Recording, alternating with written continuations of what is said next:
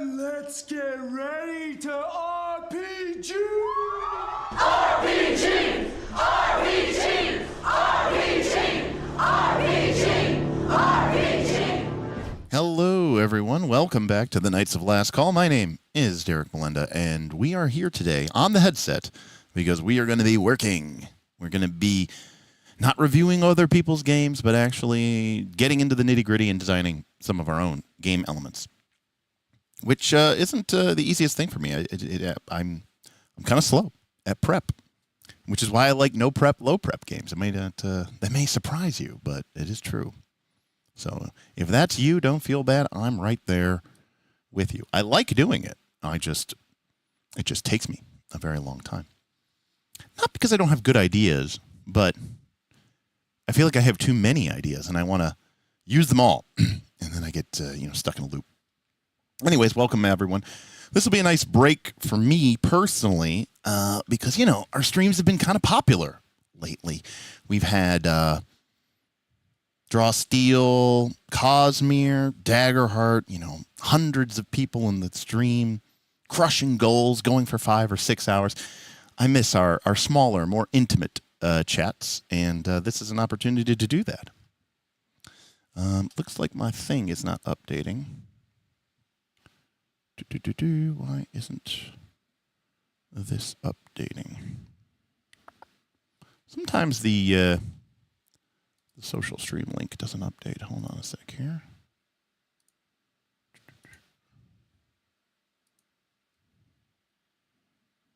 right. Test message.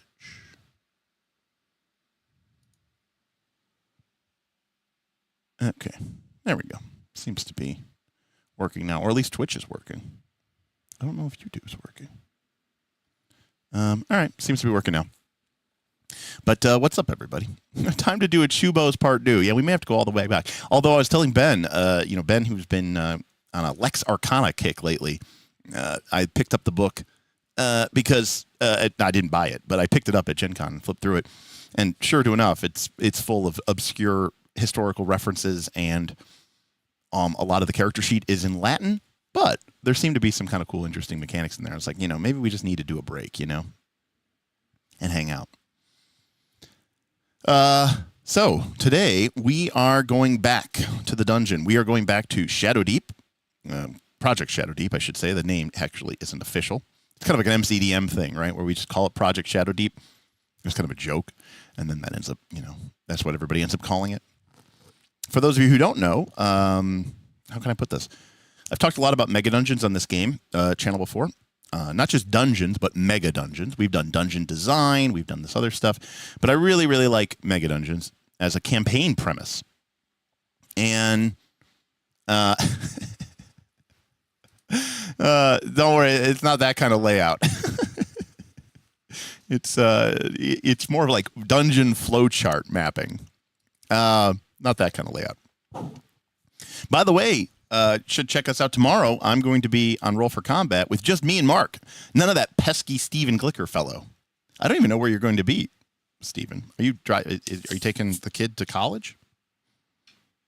What's going on?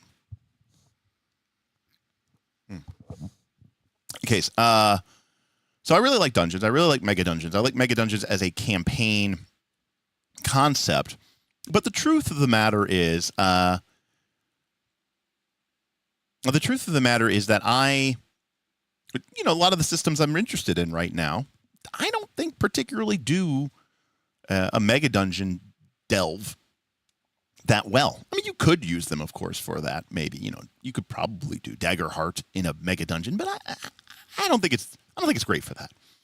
I think it's focused on other concepts and ideas. You could, I'm sure, with enough work and stuff like that, you could make it work.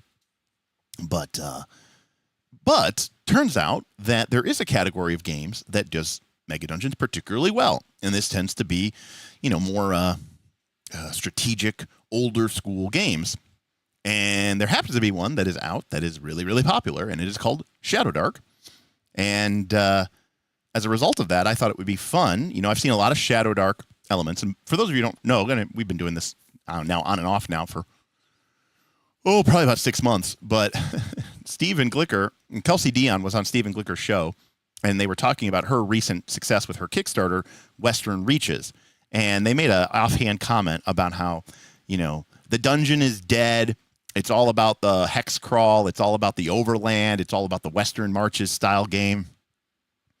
And I, of course, was in chat, and I said, screw you. The dungeon is king. The dungeon will always be king. And so I made a joke about how I'll show you. I'll design a mega dungeon for Shadowdark just to show you that the dungeon isn't dead. So as a result of that, I started doing this dungeon sort of as a joke, but not like a joke, but more like, people have asked me to do this before, so I started doing it. So anyways, but in the classic Derek style, this is episode 6, and we still haven't actually drawn anything from in the dungeon. Exactly. And that's because, number one, I'm explaining sort of my process. Yeah, it's a serious troll of the utmost scale, George. We got Night Noon Games is here. Isn't everything you do a joke? Kind of. I don't really take anything too seriously, except my dogs. I take my dogs very seriously.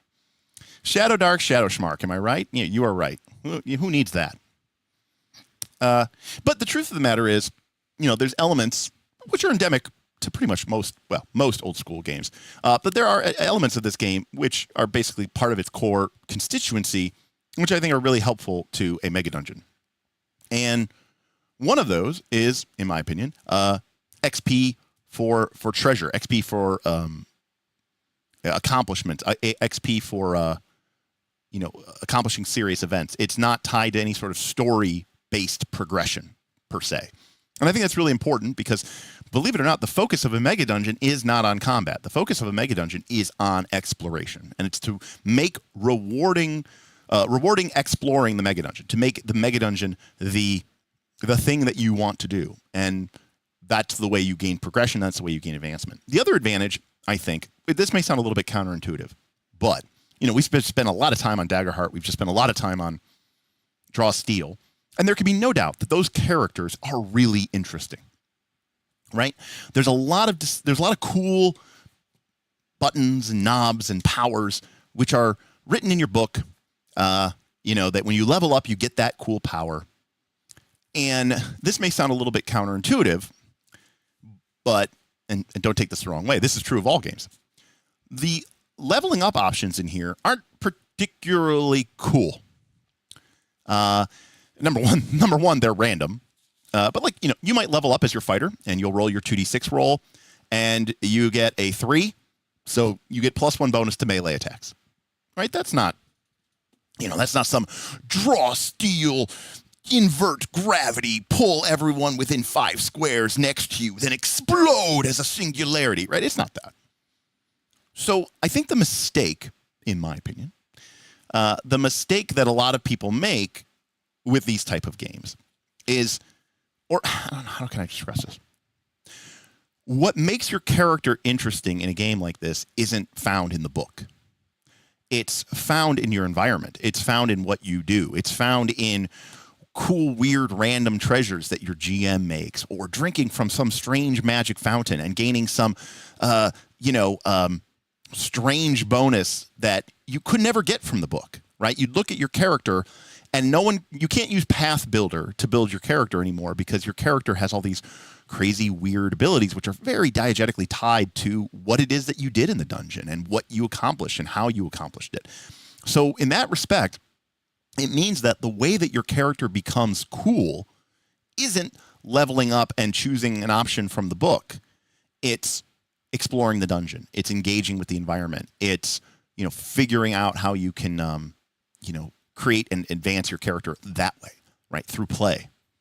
And I think that's one of the reasons why this game is pretty interesting and cool. And one of the reasons I like old school games is because they put the emphasis, for lack of a better word, on the stuff you have and the things that you get external to you, rather than, here's a list of really cool options that you can choose from. Now that's fun too, of course, but this really puts the emphasis, I think, on acquiring abilities in the context of the game. And for me, Megadungeons are really, really good at that, and really, really cool at that. So that's where we're at with that. So let's hop over here to the old Excalidraw, where we sort of maybe left off. Now, yeah, sure. We've talked before about the old rules of dungeon craft, and the idea of challenging the player versus challenging the player character. Now, to be completely clear, I think that the very best D&D style adventures do both.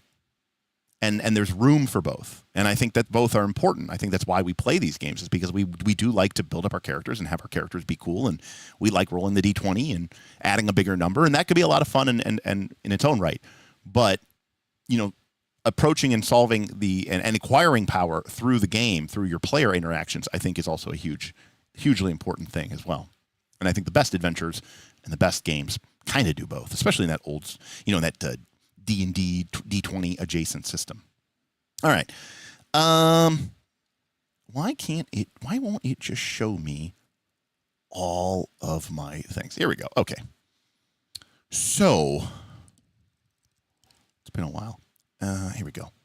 So as a reminder, this is where we started off a long time ago, which was this idea of a side profile. In a classic style, we designed a dungeon that, in theory, goes from levels 1 to 10, but ours goes to 11 after we voted for this, with levels having A and B splits. And there's also a potential here for side levels and sub-levels, with numerous entrances and exits, especially in the first handful of levels that lead back ultimately to the surface, granting multiple entrances and exits from a level. And this is all part of our general strategy of Janelle Jaquaying the dungeon. And of course, as I was hyping up, we did an entire stream dedicated to her after she passed, and really dedicated to this module. And this module is a masterpiece of that design. And Goodman Games just recently re-released it with a reprint of the original and a 5e vacation. Why not 12? Well, we're not playing Daggerheart, and this game doesn't use D12s. So that's why. And then why 11? Because of the Spinal Tap reference, right? And so another reminder of this is we are designing this dungeon instead of from the top down, we're designing it from the bottom up. So rather than starting with this idea of a theme and then building the dungeon to that theme, we are building the mechanical framework. We are building the mechanical substrate of this dungeon. We are approaching this dungeon from a very sort of scientific game design standpoint first, and then we will add in the details and the themes and the elements.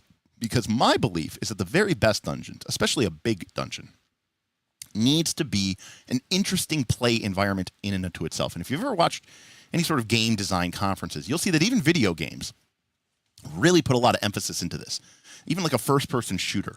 How do we make this level feel like an interesting board game space? And dungeons are no different. So we talked about the number of rooms, the number of encounters, and all number of things that we wanted to break down for this. And we then started talking about what we needed for level 1 to be successful. So let's see if we have this. I don't remember where we put all this. There's a lot of stuff that we talked about. Should be no surprise there. So we talked about the number of items that we would need in order to level up. I don't think it's here.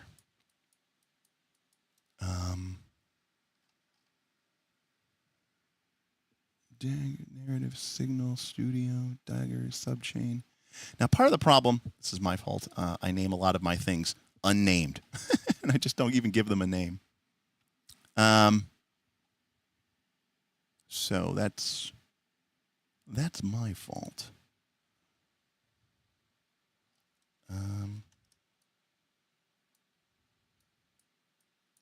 No, this is about 4th edition design.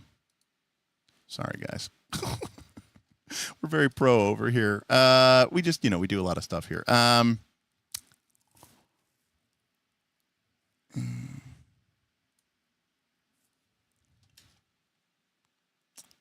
No, that's not it either.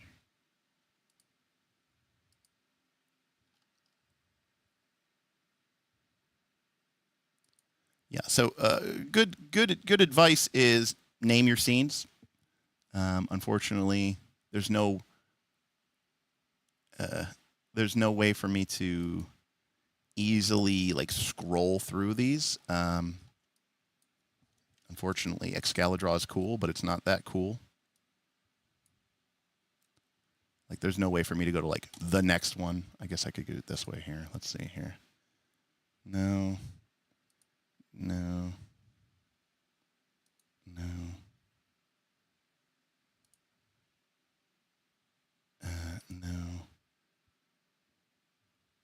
Oh, here we go. Okay. There we go. I called it level 1 because that's very, that's very descriptive. All right. Project Shadowdeep. Level 1 breakdown. Okay.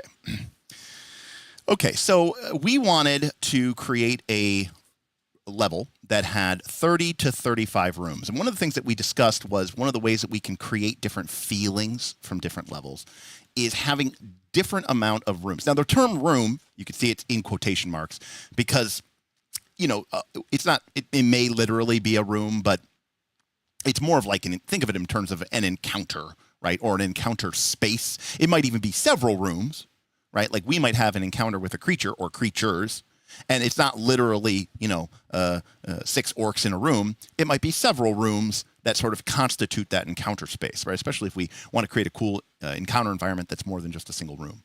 And one of the things that we talked about is breaking down percentage-wise what kind of encounters you are going to have in a given level. And this is a great way to make different levels also feel distinct. So this is a cool lever that you can use. Now, we kind of settled on a generic, spread here. I think this is probably represents a fairly similar baseline. It's hard to go wrong. It's hard to go wrong with, having a heavy skew towards creatures, because creatures are a lot of fun. And especially in old school games, one of the things that I absolutely love is that, and Shadowdark is no difference to this, is, Shadowdark has this reaction table, which is obviously, taken straight out of BX, where an encounter with a creature doesn't necessarily have to mean a combat, right? All of these, in a sense, are kind of puzzles.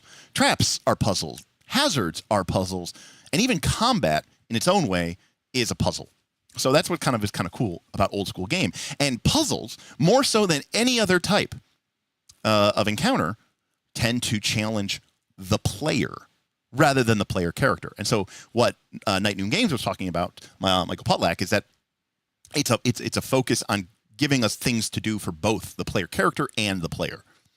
Now, Not a Drummer is, asking, does this thing have folder collections tags? Like, you're asking me questions about how this thing works when you and I both know that I never actually look up any of that. But my guess is yes. All of these things are in the locked private folder. I do have a folder called Torchbearer, but I don't actually know how that works. So I can share it. I can rename it. I don't know if I can actually change what folder it's in. So we talked about having 30 to 35 rooms or encounter areas, and we broke them down percentage-wise as follows. 40% creatures, 15% traps, 10% challenges or hazards, 5% puzzles, 5% what we called a vault, and we added the Guardian concept there as well, 15% lore, and only 10% empty. And when I say empty, I mean a chamber that really does not have a lot into it. There's no, a chamber doesn't necessarily, if a chamber doesn't have a trap or creature, that doesn't necessarily mean it is an empty room. That room might have useful and interesting lore about the dungeon, about its history, about its environment, and ideally maybe even information that the players could use in their current situation or future situation to gain some sort of advantage, gaining an advantage by paying attention and remembering. Empty kind of literally means empty. And for the most part, I think a lot of dungeon design. A lot of dungeons. Now, I don't know how much they cleaned it up, but I can tell you that there is currently, it might be over now, on Backer Kit, it is over. It ended January 28th. I don't mean to throw shade, so I apologize in advance, but hopefully you guys changed it up, but we'll see. Many years ago, AEG released the world's largest dungeon, and Smith bought it, and we played it. We tried to play it several times, and it was terrible.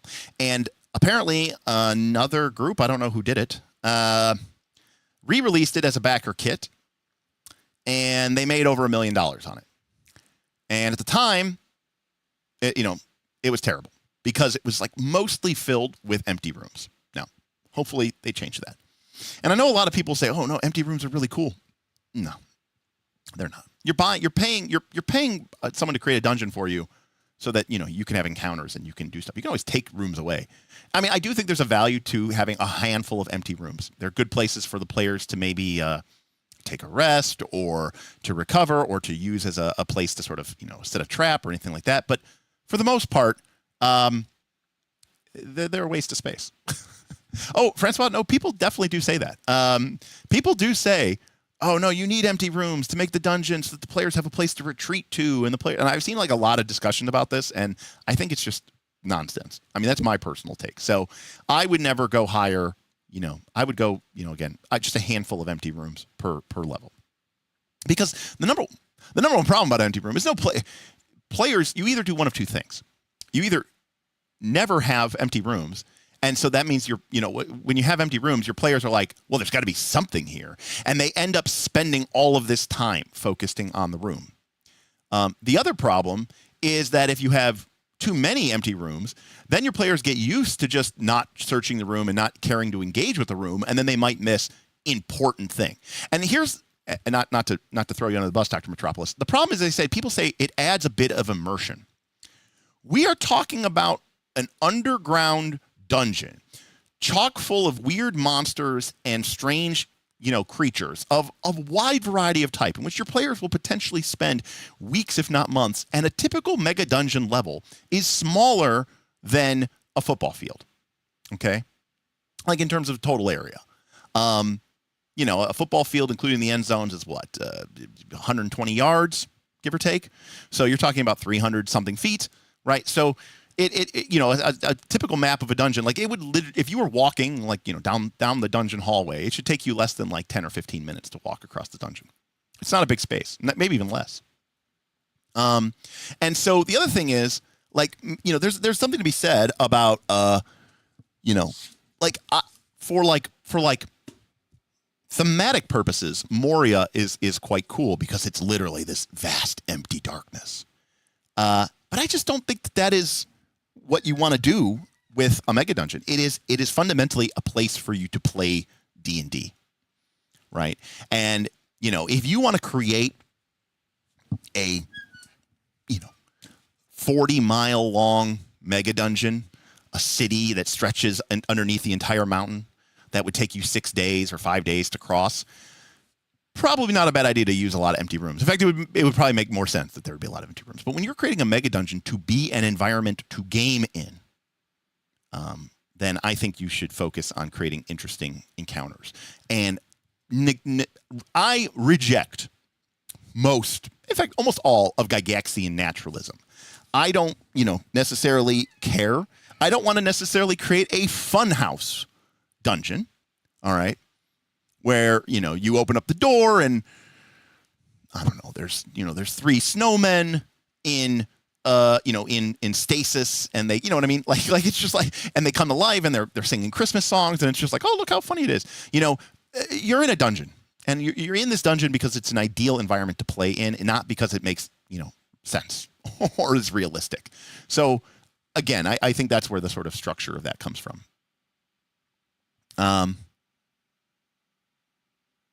Agile Monk, I sent you several messages on Discord. Now you're the one ignoring me. I just checked the tracking number. It should be here either tomorrow or today. So I'm excited. It's in Ohio, so maybe there's a chance I get it tomorrow, but it hit Ohio today. Realistically, there should be a place where people are using the bathroom. I don't want to figure that out. I don't really need to figure it out.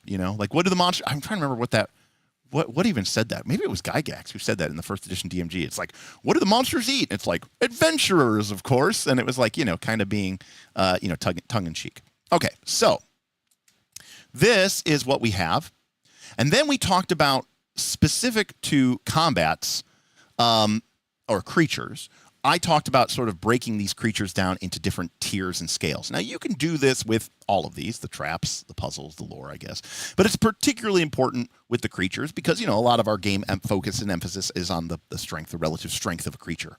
And so I talked about breaking down the percentages of fights, or I should say creature-based encounters, which may be a fight. And that is breaking it down into, now these are using kind of 3rd edition standards, which I really, really liked, but they work pretty much in any game system that has some sort of hit die reference or has some sort of CR system or level system.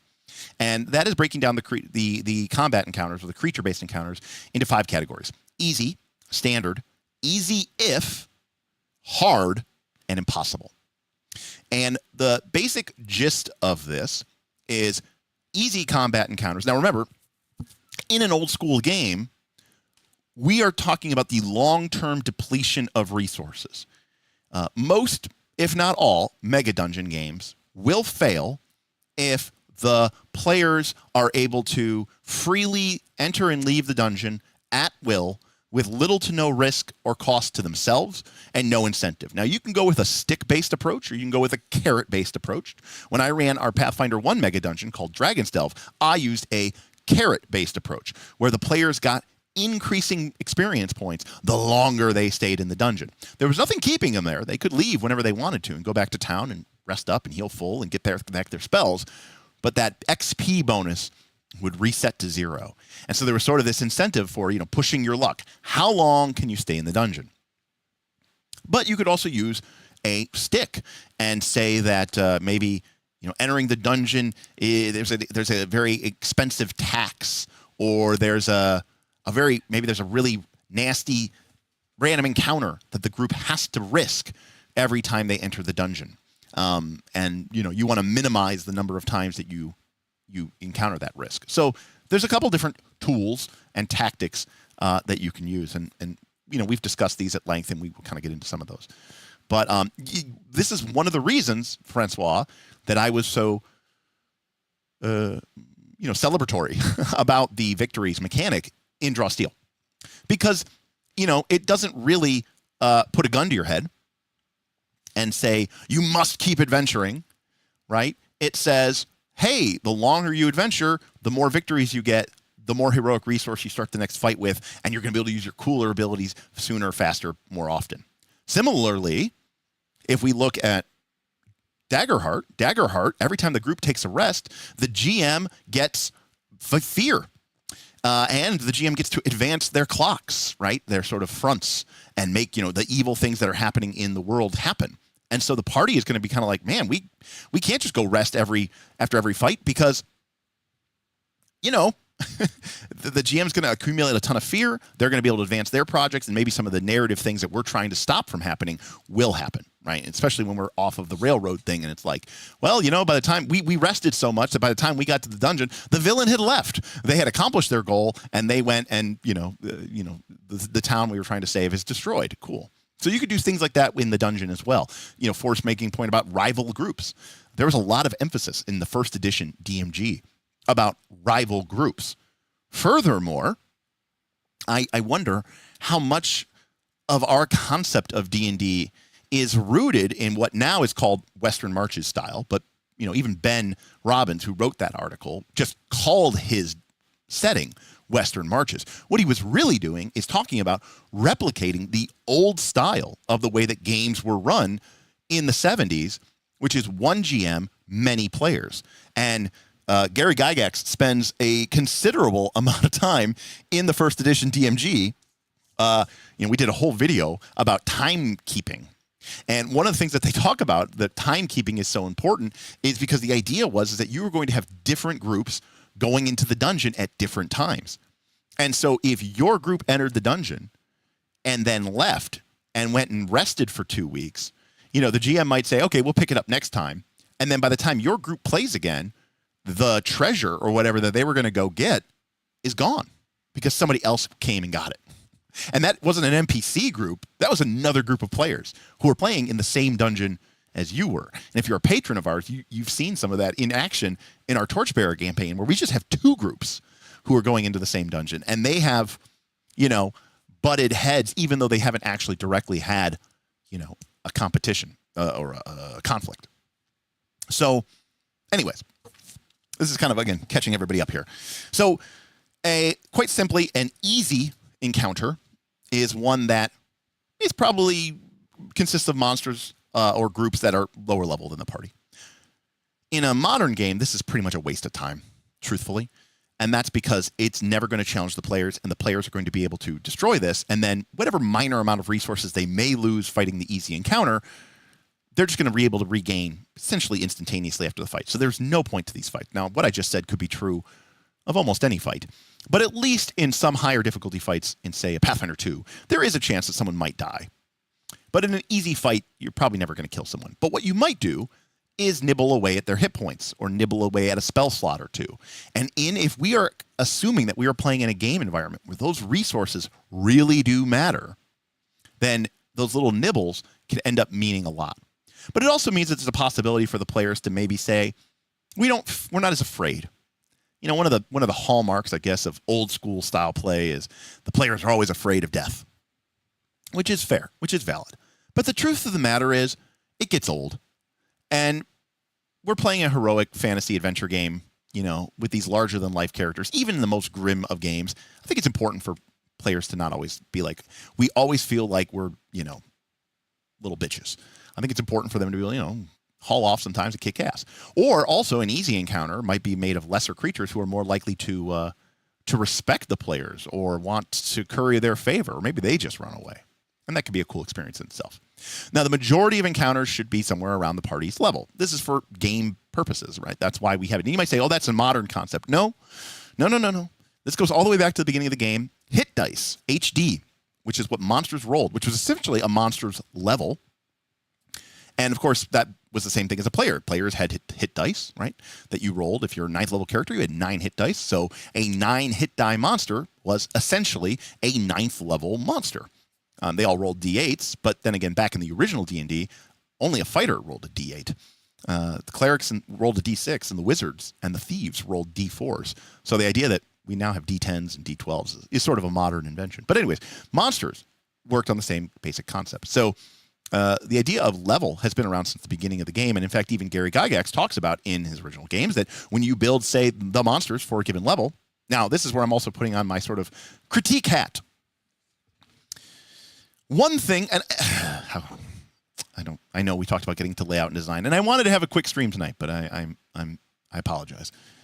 One of the things that bothers me about the way that people approach the old school gaming now is, again, they miss the forest for trees. I see a lot of people say, it's, in my game, on the first level of the dungeon, you might have a band of kobolds, and then down the road, you have 75 trolls, because that's just what's realistic. Yes, it is. But it makes for a shitty game. And even Gary Gygax knew that. Gary Gygax said level 1 dungeon was for level 1 monsters, was for 1 hit die monsters. Now, the random encounter tables and the dungeon level may have what I will call sneak previews of monsters that are from further down, which I think is cool, which I think is great. You keep people on your toes. But generally speaking, if your level 1 dungeon has a level 8 monster on it, that level 8 monster shouldn't be free roaming and have, free run of the place, because then it wouldn't be the level 1 of the dungeon. Level 1 of the dungeon doesn't literally mean like the top level or the bottom level. It means that that's where level 1 adventurers go. Fundamentally, these were places designed for play, not realism. And I think this is something that I think some of the old school games and modules have missed. In fact, one of the things that was cool about the dungeon was that you had an idea of, hey, level 1 is where you go to fight level 1 things. Level 2 is where you go to fight level 2 things. Now, as you can see here from my chart, there is some variance. And in fact, I even note that there should be at least an impossible fight, aka a fight that's so difficult. But to put this into perspective, if this is level 1 of our dungeon, and let's say that we put an iron golem in our dungeon, which for all intents and purposes, in almost every version of D&D, Pathfinder, Shadowdark, is impossible for a level 1 party to fight. They might not even have the magic weapons or whatever they need in order to beat it. That iron golem should not just be like standing around in the dungeon and it's just part of the random, one of the encounters that you can encounter. Now, no, like maybe the iron golem, defends a secret chamber. And unless you fuck with it, it's not going to fuck with you. Or maybe the iron golem does patrol the dungeon, but it moves really, really slowly or in a very predictable pattern. And so it can be easy to avoid, but it's scary, but not like guaranteed. If you just like open the door and there's a bunch of level 5 monsters and you're like, well, but that's what's realistic. I think you've created a very strong simulation, but a very bad game. So that's my take on dungeon level and dungeon difficulty.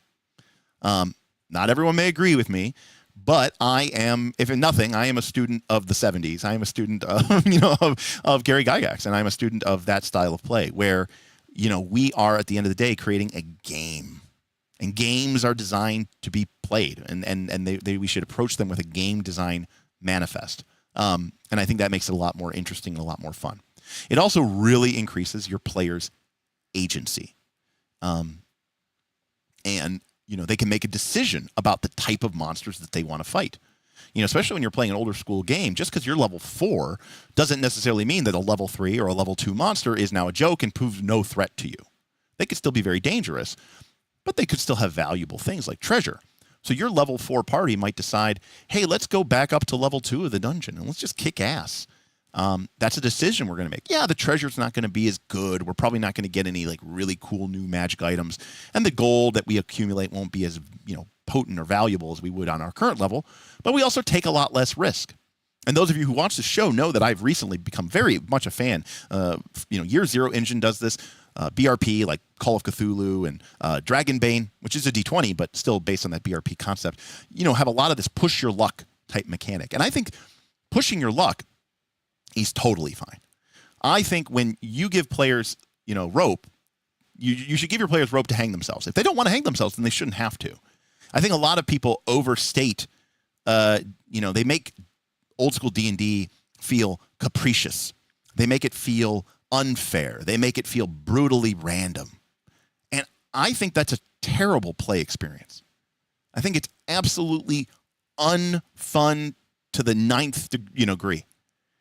Just being punished for making a decision into which you had no input, nor any capacity to make that decision, and no knowledge about it, I think feels bad. And I don't think there's I don't care how many funnels you put in your game. I don't care how many jokey critical hit death charts you put in your game. I think, for me, personally, that is a bad play experience. And I think even the people who like it don't actually like it. Yes, I'm telling you what you like. But I'm saying that I think the people who like that, I think they're either pretending or, I don't know. I don't know what their deal is. So, anyways, I like pushing roll mechanics, but I think a dungeon can be a lot like a pushing mechanic, So, we have easy, we have standard, we have easy if. So what is easy if? So easy if are creatures, in my mind, that are actually stronger than the party, and it will be a really tough fight. Unless the party has a,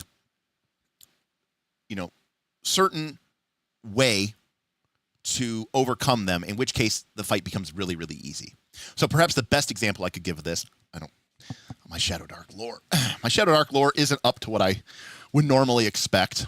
Let's see what we got here. Level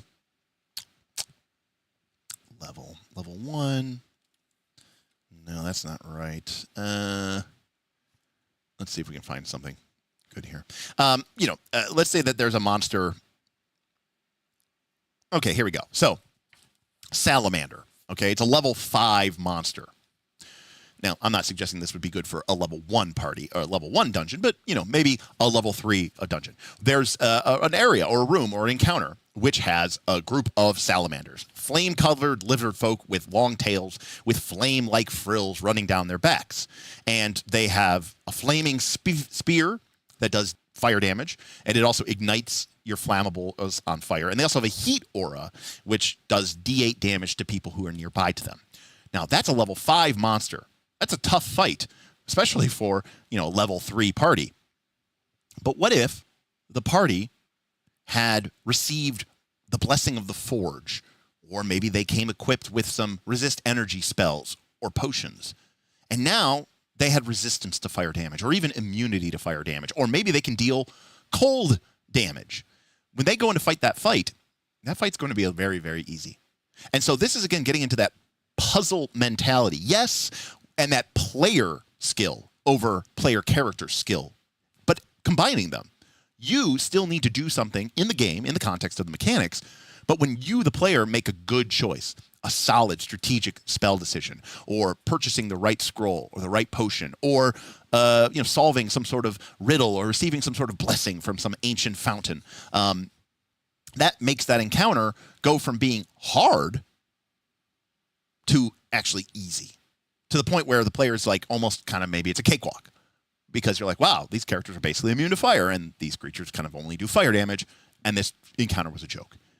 Now, I know what some people are going to think. There's a lot of modern-day games, in my opinion, that have actually tried to eliminate that from the game, what I just described. The players made good choices, so now this encounter, this combat encounter, is a joke, is easy. They've actually gone out of their way to mechanically remove that from the game. Again, I don't want to disagree with any of those people. I think that is horrible. Right? I want the player's skill to matter. And if the players do something smart and prepare well or make a good decision, they're informed and therefore make a good plan, I want that to be rewarded. So there's an element here of sort of combat as war as well.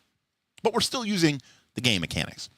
Then we have hard encounters. These are just encounters that the party could defeat, but let's be realistic here. The danger is on the line. If we're talking about Pathfinder 2, this is probably a severe plus or an extreme encounter where you might win, but there might be some really potential fatalities are really on the line here if things don't go your way, if you kind of just go in pell-mell. And then lastly, in our example here, one impossible fight where there's no way the party could possibly win. Okay, so that's what we're working with here. So I think we had for 9, 12, so we had 15. So we had 15 creature encounters or creature rooms. We had 3 traps, 5 challenges or hazards, 1 puzzle, 2 vault guardians, 6 lore, 2 empty, partridge in a pear tree. That's 34 rooms. And again, we're aiming for something to 30 to 35. All right. So now we get to it.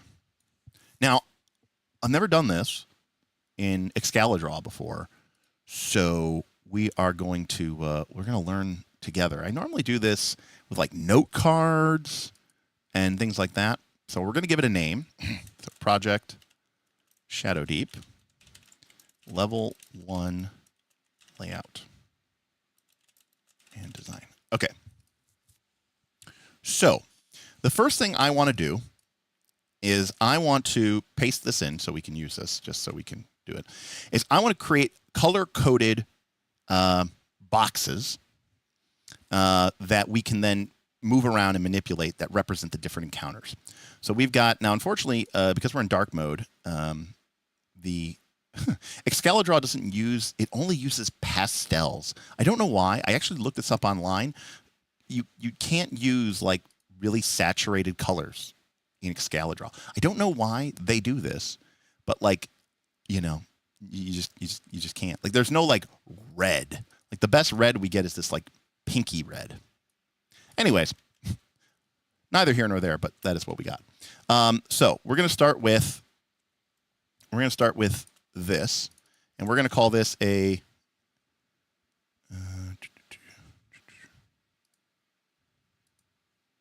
okay. So we got a creature encounter. Can we make that bigger? Okay. So that's our red room. So creature encounter is red. And then we need to make a color for traps. Traps. So let's make that, I guess, orange. And then we need hazard, challenge. And let's make that this kind of teal green. And then we have puzzles. And we got pink for puzzle. And then we've got our vault.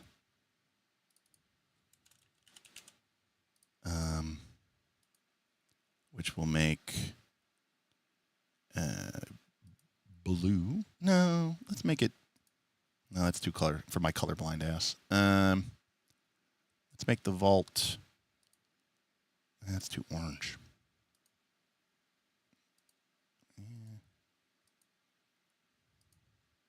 guess we'll make that one gray. And then we'll make our lore. I like to make that blue. I don't know, blue feels lore-like to me. And then lastly, we have our empty room,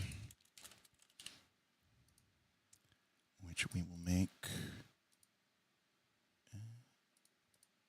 as white as we can make it. There we go. All right.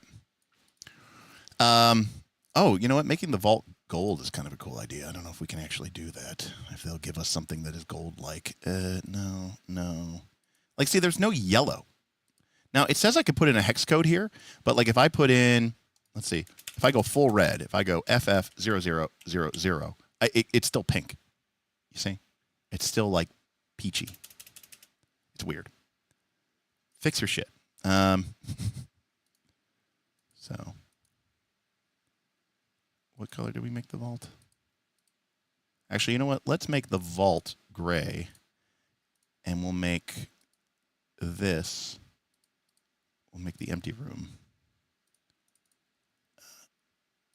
empty. Yeah. And stroke.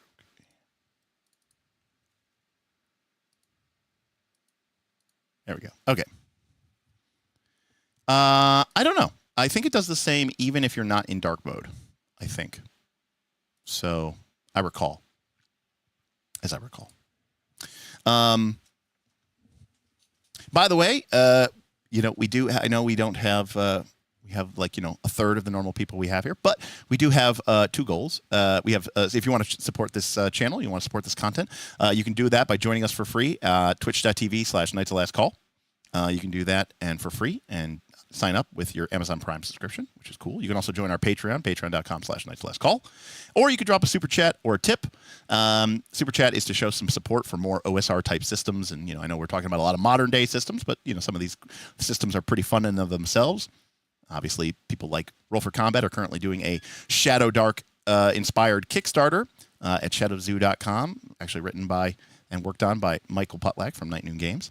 And then, you know, tip is to throw some support to me to try to convince me to actually finish this and maybe one day even kickstart it, which would be pretty wild and crazy for sure. What was I trying to do here? Okay, that's not it. That's not it. That's not it. That's not it. That's not it. Oh, there it is. Okay. So we've got our rooms here, and then we have 15 creatures. Speak of the devil. Level 2 janitor tip $2. Here you go. Thank you, thank you. I appreciate it. Thank you. So we have 15 creature encounter rooms.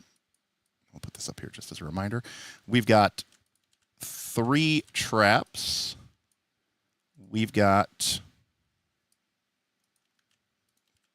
5 hazards or challenges. We have 2 vaults. We have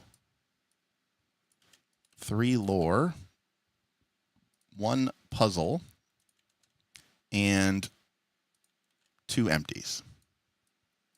Does that look right to everybody? I think that looks right. All right.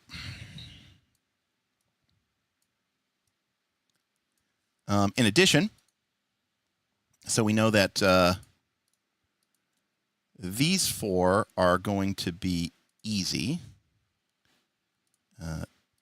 Sorry, these 4. These 5 are going to be standard. These 3 are going to be easy if. These 2 are going to be hard. And this 1 is going to be impossible. Which apparently made it black, but that's not what I intended, but all right. Well, we'll just leave it like that.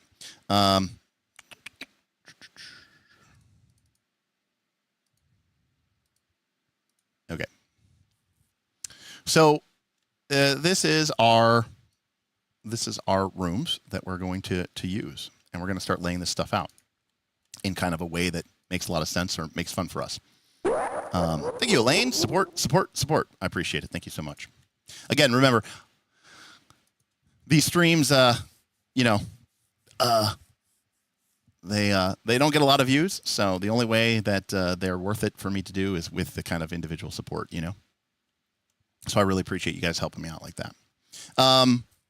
Additionally, we are going to use some diamonds to be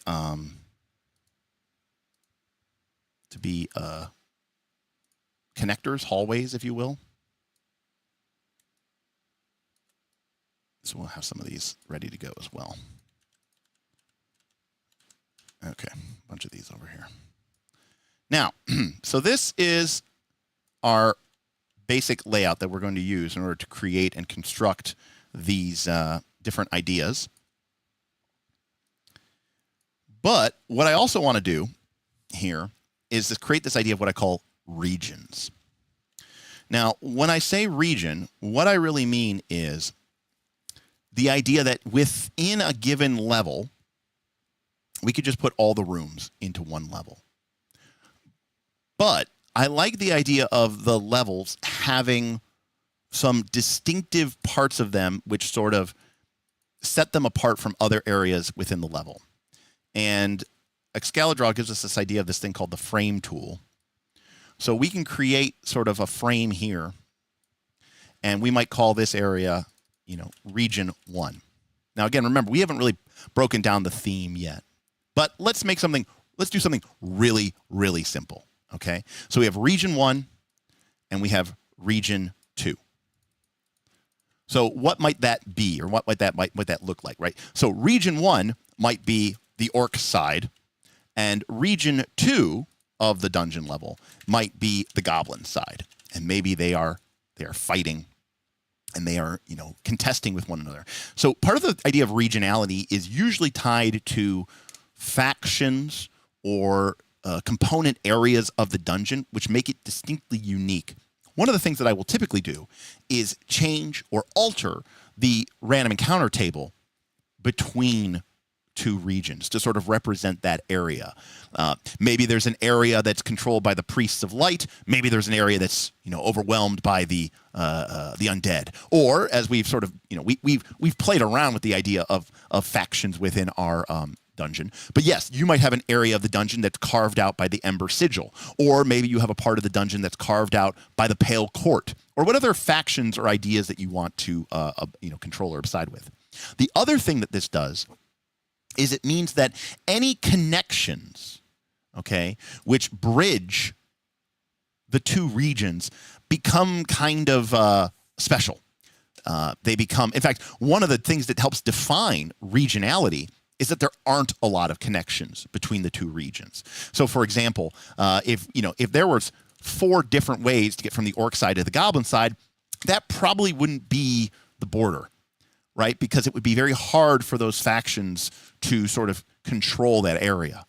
So, because there'd be too many border crossings, right? This is like getting to the idea of like geopolitical boundaries and how they usually align to something like a river or a mountain, right?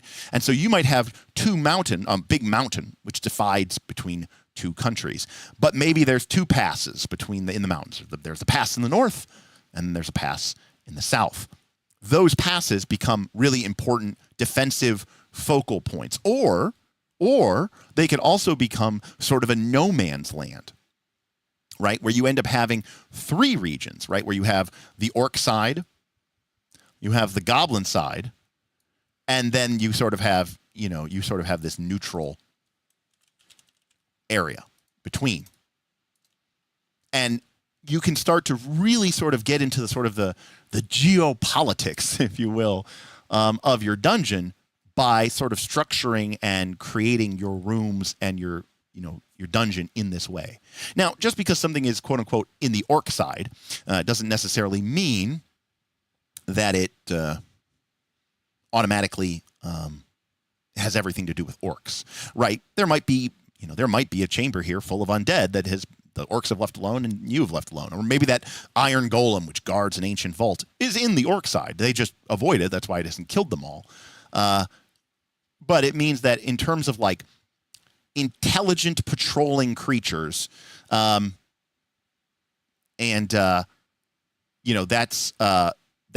the area that they're going to control. Because typically, you are not going to see a sort of tribal creature, and that includes everything from orcs and goblins to people, or like the Ember Sigil, right? So you're not going to see organizational behaviors who can't control their space, and so it would be really strange to say have an area where, you know, you're just as likely to encounter orcs as you are goblins. Maybe here in the neutral zone. But if the orcs control this space, chances are pretty good that there's no other sort of intelligent humanoid,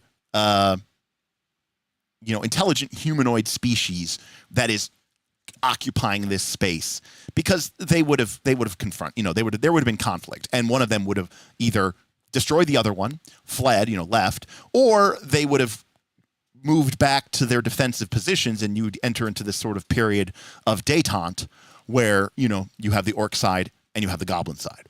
And that's how they would sort of break out, right? Now, so this is me not only thinking about the play pattern, but it's also with me thinking about, like, how are the players going to interact with this space? Another thing, which I'm inclined to do here. Oh, Justin Lee Smith, thank you for becoming a sponsor. That is a new adventure from Justin Lee Smith. Thank you, Justin. I appreciate you joining the adventure, supporting our YouTube channel. Thank you so much. Do these passes can be a hazard? Do you count them as rooms? It depends. Sometimes yes, sometimes no. Remember, generally speaking, I am not a huge fan of, hazards or traps that are just, gotchas. But if you know that this particular hallway is sort of the primary entryway to the goblin's lair, you may be not shocked to discover that it is trapped, Now, Beowulf says, I'm really far behind, but leveling up and getting +1 melee is way cooler than invert gravity BS from Draw Steel. Now, I happen to completely disagree with Beowulf, but, that's different strokes for different folks. So, I happen to completely disagree. But, when he gets caught up. Also, don't chat. If you're late, catch up, but then start chatting.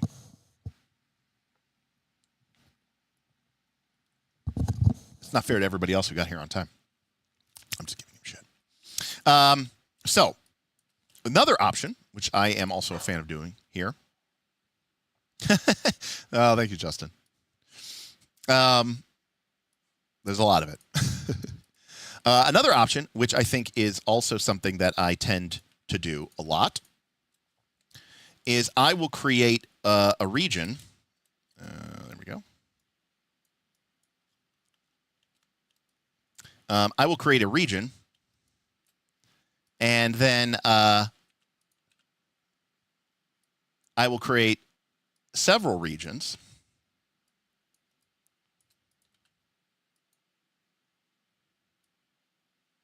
Okay, so now we have 4 regions, and fundamentally, we might have connections between these regions. And that is not what I clicked. Okay, why didn't 5 create an arrow? Oh, there we go. We might have 4 regions. Ooh, what is that? Something there. That's what was messing me up. We might have these 4 regions, but one of the things that sort of distinguishes this is that there is no connection from region 1 to region 4, right? And so if you want to get to these rooms, this is just to help you when you think about your map and your layout and your adjustments. And when you think about sort of the threat density and the threat gradient of your dungeon, you can kind of think of this area, assuming the players enter, here, that they will have to sort of enter into one of these 2 regions first before they enter into this region.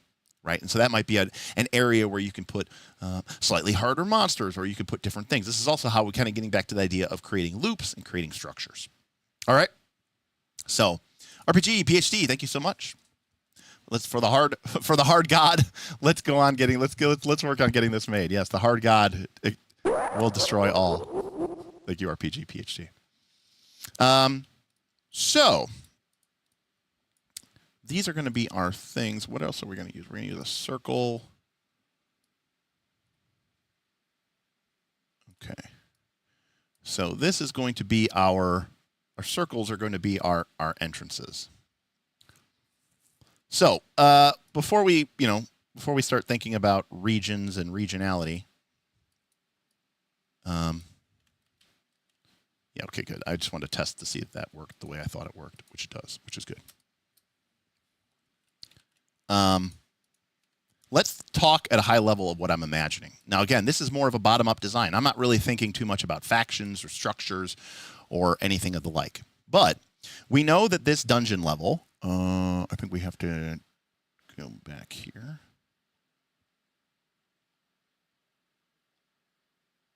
Now, I gave it a level. All right, there we go. So our level 1 looks like it has it has 3 entrances into level 1. It has this primary entrance. It has this potential secondary entrance. And then it also has a sort of external outline, external outlier entrance, maybe a cave or something else. It then has 2 exits. It has 2 exits that both go down to level 2. One here, one here. Now, this doesn't really mean anything, geospatially, but, it's kind of more for us to think about it. We also know that we talked about creating a portal, which is probably deactivated when the adventure or when the game starts. That eventually will label level 1 to connect all the way down to level 7. So from a perspective of what we need to do, we need to be thinking about 2 quote-unquote normal entrances, 2 normal exits, a teleporter, which is probably deactivated, and then some sort of maybe natural entrance into the dungeon level. Maybe it's a cave, something that drone, maybe it's a monster thing that someone drilled through or whatever. So we are going to have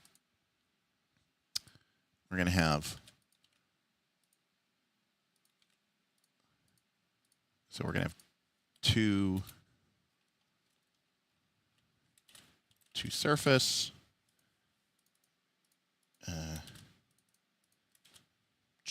Come on. I know you can do it. 2 level 2. And then 2 level 7. And this is special, right? This is a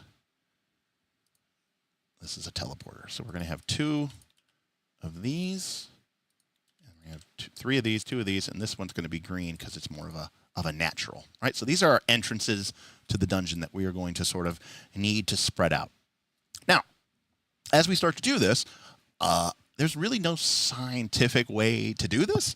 It's more of thinking about the density and the variety of the encounters, and I'm more than willing to sort of listen to your guys' feedback and thoughts. Again, normally when I do this, I don't normally do this on the computer. I take colored index cards. That's what I usually use. I write colored index cards. I sometimes write more information about it, especially if I have like better, more interesting ideas. Maybe, I've already had some inspiration about I know I want to have a special type of encounter. Like we've kept talking about this iron golem. I feel like our impossible creature at this point, has to be the golem at this point, just because we've talked about it so much. And sorry.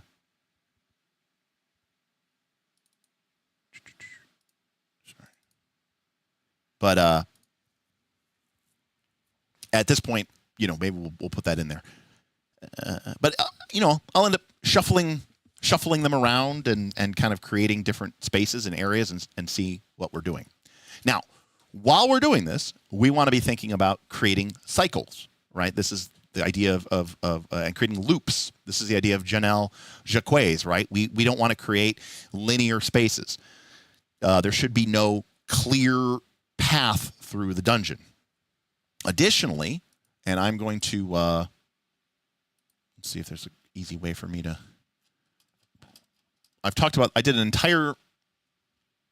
entire stream about this document, which was inspired.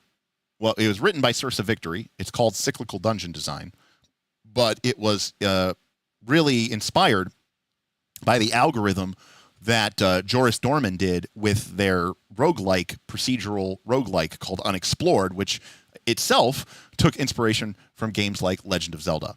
And this is the idea of creating cycles in your dungeon space that you can use in order to promote exploration and re-exploration. And in fact, the PDF that they put together there, and you can find this. We did a whole stream about this. So we can talk about this in more detail if you guys want.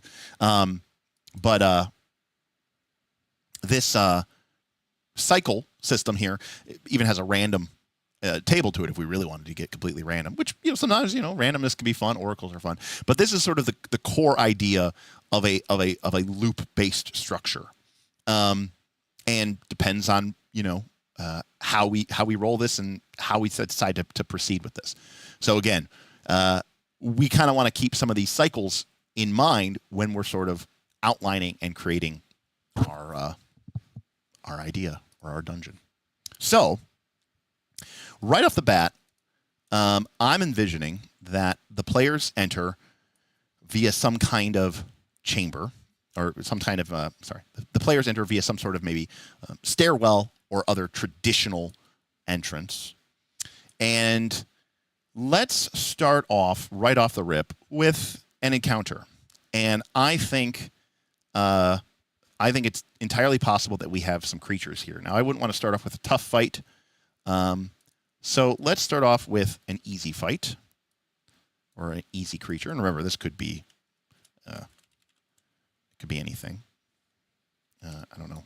I should have just added the title there. I don't know why I didn't. But okay. So we got easy creature. We got standard creature. 1, 2, 3,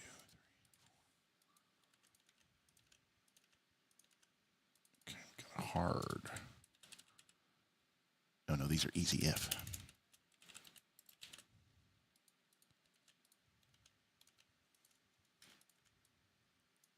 And then these are our hearts. All right. Now, so I'm envisioning that we come down from the surface and there's an encounter here. Now, do we even know the theme of this level? No clue. Now, to be clear, Mark Lore, I'm kind of deliberately being obtuse here, and that I'm really trying to do a bottom-up design. The truth of the matter is you do typically go back and forth. Now, sometimes I find that it's cool that the layout sort of inspires what the theme should be, right? Rather than thinking about the theme. So if you think about the theme and then that leads to your layout, that is a top-down design. If you think about the layout and that gives you the theme, that is a bottom-up design. So I know most people do top-down. So I'm trying to show you bottom-up, just to sort of do something different, and to be a little bit, to give us something else to chew on, in that respect. But as for what this room is and how this room operates, I don't know. We may come across an idea as we're discussing it, and again, this is a very iterative process. Like I said, it's not scientific at this point. It's you're going by feel, what feels right, and you might start to develop some sort of idea about what this level is in the context of your greater dungeon. Remember, I want each dungeon level to stand alone.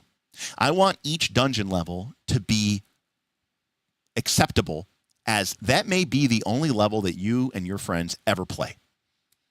We talked about having natural ending points. Now, that doesn't necessarily mean that it's a plot. It doesn't necessarily mean that it's on the rails. It means that if our group decides to play this Megadungeon, the GM picks it up, they kickstart it, I don't know, it's $100, and they get this really big, massive Megadungeon, right? Something like, well, it wouldn't be this big, but, you get the idea. If, you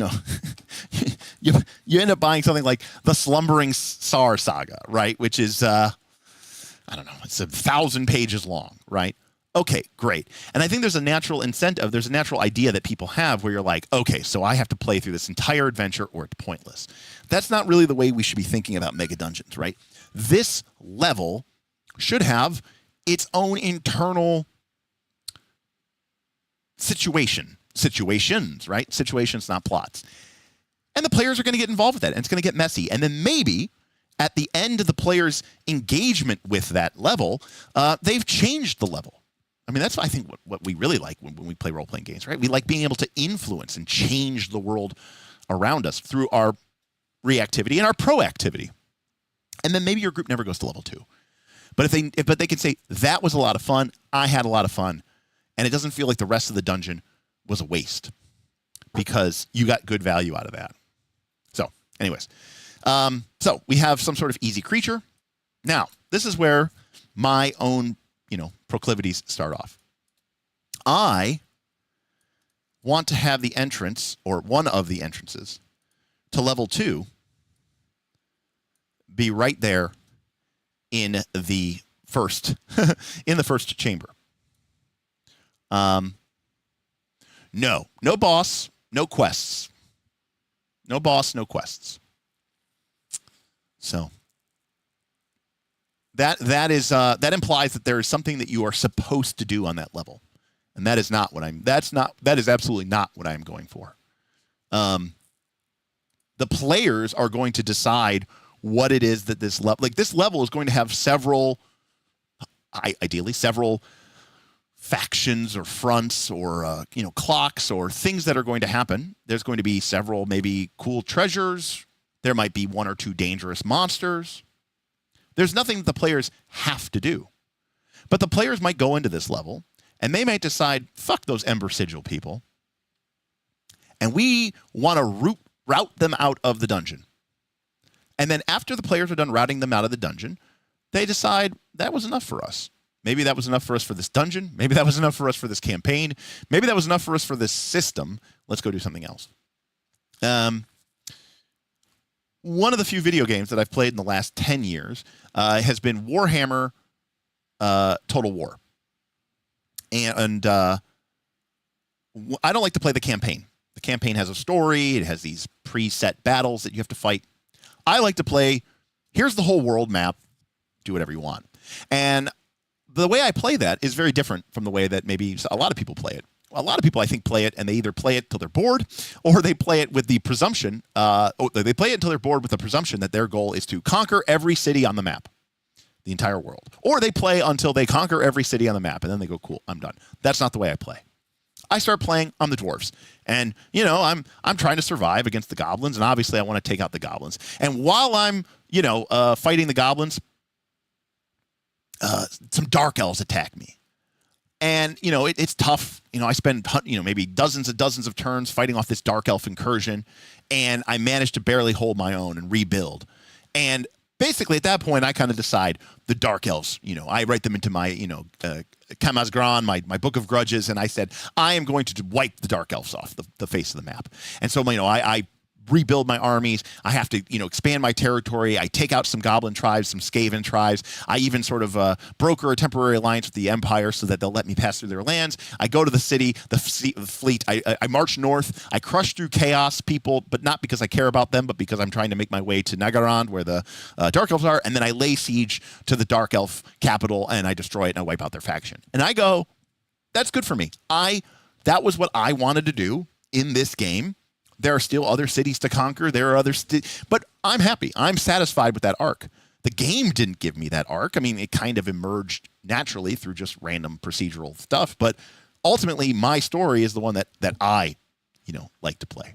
Thank you, Agile Monk, for the super chat. Friends, Romans, Knights of Last Call. Please, I beg of thee, press the like button. There are 90 people watching and only 25 likes. Right, but how many of those people watching are bots? Hey, we're up to 41 likes now, though. But thank you. Although, of course, likes only really matter when the algorithm shows you to people, and the algorithm never shows me to people. Okay. Now, here's another thing that I like to do. Now, I've always liked to do this, but, the powers that be, why? Now, you might say, Derek, why do you like to do that stuff? Well, of no mistake.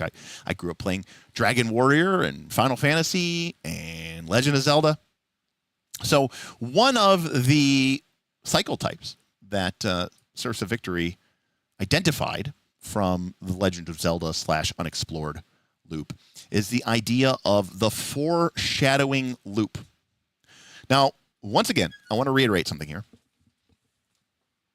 The idea of a loop, the idea of these cycles, is to encourage, sometimes require, but encourage your players to revisit the same area of the dungeon again. Right? So, what I want to do right off the bat is I want to create one of our vaults. And for those of you who don't remember, the idea of a vault is this is an area where there is a concentration of wealth and treasure. I don't exactly remember what we wrote. We did the math on one of our prior streams. But one of the ideas is we don't want, if there are 35 rooms and we are going to create 35 treasure units, we're not. I'm just making that number up. But let's say there are 35 rooms and there are 35 treasure units. We don't want there to be one, treasure unit per room. We want to concentrate that treasure. We want to concentrate that treasure with places where it feels like it should be a reward, places where the players can engage with it and go after it, whether that treasure is money or jewelry or precious works of art or magical items. We want the players to sort of feel like that is particularly concentrated. And again, it's a gamist conceit, but if we go back to 1982, 1981. If we go back to 1981's Moldvay Basic, and I don't know, maybe Shadowdark puts this in here, but it's definitely in this book. And we're looking at the Stock the Dungeon table, which is near the back of the book. It's on page B52. We can see that if there's treasure, chances are very good that it should be guarded or protected or locked behind some sort of door or guarded by some sort of monster, right? Something cool and something that the players feel like they've earned it. So I like the idea of putting a vault right there in the beginning of our dungeon. Now, obviously, this path here, we don't really have a clever graphical way to represent this, but fundamentally, I imagine this is, for me, I'm imagining this is some sort of locked door. So what we're kind of doing here is we're kind of combining a 2 keys with a foreshadowing loop. Okay? So I'm envisioning that we are going to, and we're just being very, we need a symbol. We've used all our symbols, haven't we? Insert image? No, that's not going to work. Can I just, let me copy paste this here. Image of lock. Let's see how well this works. Copy. So I'm envisioning, all right, that this door, okay, has 2 locks. And right off the beginning, maybe, and this isn't just some like random wooden door, of course, right? This is made out of some special ancient material, which itself might be kind of a clue to the ancient part of the dungeon. And when the players first enter my dungeon, now there might be other things that they decide to do. There may be other things that they get caught up in. They may never go into this vault. But right off the bat, I basically want to be like, and I'm using metaphors here, but I want to be like, there's the red lock and the blue lock. So if you find the red key and the blue key, you will get access to the vault. That means you'll get access to the treasure, of which maybe there is rumors and the players even have heard the legend of the vault, the vast treasures that await someone who can open it. And now, of course, immediately, right from the get-go, the players are like, okay, cool, we're looking for the 2 keys. Now, they don't have to find the keys. This doesn't have to be what they do. In fact, they could ignore it and not give a shit and get really involved in something else. That's okay. I'm just giving them hooks. I'm just giving them options. And intuitively, I'm sort of imagining that we are going to have sort of a region over here and a region over here. And one of those regions is going to contain one of the key, and the other region is going to have the other key. And that means that our group is going to have to start here, go to this side of the dungeon, maybe make their way back over, go to the other side of the dungeon. Maybe they have, they didn't find the key the first time, they find the key the second time, they get a clue about where the key is, so now they got to make their way back to the original spot and find it. Then they finally have to return to where the room started, to where the game started, and now they can access the vault, and now there's something in there. Now, by the way, that vault, there could, like I said, there might be a guardian involved with that vault. We don't know. In this case, maybe it's not. Maybe the guardian is just that it's locked with these 2 keys that the group will have to find. And the key doesn't have to be a literal key, by the way. We can think of keys metaphorically. So an example might be, let's just imagine this. I don't even know if I'm going with this direction, but I'm kind of inspired by, what's the name of that? This is how good I'm inspired by it. What's the name of that cartoon that was made by Bakshi, but it's like rated R? No, it's not Fire and Shadow. Fire and Ice. Is it called Fire and Ice? Is that the name of it? So the Fritz the Cat. Yeah, that's the name. That's definitely the name of it.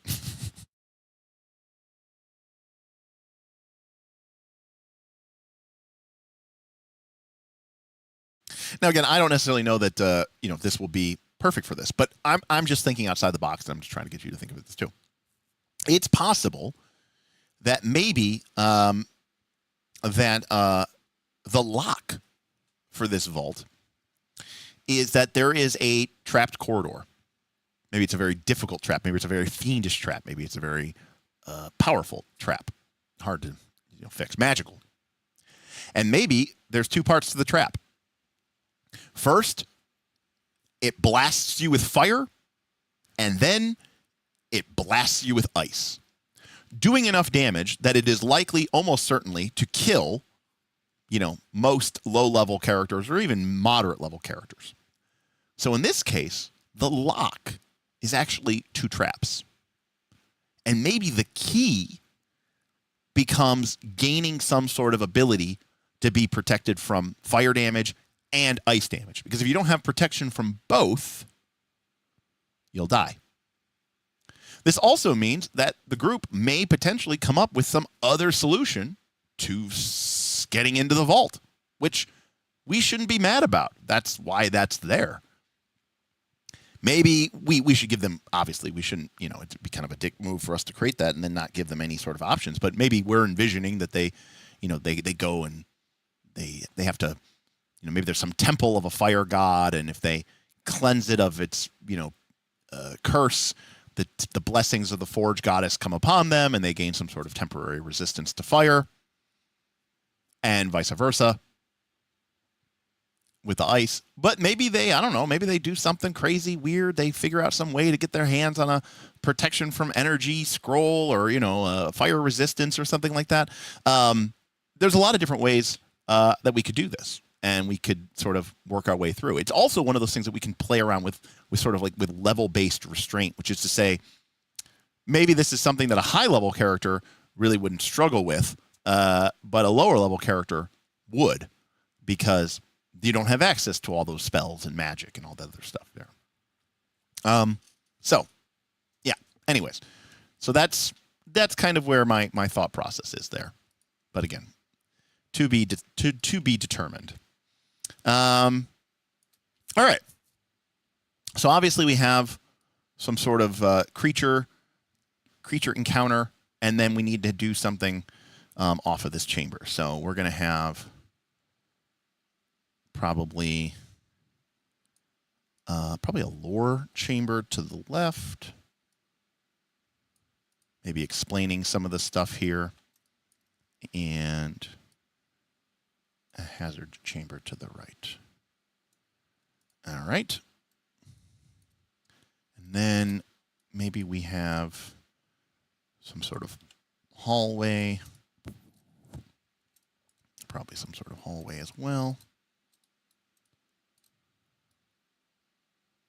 Now remember, this is like a generic sense for a hallway. I mean, it could be stretching and creating. Again, what I'm trying to create here is options, right? So when you enter into the lore chamber, your options are either enter into the hallway or go back the way you came. And the hallway itself will have numerous branches. Does a wizard kill a guy with a gun? I don't know. I don't know about that. So let's see, what else do we have here? Trap? Creature? Actually, I want to get rid of this real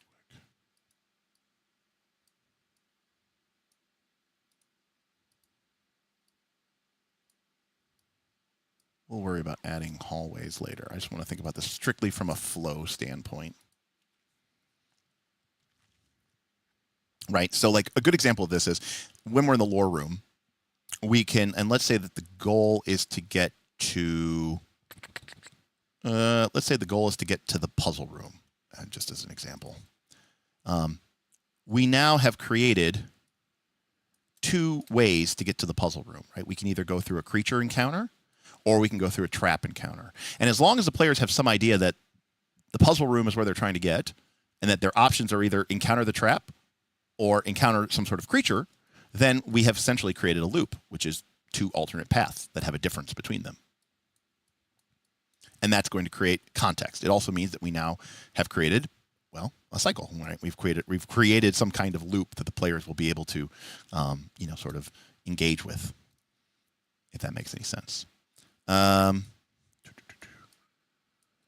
also remember too, there is going to be treasure other than in rooms that are the vault or the guardian. So in theory, we kind of can think about chambers that are likely to have some sort of concentration of treasure as being, I don't know if there's a way we can easily represent this. No, not really. That's not good.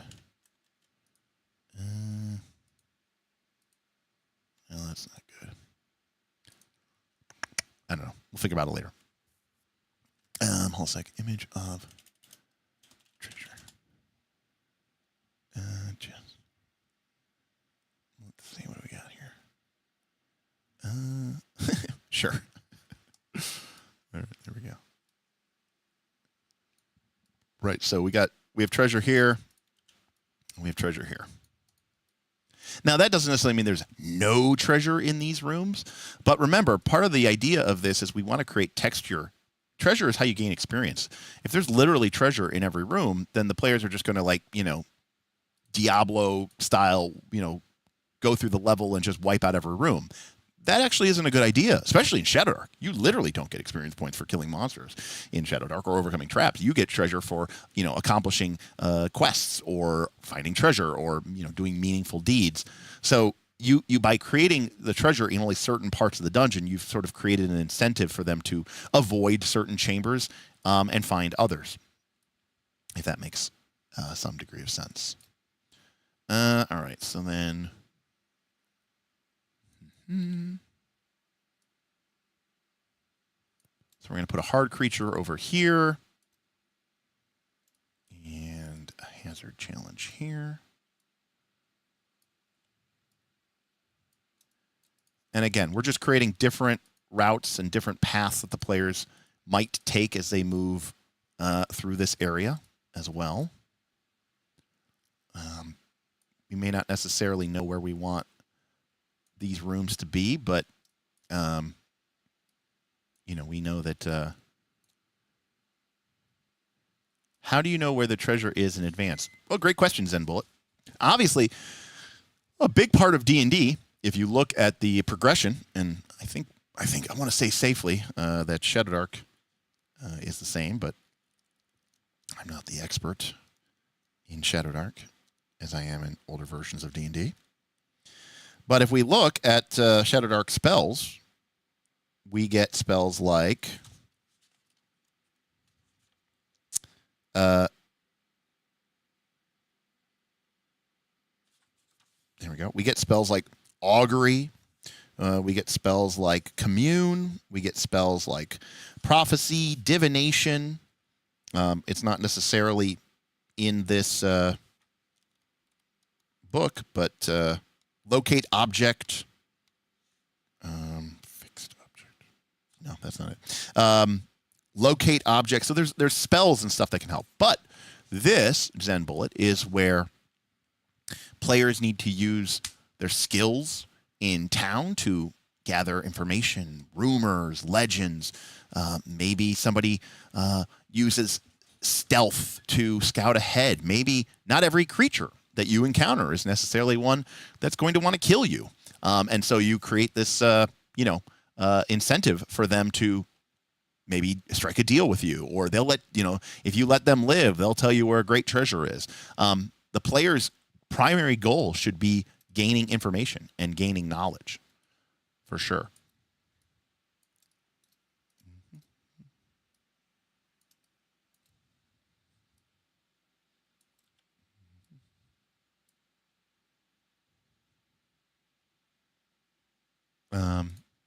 Shadowdark by itself does not have exploration XP. I don't think. To the best of my knowledge, it doesn't. But, you know, I could be wrong about that.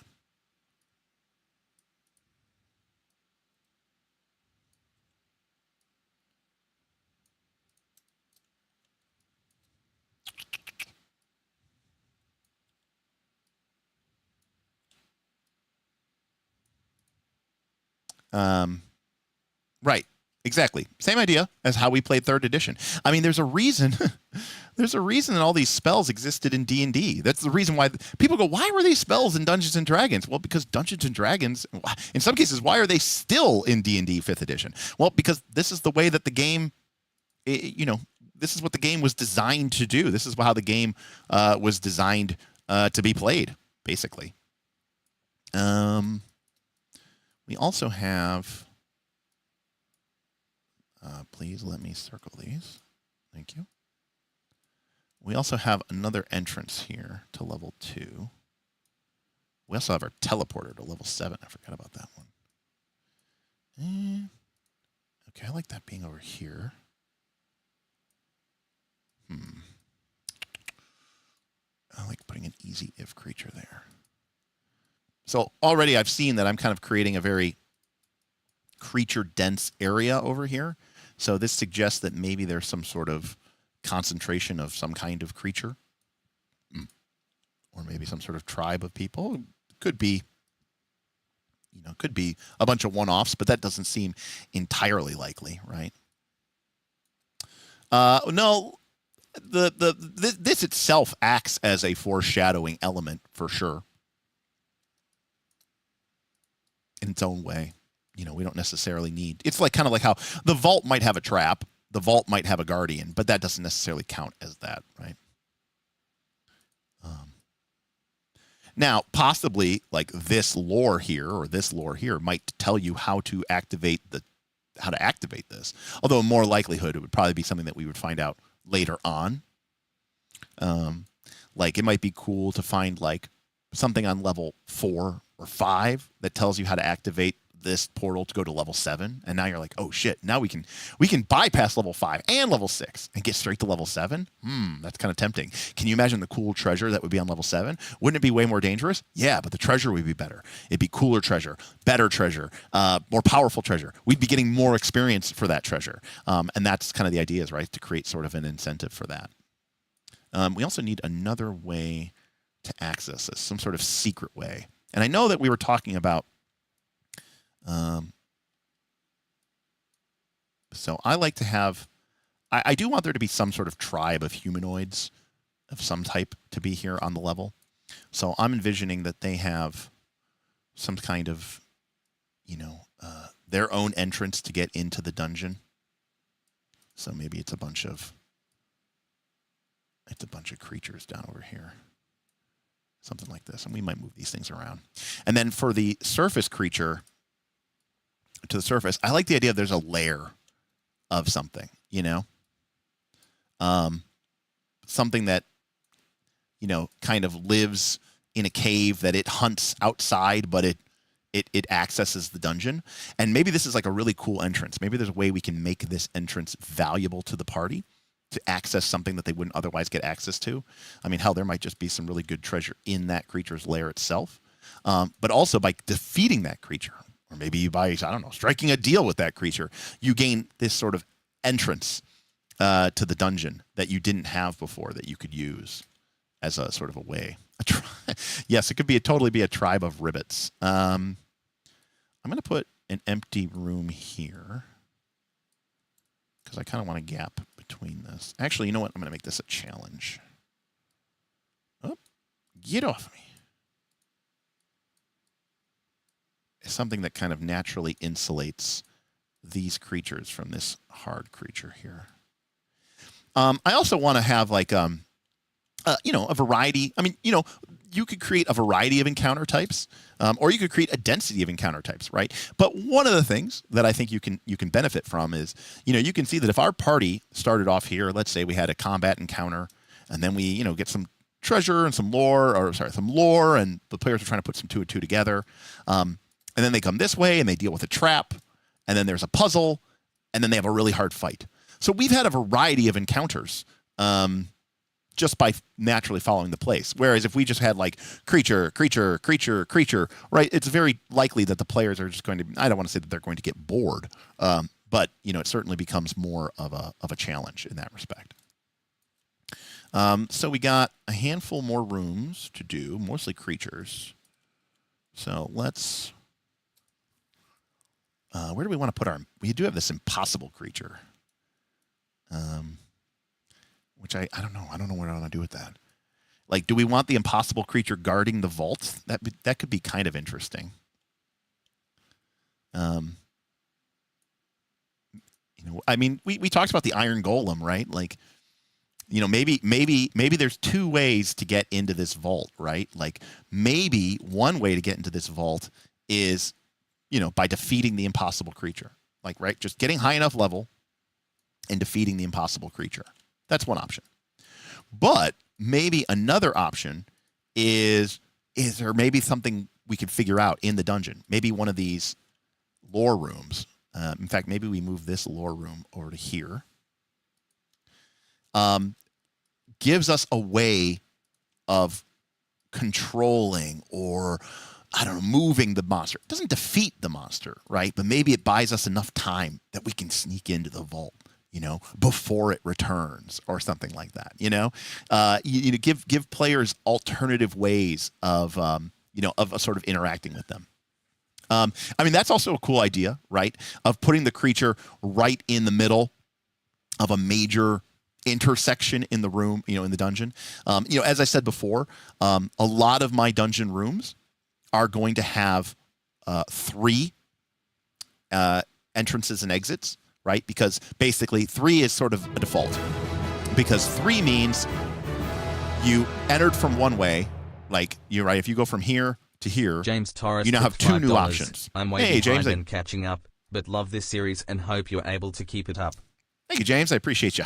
Yeah, I mean, this is fun. I mean, I get it. Like, this doesn't have the hype, you know, that you know, Daggerheart or Draw Steel does, and not everybody wants to even kind of create these kind of adventures and dungeons. They're kind of out of fashion. But I think there's a science to it and a beautiful art, and I think a really well designed dungeon to me is like beautiful. I have several books. I don't know where I have. I don't know if I have them like right near me, but they're like books of people's maps that they have drawn. Is this one? Yeah, like this is a book written. This is a book written by Stephen Picorni. Stephen Picorni, I don't think he does anymore, but he's the guy who created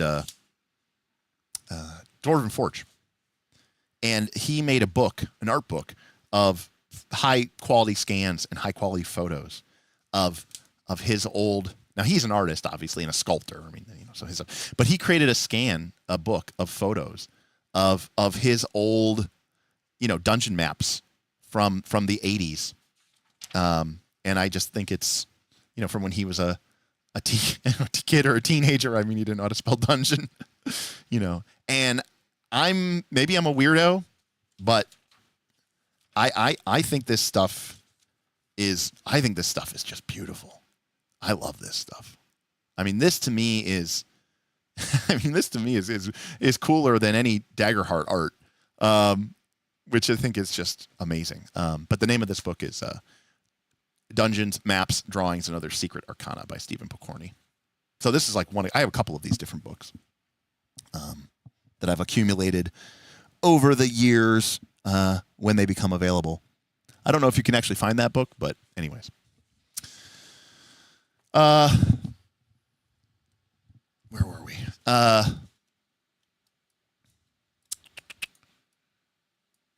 can't remember what we were saying. Oh, right. I appreciate you guys hanging out because this isn't always the most popular stuff here. Also, remember, don't feel pressured into everything. Like maybe we decide we really want another trap room. You know, we can easily change one of these encounters. We can add another chamber. Like no one's, you know, pointing a gun to our head and making us do this stuff. Oh, that's what I was saying.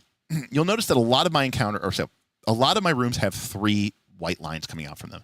And that's because that way, when you enter the room from one of the white lines, you now get 2 options. 2 is a great number, right? It's the minimum required for a choice. Some of them will have 4 lines. And in that case, you have 3 choices to make. Now, this isn't an absolute rule. I really try to avoid having more than 4 lines. Because if you enter an area and the GM says, and there are 4 other exits to go through, it starts to become really hard to have any, like it becomes a little bit too much, almost too much choice. I find that 2 or 3 is a really, really good number, because that way you get a choice, and you also, you can continue on. Now, I also do not mind. I don't like a ton of them, but I don't mind this. This is what I call a node. A node. I don't know. That's what I call it. I don't know if that's like what the proper term is. A node is where you go in and you go out. This is satisfying from a different way. This is satisfying because it gives the players a lack of agency. This is satisfying because the players go, cool, it's a dead end. Like, we don't like, not everything needs to be fractal, right? Not everything needs to lead to 4 more choices or 2 more choices or 3 more choices. Sometimes it's nice to just go into the room, deal with the encounter, whatever, beat the monster or fight the, deal with the trap, get some treasure or whatever, and then move on. Now, that being said, a node like this should usually have something that makes it worth going into. So, for example, not every time, but as a good rule of thumb, there should be something to be gained in here, like some treasure or some lore. And again, we haven't really gotten into the specifics of it, but it's possible that this creature, just because an encounter contains a creature, doesn't necessarily mean that it doesn't contain some sort of lore as part of a treasure.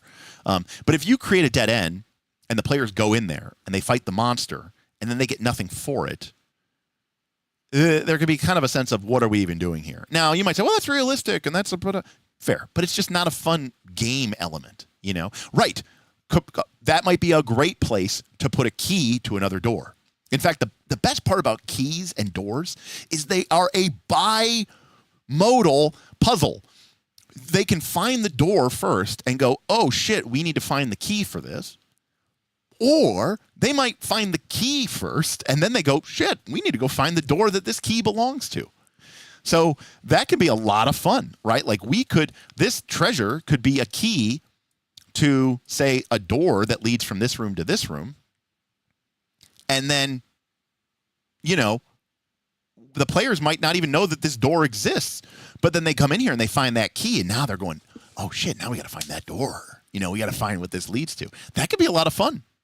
And it can kind of give your, it can give your players a sense of like, man, there's so much to go on here too. This is like a kind of a mini tangent, but one of the things that I learned back in the day when I was like studying social psychology in college. I was like a psych minor.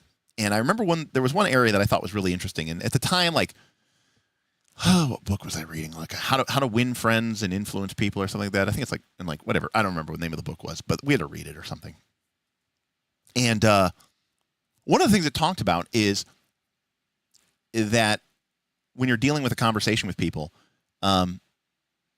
is creating the sense that we have a lot to talk about, right? Because if you meet somebody and you're having a conversation with them and you're there to do, let's say, a simple transaction, the only thing that you're there to talk about is that transaction. When the transaction's done, the social connection, the social encounter is done.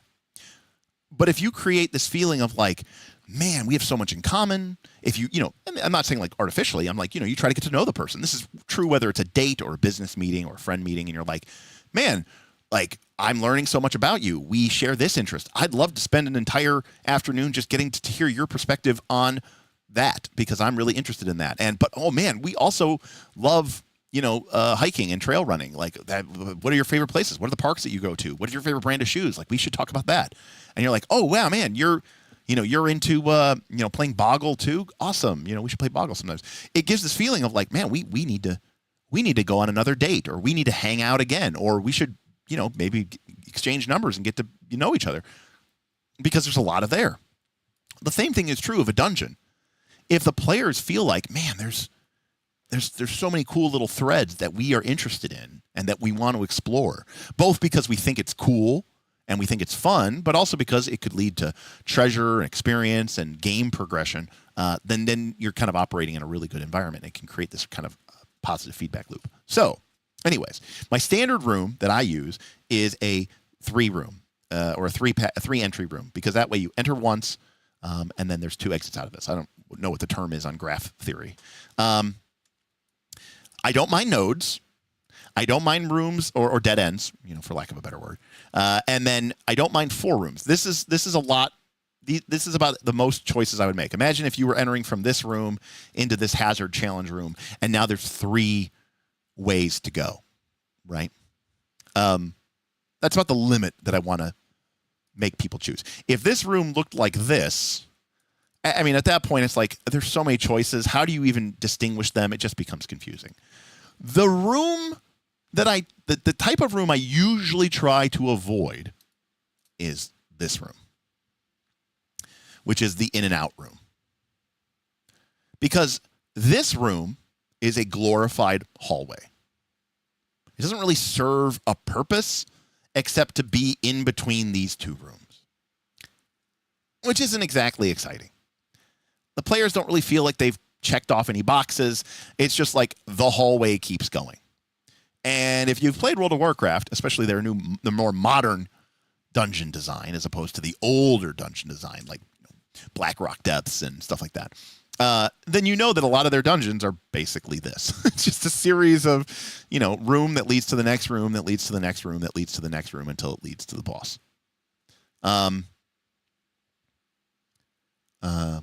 And so, yeah, I try to avoid these rooms. And so, like, when I'm done with my dungeon design, I will kind of go through it and look for this kind of room or this kind of room and provide maybe some alternative paths or different options, et cetera, so that we can kind of, create a different experience or a different flow.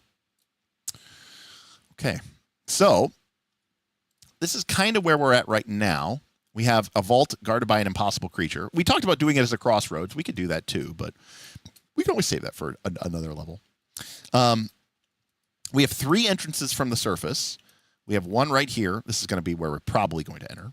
But there's also this entrance, which we kind of, in my mind, I'm imagining this is sort of the domain of a group of creatures. Probably not a bad idea to put another creature encounter over here, because it could be interesting. Have a very creature-dense area. And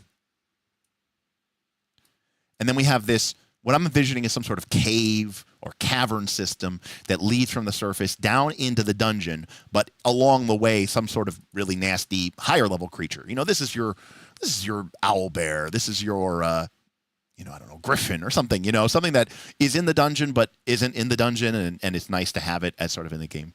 And then we have our teleporter, which is down here, which potentially the players might come back. This is like the ultimate loop where the players months later come back to this level in order to, activate this portal. But we do have another entrance, a standard entrance, right? Something like a level 2 entrance that the players will have to find. Now, we didn't talk about this, but this is one of my favorite things to do.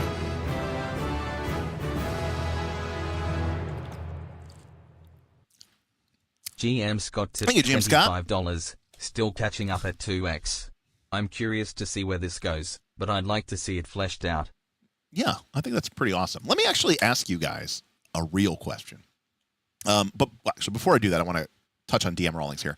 The iceberg effect. When we're talking about, like, there's a lot more to uncover that keeps you interested going into it.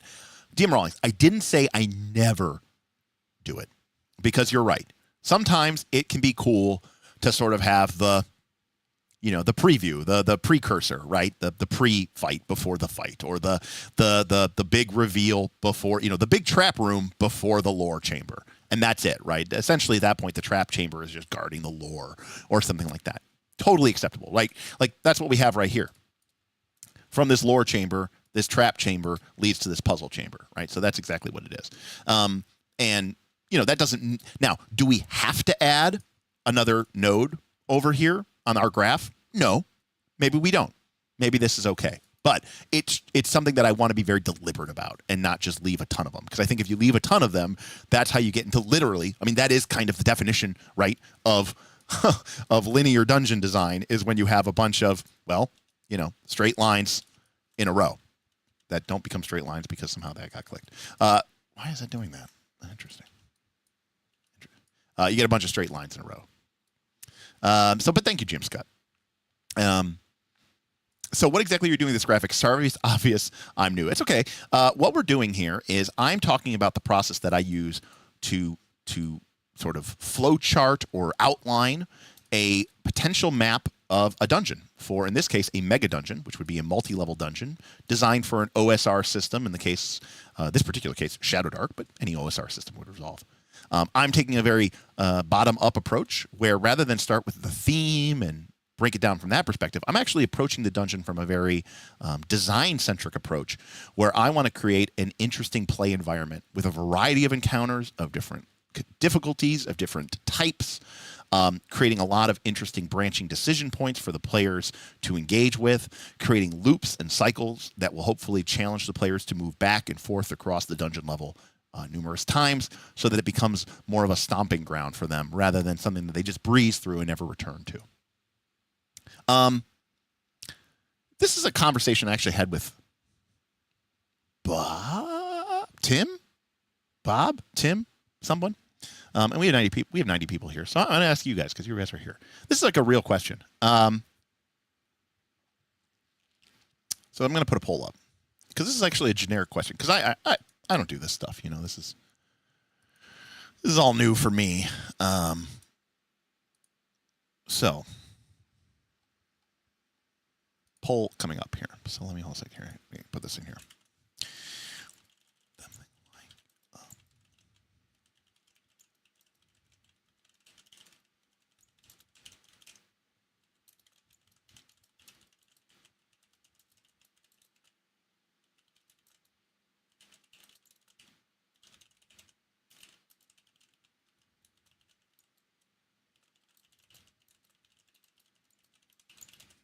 All right. Recent poll. All right, so here's the poll. It's kind of an odd question, but it's one that I actually don't really know the answer to. With something like a Megadungeon or a mega adventure or anything really, it could be a system even, I suppose. How much do you expect it to be done before a Kickstarter begins? And what I mean by that is, I'm curious because I kickstart a lot of stuff. Like, how much do you need to see is done before you would kickstart something like this? You know, because my inclination, generally, usually, is to just build the whole thing, you know, and have it basically be done before you even, you know, try to kickstart it. Because I see these people who are like, you know, hey, kickstart the promise of this, and I think that can lead to problems. But the other side of it is, when, you know, if you don't have the Kickstarter, maybe it never actually gets done, you know, because at that point you're working on something, that you have no idea whether it's going to be worth your time or investment. You know what I mean? So that's you know, that's kind of a tough spot to be in, because like a mega dungeon isn't like, oh, support this 5-page zine, you know, or like this 30-page thing. Like, you're talking about hundreds and hundreds of pages. And so someone might work on that for years, maybe even, you know, and then, you know, they try to kickstart it and you get like, you know, 0. Now, I agree, Seldon. I think that having a history of delivering products, I think the product basically needs to be finished when you do your first Kickstarter. And again, you know, I've been bitten by people who have failed to deliver on Kickstarter as well. But, you know, it's just an interesting question about something like this, because again, it's difficult. And I'm saying this as someone who's never kickstarted any. I've never done a Kickstarter. Is, you know, so, you know, Jasari says, can see this with Mr. Rex's, I think that's a 5e person, right? Sands of Doom. He had nothing when he kickstarted it, and it took 2 years for him to actually finish it. Mark, that's not actually true. Not actually true. Certainly not with their Year of Monsters thing. I mean, their situation's obviously a little bit different, right? Because they're keeping, they're using that money to, keep, well, ignore me for a second, Grim, because I do have a unique perspective here, right? Which is that a lot of you have obviously come to know me and trust me to a certain extent, and you know what I'm capable of. But I'm talking about just like in generic situation, and it seems like most people expect it to basically be mostly done, which I think is fair. I think that's a fair assessment. So, anyways, very interesting. And the reason why is, that I think is really tough, because again, if you're talking about, I mean, this is one of our smaller levels at 30. And again, there's not a lot of empty rooms here, right? So you're talking about a lot of encounter design. Now, granted, Shadowdark, old school, doesn't require quite as much, maybe text as some of the more complex games. But, if you still want to create an interesting and engaging environment with a cool history and a cool lore, you're talking about a lot of work. And so, this chamber has 35 rooms. This level of 35 rooms, I think we were talking about level 2 or 3 or something like that, having 50 or 60. So when the time you're done, the whole dungeon, you might have over 500 rooms. You're talking about, many, many, many tens of thousands of words. That's a lot of time and effort to put into something that, again, nobody may be interested in. That's a tough sell. Level 2 says, I mostly just want enough to demonstrate that this person making this is competent and not just going for, hey, I have this great idea for this thing and that they'll never finish.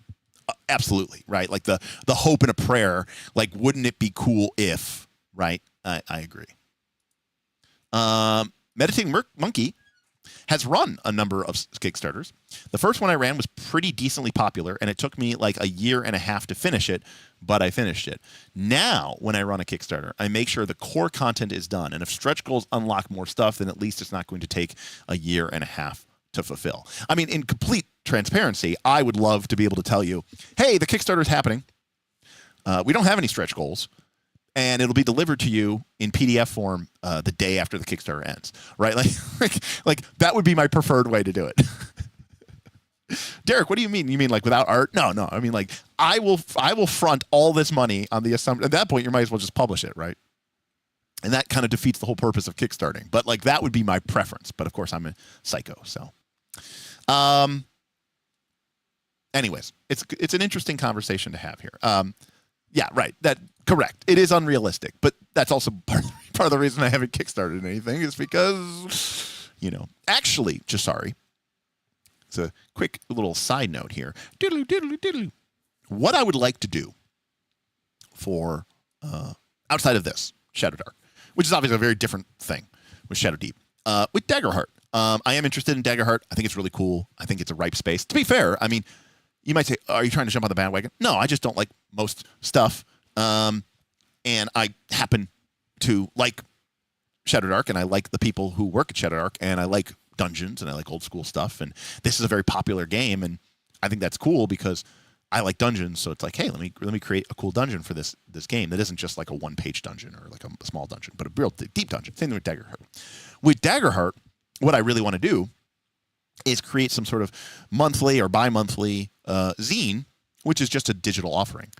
And we can tweak it, we can fix spelling errors or balance issues, and give it to people pretty quickly because it's just digital. And then, if it's gaining some speed and traction, maybe assemble those zines into a print product, and then we can do a Kickstarter just to pay for the print and the layout and the maybe the full color art. But essentially, the content is almost essentially already done. And maybe there's some stretch goals to add some additional stuff. But it's one of those things where it's like, well, if you have it already, you kind of already have it. Kind of like an annual. Yes, and I used to love getting my annuals, and they would usually have some sort of thing. But it's more of like an omnibus, right, a compendium type thing. And I think that would be really, really cool because that way you've already done the work. You're just kind of paying to print it, which I think is really cool. You should kickstart backstory cards. They're out of print. You think they're of value, brand them and make them your own. Then you can sample Kickstarter. Stephen Glicker. Oh, Stephen Glicker. He's one of the people who's always telling me like, oh, you need to do this. You need to do this. Yes. He's always trying to like encourage me to do stuff. He's like, basically, Glicker, Glicker's Glicker, but he's basically like, it's crazy that I have the community that I have, and I have the knowledge that I have, and I have the, I guess I would say, goodwill of my community that I have, and that I'm like the only person who's not out there like creating stuff, you know, and doing Kickstarters and stuff like that. Really.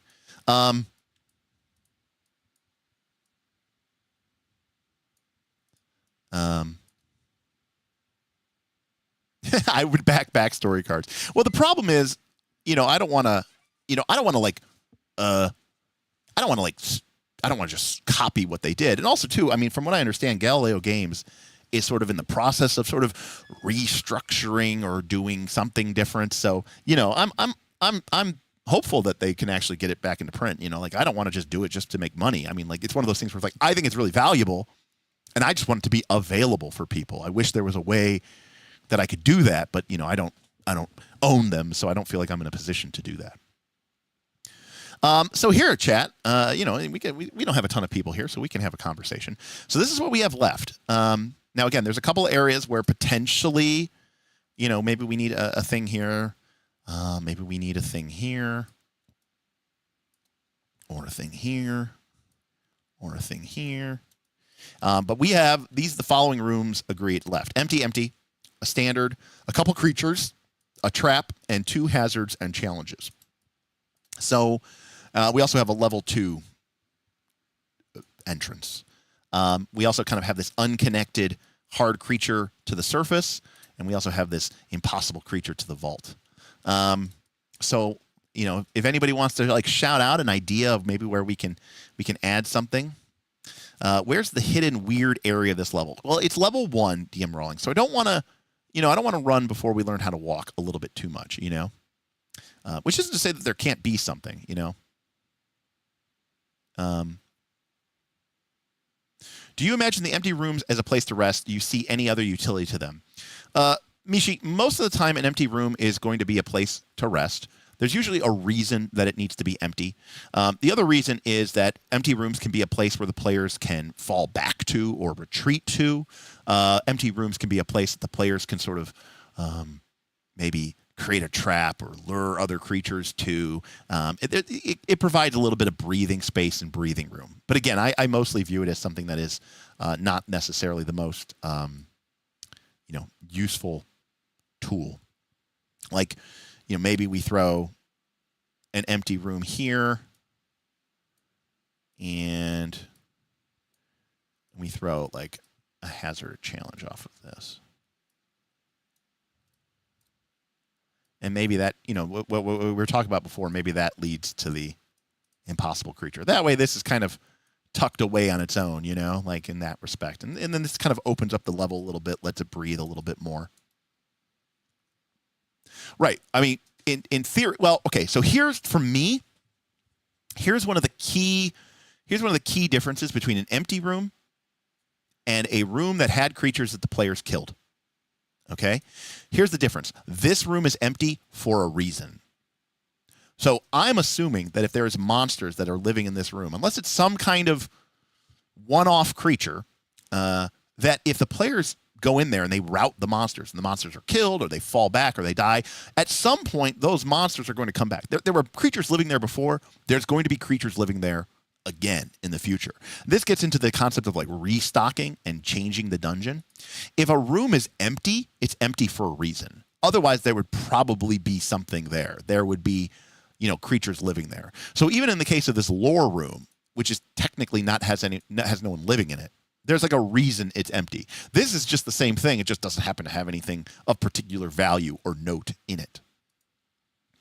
So it's like the null space. I just think that too many, you know, people always talk about music, right? Like the notes that you don't play are just as important as the notes that you do play. And, you know, but when you're creating a musical piece, you may have brief pauses in your music, and certainly there's space between your notes, but you're not going to have like, well, 80% of my song is silence, right? If 80% of your song is silence, we have a different problem.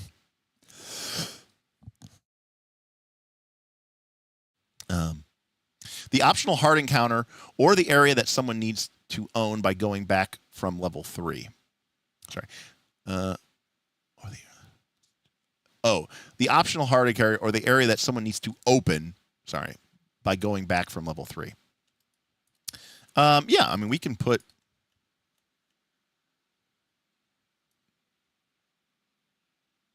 We can put that somewhere. Some 1-2-1s instead of nodes. Yeah, those are okay. I mean, that's a pretty basic thing. So what I think what you're talking about here is like where you basically have this goes like basically goes like that, which is okay. I don't know. It's just basically a closed loop, a singular closed loop. Okay, what else do we got? So we got creatures over here. We got the surface over here. I like the idea of putting a challenge here. Maybe.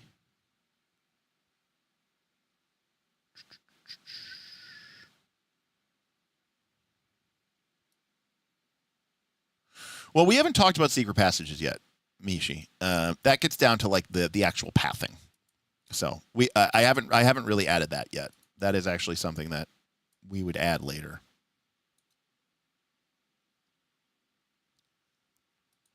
Yeah, so traps can do a lot of different things. They don't necessarily have to do damage. And yeah, that could absolutely be something that a trap does. Granted, that's pretty mean. But the player should have a way to sort of or I should say hazard. But it's absolutely something that the players could could progress and pass through. And again, this is just my first pass. I'm sure I will tweak things as we get into it. Put this here. Sandwich between these traps.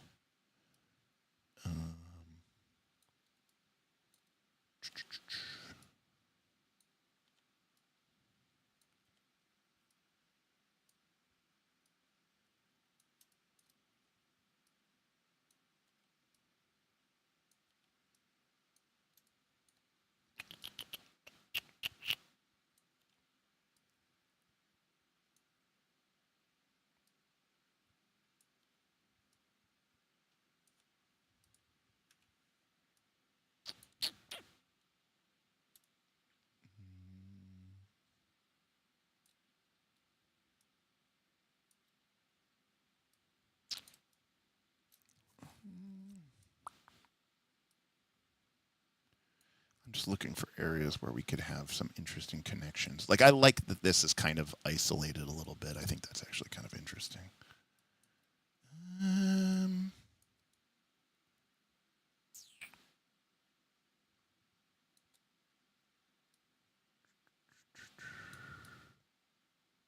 What if we had a way?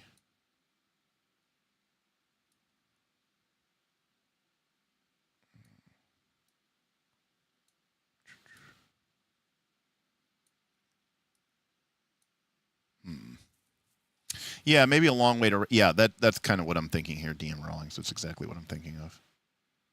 And we still have to put our level 2 entrance in here. So no. I actually think that's actually really cool.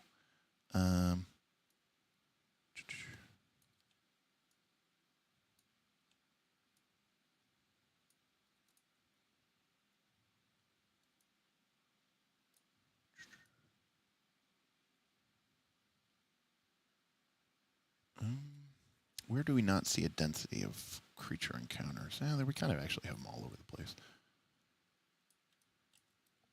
Here, we'll just, you know what? When in doubt, we'll just mirror something here.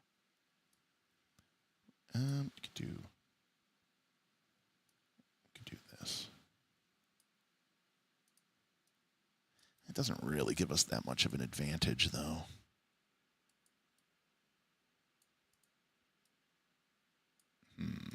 I don't think I like that.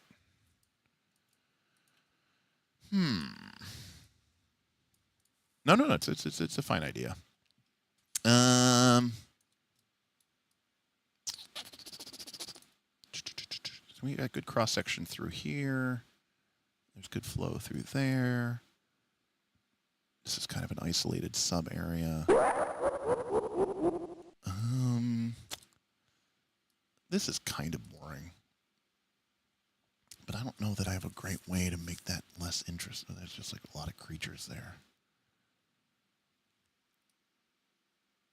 This is just a lot of linearness. This is actually the problematic area. It's just a lot of creatures here. But maybe this is like maybe this is an area here. So like maybe we change this up a little bit. We had something here.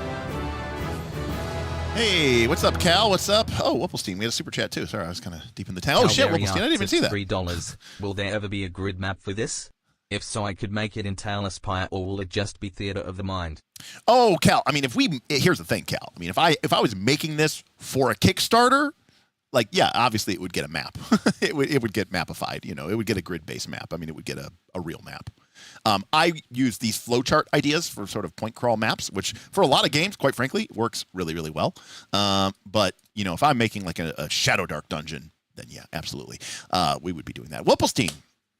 Thank you for the $50 super chat. Sorry, I was in the tank. I didn't see that coming through. Proposed future super chat goal: Derek applies dungeon building skills to Northern Reaches. Now, Whipplestein, what do you possibly mean by that? Derek applies dungeon building skills to Northern Reaches. You mean like building a dungeon for Northern Reaches? Well, that kind of defeats the purpose, Whipplestein. Everyone watches these. They would know exactly where they're going, what they're doing. So you have to tell me what you mean. So I think the biggest area I have a problem with right now is we have one technically from our original planned rooms. Now remember, we can always add rooms. I mean, we're not literally limited to this.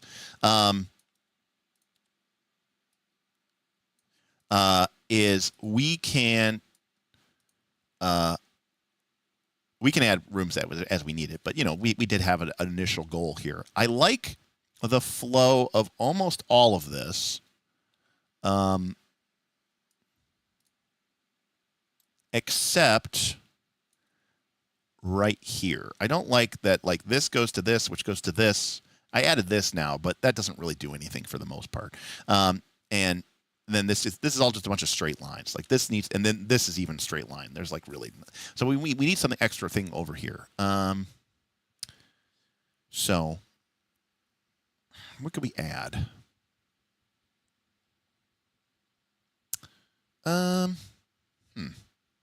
I mean, this is obviously a very creature-heavy area, so maybe this is just some sort of like den of creatures.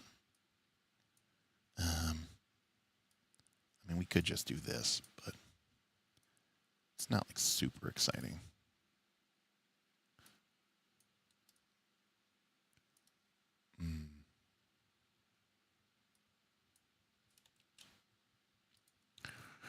I don't love this,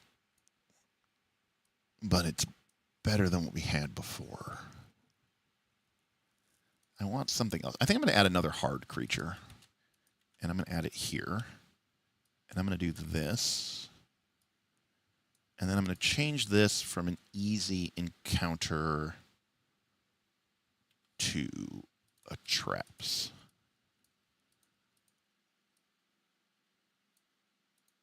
And this way, you kind of have, and we can obviously put some sick treasure here too. But like this way, we kind of have a choice, right? You're kind of introduced to this area through a standard creature. And then you basically have two choices. Do you go for the easy creature or do you go for the traps? And then you get access to this sort of hard creature. I don't even necessarily know that we need this, but you know, I kind of do want to keep this here, I guess. Ooh, no, actually, you know what? I'm going to put this here. Okay, I like that. Now you have two different ways to get into this. No, I like that being a node. Maybe that's fine. Yeah, I'm not going to overthink it too much. So I think, I mean, now again, I would tweak this. You know, we will continue to tweak this a lot, but you know, because again, one of the things that we want to really figure out here is a couple of things, which is number one, where are our treasures? Now we've identified 1, 2, 3, 4, 5, 6. I call these hordes. It's usually a term I use to sort of represent the a concentration of wealth, of treasure, of magical power. So you know, we obviously have we can have a little bit more than that, but right now because we have 1, 2, 3, 4, 5, 6 hordes on the level. But also there's things like we talked about before. secret passages. Now, it's possible that some of these things might be secret passages. Like, for example, this, this thing right here, right? This could be a secret passage. And this way, it kind of provides you access to the other side of the dungeon. But it's not that valuable as a secret passage because, like, there's literally, like, you can just go up here and go over that way. But, like, it's one of those things where it's like if you can find something that's like this is actually a very valuable secret passage. But do you want to make that secret or not? And how hard, how easy it is depends on the game, depends on what you want to do. But I do think secret passages are very valuable. The other thing is some of these traps and obstacles can do things like, be one way or create sort of one way, options, and like a good example, for example, of a hazard or challenge. Like let's, thinking about this from a sort of advancement perspective. All right. Imagine if this hazard or challenge, for lack of a better word, imagine it's a cliff and scaling. Now this is not the way that most D&D games work. They're just like, the game is it's just as hard to climb a cliff as it is to descend a cliff. But an example of this might be, it's like a one-way pressure relief valve. You might have this be a cliff and, the party ties ropes to the top and then they rappel down the rope, the face. It's a challenge, but it's not that much of a challenge. Now, climbing back up is much more difficult, right? And so while it is not technically one way, it's a lot easier for the party to flow this way, this way into the dungeon than it is for them to go back out. Right now, they're facing a much more difficult climb. They're facing a much more difficult challenge, and so the decision to sort of go down, the cliff or to descend that or whatever like that becomes much more challenging. Right, the rickety bridge that the party has to cross is a challenge. But maybe you have if anybody fails a check, or maybe there's a 1 in 3 chance or 1 in 5 chance that every time the party crosses the bridge collapses. And so now the party has crossed it, but now that is no longer a way back for them, or it's an even more difficult challenge because now they have to figure out a way to cross this chasm, which formerly had the rickety bridge. And so you can create blocking and push them into areas that can be very difficult and challenging. Random encounters can do this too. One of the fun things that you can do with a random encounter, especially when you have more powerful monsters on your random encounter list, not like instant kill random encounters, but tough encounters maybe from lower levels, is don't have them appear in front of the party. Don't have them appear attacking the party. Have them appear behind the party. And even better, especially with many creatures, maybe a troll or an ooze or something. Maybe that creature has stumbled upon the party's trail or the party's scent. And the idea is that they know they're being hunted, right? And this creature is coming up behind them, albeit maybe slowly. And if they just turn around and try to leave the path that they went back, they're going to definitely encounter this creature, which isn't necessarily a TPK, but it's going to be a nasty fight, and they'd just as soon avoid that. And so now suddenly they're looking for a way to get back out, or they're looking for a loop that can take them back around and avoid that encounter. Because remember, in this game, especially Shadowdark, you don't get any experience for fighting that, that ogre or whatever, or that troll, which is, trying to find you and it's trying to hunt you. And it's just a random encounter, and it's like, hunting you through the dungeon. That could be really, really, really, really awesome. And then the other thing that we need to add to this is our locks and keys and our loops. So if we go back to our, all of our paths, and we were just talking about some of these, right? Monster patrols, altered returns, blocked retreats, but also our locks and goals, our locks and keys, our hidden shortcuts, gambits, and the like. And again, we did a whole stream about these. I think if you look at us under cyclical dungeon design, I think is the name of the stream. So there's still some elements that need to be added to this dungeon, but as far as a generic layout is, it's pretty good. Now, let's finish off with regions. Now we've kind of built them as we sort of progressed from this, but yeah. So okay, I'm sorry. Did Whipplestein finally respond? I asked Wolfstein, what would that mean? Sorry, I was kind of going together. Thank you, Wolfstein. We got to. What would you say is a good-sized dungeon for a quick start or one-shot in terms of room numbers? Switchback. The ancient lore used to say that a half a page of graph paper was good for a night's play. I don't remember where I read that. I think I read that maybe a long time ago in Dragon Magazine. Depends on what kind of game you're playing. It depends on how long combat lasts. It depends on how often you get into combat.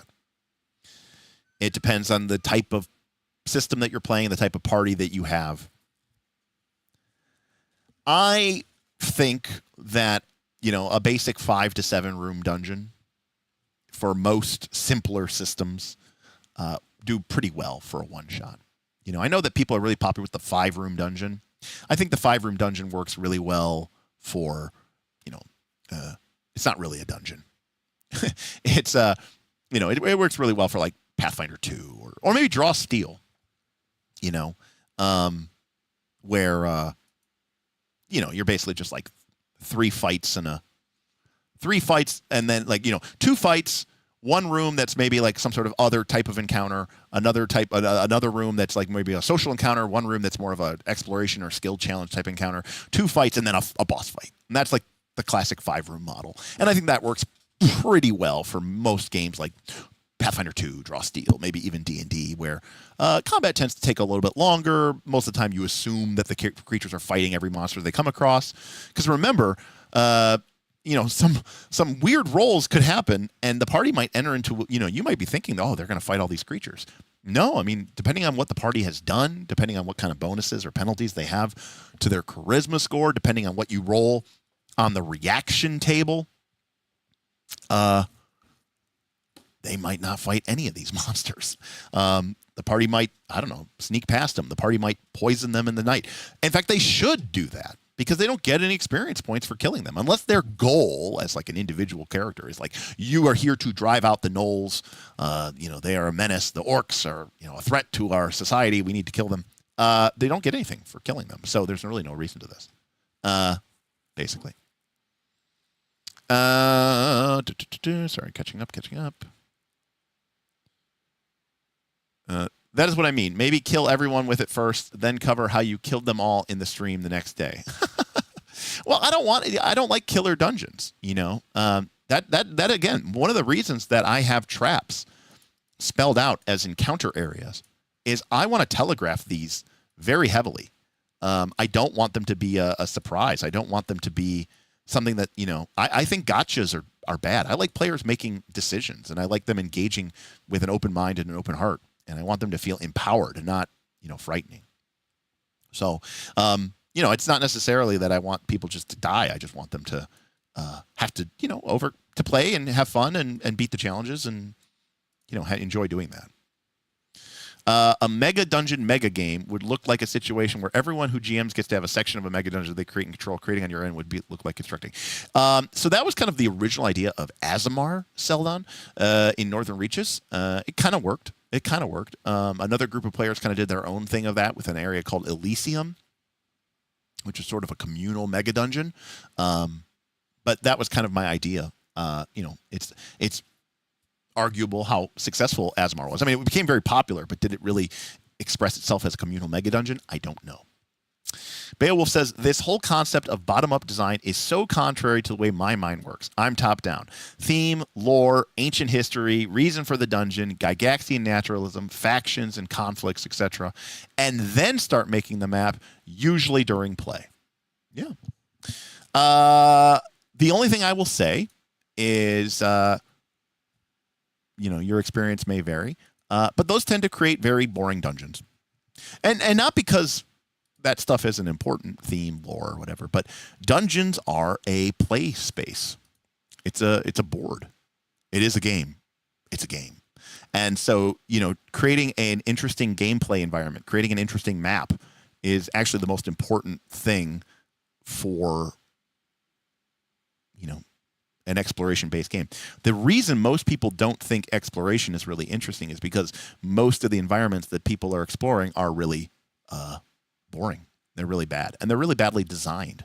So doesn't strike me as surprising that people find them boring to engage with. Now, there's a lot that goes into making that work, but because again, I think that those things are important. You know, having you know, lore and history and stuff like that. But ultimately, it is a play environment. You know.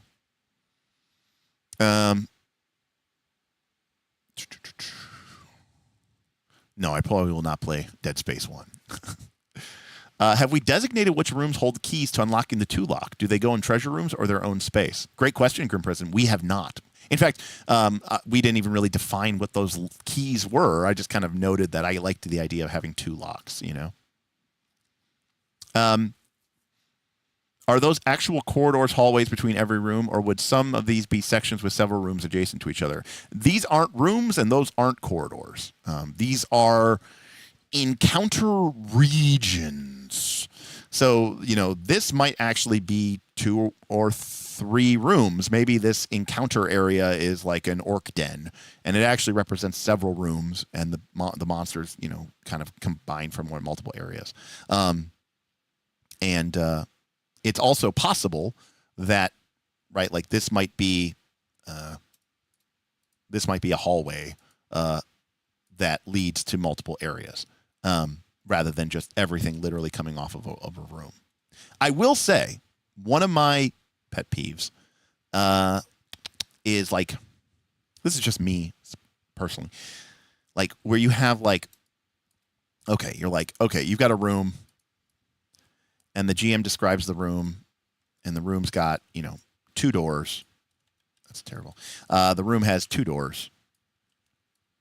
You enter through 3rd. And you're like, cool. I go to the door. And the GM's like, awesome. You go to the door. The door opens. It reveals a 10-foot wide corridor. It goes 30 feet. And then there is a passage to the south.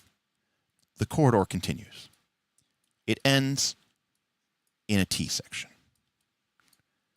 On the northern wall of the northern side of the passageway, there are 2 doors.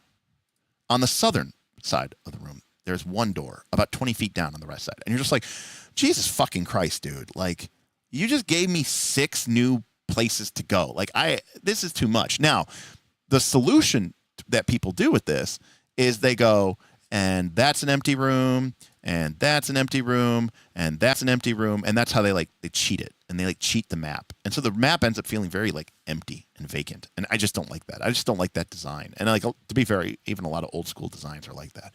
But like, I just find that like, what is the point of this? To me, this is someone, I don't know. This is someone who's just drawing a map to draw a map. I like to be much more deliberate in the way that I'm drawing my map in my dungeon. Again, I'm viewing my dungeon as a play space first, and as a real environment second. Because you know what? Dungeons don't make any sense, and trying to make them make sense usually either is impossible, or if you actually manage to make a dungeon that makes sense, it's usually really boring.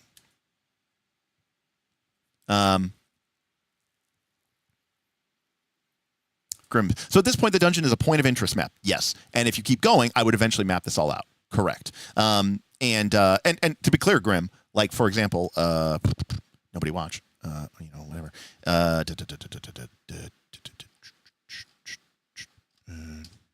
Like, right? Like, this dungeon map is the map that I've been playing for months with my Torchbearer group, right? Like, it is just a series of point crawls. A point, because there's no like mapping, and there's no exploration, and there's none of that, right? Like, it's just a point crawl. And that's especially because of the way that Torchbearer itself works, you know? Right. And then if you're playing Paizo, by the way, there's 18 orcs who have been standing in this 20-foot by 20-foot room forever. And Beowulf confirms that he actually agrees with most of what I say, but when I am wrong, I am very, very wrong. Get out of here.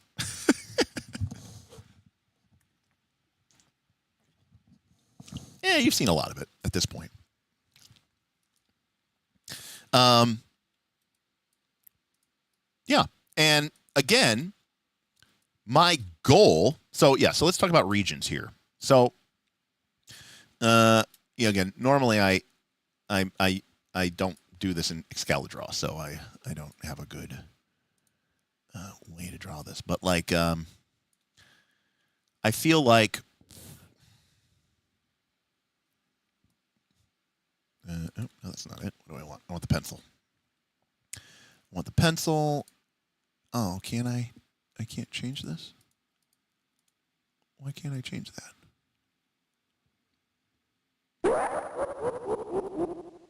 Dang. I was hoping I would be able to like change that to like a dotted line or something. I guess I could do it this way. So like, I guess I see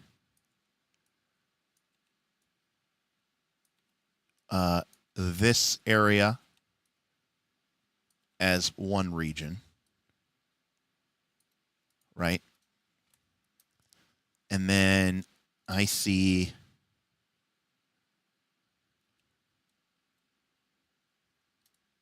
this area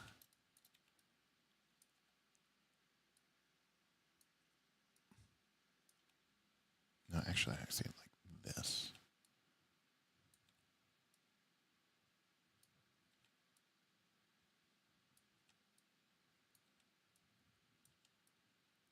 This area as another region.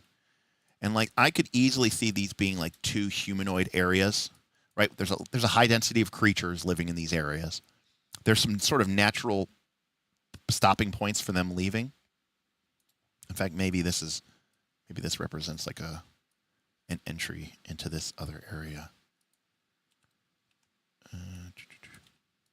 It's like drawing a what is it called?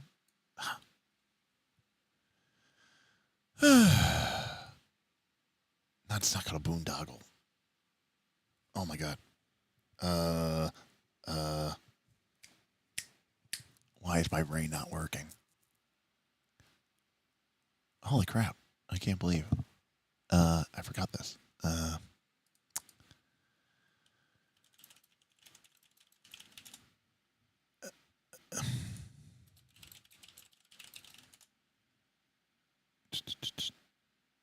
No.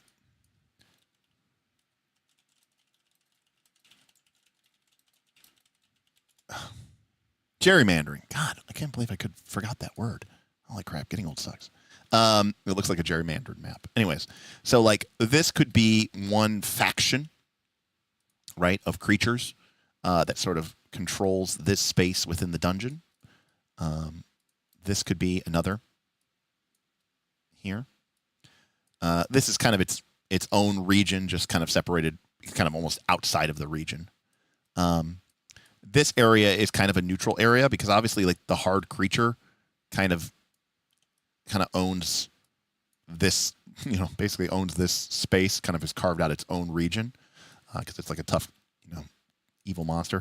And so like in between you have, this kind of in between region. And that, by the way, tells us something about the design of this creature, right? It says easy if creature. But that means that like this creature is probably not some sort of, humanoid group, because how would that creature exist in a social structure? Again, Gygaxian naturalism isn't necessarily my thing, but like this is where you put an ooze, or this is where you put an undead, or you put something that can kind of exist right in a vacuum, and that would be a good spot for it as well. Same thing maybe with this creature over here. So we kind of have these three regions, and then sort of by its nature, I guess, in that way, like this is a region.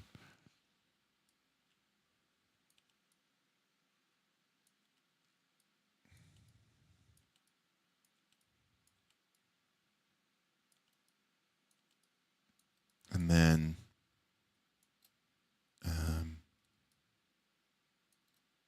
and this itself is kind of more of a boundary region. So this, I don't even, this is kind of a region that is defined by not really being a region in that respect. But I guess in that respect, it is what it is.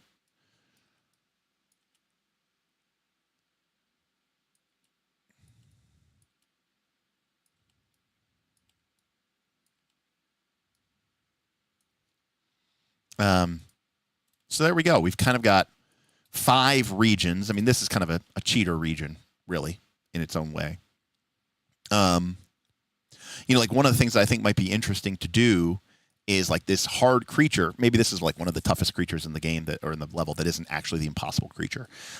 Maybe this creature kind of haunts this area. And by I mean haunt, I don't necessarily mean that it's undead, but like maybe you can encounter this creature in this area. You know, it usually lives in this lair, which has access to the surface, but maybe you can find it in this region. And maybe the reason why none of the humanoids from this region, and maybe why none of the humanoids from this region own this area is because of this creature, right? And they're just afraid of it. And so this area might be kind of mostly alone and empty, except for this, you know, terrible creature that haunts through it.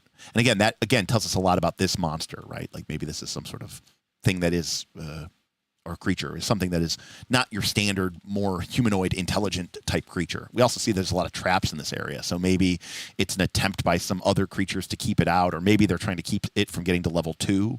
You know, there's a lot of different ways that we can start thinking about it. Like maybe down here, there's another, in level 2, there's some enemies, and they are trying to keep whatever, you know, this nasty creature is from getting down to their den and their lair on level 2. And then for this area, I don't really know quite what we have. I think this area is obviously going to be defined by this hard creature. It should go without saying, right, that a hard creature is the type of creature that you want to telegraph the most, right? If the creatures, for the most part, I mean, if the players encounter an easy creature or a standard creature, I'm not saying that you should just spring that on them. But, you know, the game mechanics aren't going to completely fuck them there. On the other hand, if the party just comes across a high-level creature, one that they could conceivably beat, but might, especially in an old-school game, really cause some casualties, that's the type of encounter that I don't want to just drop on the players. And so that's where I think having, you know, cool, you know, ideas and signs of it, foreshadowing of it. Let other creatures be afraid of it. Show signs of its passage, right? Think PBTA terms, but in, you know, the way of your prep. And then, you know, that kind of represents why that area might be not settled or not controlled by a group of, you know, humanoid creatures who would otherwise, you know, create some sort of organizational awareness of that dungeon. And yeah, I mean, aside from the things that we were talking about, I think we're pretty good here. All for last. Sorry about that. I was just going off on a rant there. Way behind in the stream, but always love Shadowdark content. Yeah, and again, Shadowdark content here is a bit of a misnomer. I mean, I am theoretically designing this for Shadowdark with Shadowdark in mind, and even when we talked about like the XP treasure scaling, right? We were talking about their scaling of like 1, 3. Was it 1, 3, 10? And I wanted to add 5. Yeah, there's a 0, 1, 3, 10, and I added a 5 because I was like, oh, we need something else. We should probably add a 7 too, honestly, just to make it so that we have a little bit more knobs and dials to adjust with.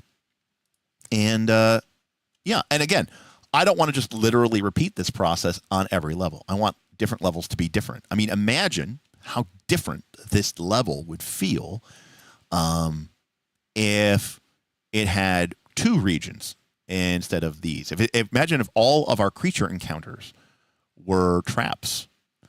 Imagine if all of our hazards and challenges were puzzles. And that would just give that level a unique feel. So you can change it through the variety of the encounters, the percentage of the encounters. You can change it through the layout and the way that it goes. But ultimately, you're just trying to create a fun play space that the players will feel rewarded for exploring. And, you know, it's not perfect. I'm sure I'd end up tweaking some stuff as we go through it. But on balance, you know, I don't hate it. I actually don't. I don't mind this. It's kind of a cool little design that we got going on here.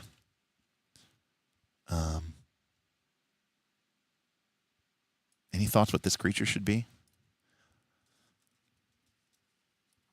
I'm thinking something like, I don't know the, you know, maybe like I don't know the level scaling of Shadowdark well enough. Maybe, but like something like a basilisk would be kind of cool, kind of scary. You know, I don't want it to just be like a badger. I want it to be something scary, you know, basilisk or, because that's level 3. It's level 5. But I don't know how Shadowdark works in that respect. I mean, it has 25 hit points and AC 14, and any creature who touches the basilisk meets the gaze, DC 15 or petrified. You know, yikes. I mean, I'm just working out of this. It's a shame that Shadowdark has such a relatively small bestiary. If only there were some kind of bestiary that you could buy maybe 3 copies of to add monsters to your Shadowdark game. Maybe if you go to shadowzoo.com, then you can pick up your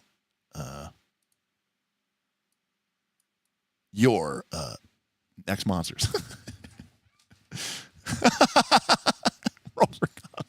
I didn't even know you were in the chat. Because I'm like, Jesus, I need more monsters. Yeah, I think a Frost Troll would be too hard. That's level 7. I mean, the game only goes to 10. Although apparently the monsters go all the way up to level 30. So that's crazy.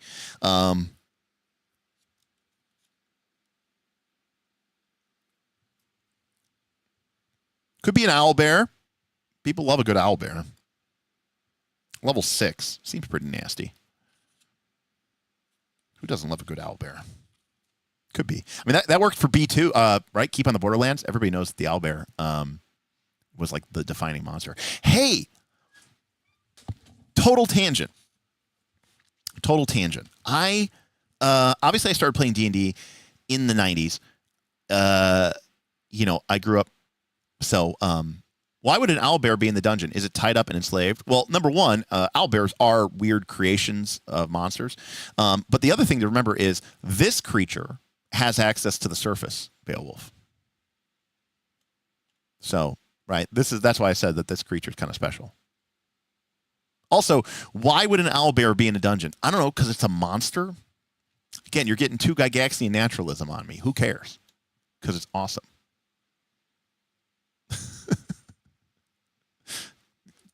Cal's got the correct idea. But in all due fairness, we actually did give it external access to the dungeon. Okay, this is like a complete side tangent. No surprises there, right? But I started playing D&D in the 90s, but I was a kid, and I don't think I had the perspective that I don't think I had the perspective that I have now as older Derek, even though I was playing back then. And I always wondered something. Why do owlbears? Now this is my theory. Why do owlbears have such a reputation in the game for being, really tough? There's no reason for it, right? And I thought about growing up how, my reaction and many people's reactions to undead is still rooted in this idea of old school D&D, which no longer exists. But one of the things that defined undead in old school D&D was that they were immune to morale, which means they did not make morale checks, which means undead fought to the death, and they would attack you, right? And what's funny about that is, of course, nowadays, pick up any Paizo adventure, and we joke about this all the time, but it's not even fucking a joke. It's legit. Literally, the final boss of Quest for the Frozen. We make fun of it, but the final boss of every adventure from Quest for the Frozen Flame says so and so attacks immediately and fights to the death. And it became a joke, but our whole Patreon went through a bunch of these modules, and they just discovered all these things. Fights immediately, attacks to the death. Now, back in the day, that made you a terrifying monster beyond the pale, because monsters were scary, and the chance was that many monsters would just be wary of you. They might not attack unless they had a reason to. Why would they want to die for no particular reason? But of course, the joke is that every monster nowadays in every RPG fights, attacks immediately, fights to death, attacks immediately, fights to the death, attacks immediately, fights to the death, right? Every D&D monster, every Pathfinder monster is a Diablo 2 foe, right? Or Diablo 3 or whatever they're on. Diablo 4. I don't even know what Diablo they're on. They're all just I exist to die. Anyways, back in the day, that wasn't true. And so undead were really scary because undead just attacked you and they didn't run away. And that's why the cleric was so cool, amongst other reasons, like being able to heal. But the cleric could turn undead. And that was really, really awesome, because that would make the undead run away. So that brings us to the owlbear. Now, the first thing to note about the owlbear, this is the first edition monster manual, for those of you who are not aware. The first thing to realize about the owlbear is its hit dice. It says 5 plus 2. Now, the reason why, cool drawing. So for those of you who don't know, the way that hit dice worked in first edition is hit dice was basically its CR. It was its level, right? A 5th level fighter had 5 hit dice. A 2nd level fighter had 2 hit dice. So this was essentially a 5th level monster, 5 hit dice. But the plus 2 meant it added 2 extra hit points, which for the most part obviously doesn't really do much, right? What's the difference between 5d8 versus 5d8 plus 2 hit points? It really doesn't make a difference. It doesn't. But what this was there for was to signify to the game master that this was a particularly tough foe for level 5. It was a level 5 monster, but it was like a level 5 plus monster, right? It was really tough. So that meant right off the bat, the game was throwing owlbears at people, maybe, I guess you would say, before you were supposed to fight them, because they were really tough. Now, it did have 3 attacks, which was very scary, which did d6, d6, 2d6 damage. That's really, really scary, no doubt. Multi-attack monsters weren't as common back then as they are today, but, there were a lot of monsters that did this. Claw, bite, trolls did it. Gargoyles did it, which, again, was, kind of scary in that respect. But here, I think this is why they became known as being really dangerous. Because the line of text that we just expect to see in every single Paizo AP is right here. They attack prey on sight and will fight to the death. This meant that the owlbear made no reaction roll, just like undead, and made no morale check, just like undead. It attacked immediately, and it fought to the death. But this was not undead, which meant you couldn't turn it either. So in the context of first edition D&D, this monster was like the worst possible thing. It would always attack you. It would fight to the death, and you couldn't even turn it as a cleric. And it wasn't even like an animal that like a druid or something could charm. It was a monster. So it was just kind of like, yeah, you had to fucking fight this thing. It was like that tough. And of course it was a nasty monster to wit, with 3 attacks and then this special hug attack, which once it hit you, it would grab you and sort of automatically do damage to you and it would keep doing that until it was killed. So in a way, what made the owlbear, I think, in our sort of, to use a Dune term, right, in our other memory, in our ancestral memory, but I think what made the owlbear so terrifying was actually had to do with reaction rolls. And I mean, yes, it was a tough monster, but I think what really made it scary, perhaps, what made it legendary in that context, was that it attacked on sight and fought to the death. Nowadays, every monster does this. So nowadays, an owlbear is nothing special. But back in first edition, it was. Most creatures in the game did not do this. And the monsters that did do this, attack, prey on sight, fight to the death, were typically undead. And undead could be turned by a cleric, or even just instantly disintegrated by a cleric. So this had all the worst parts of being undead, but none of their weaknesses. And so it was just a really scary monster because it couldn't be bargained with, it couldn't be reasoned, and it was just, There you go, Derek. The Terminator is out there. It can't be bargained with. It can't be reasoned with. It doesn't feel pity or remorse or fear. It will absolutely not stop ever until you are dead. That was the bugbear, the owlbear. Sorry, the owlbear was the Terminator of first edition D&D, which is interesting, you know. So, what's up, Hodop? No context for any of this. Well, you know, she got to learn sometime. So, yeah, but here's the problem. This is how a solo creature for first edition would be. Yeah, but the number appearing were 2 to 5.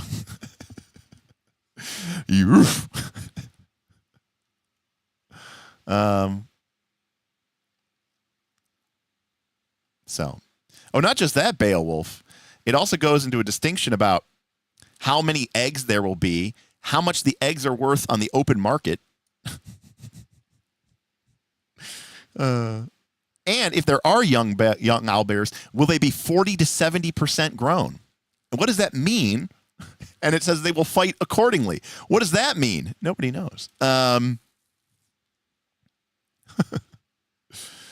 But yeah, I mean, this is really legit, by the way. If it scores a paw hit of 18 or higher with either of its forelimbs, then it has dragged the victim to itself, and the opponent will take an additional 2 to 16, 2d8 hit points of damage from the hug that melee round, and every melee round thereafter until the owlbear is killed.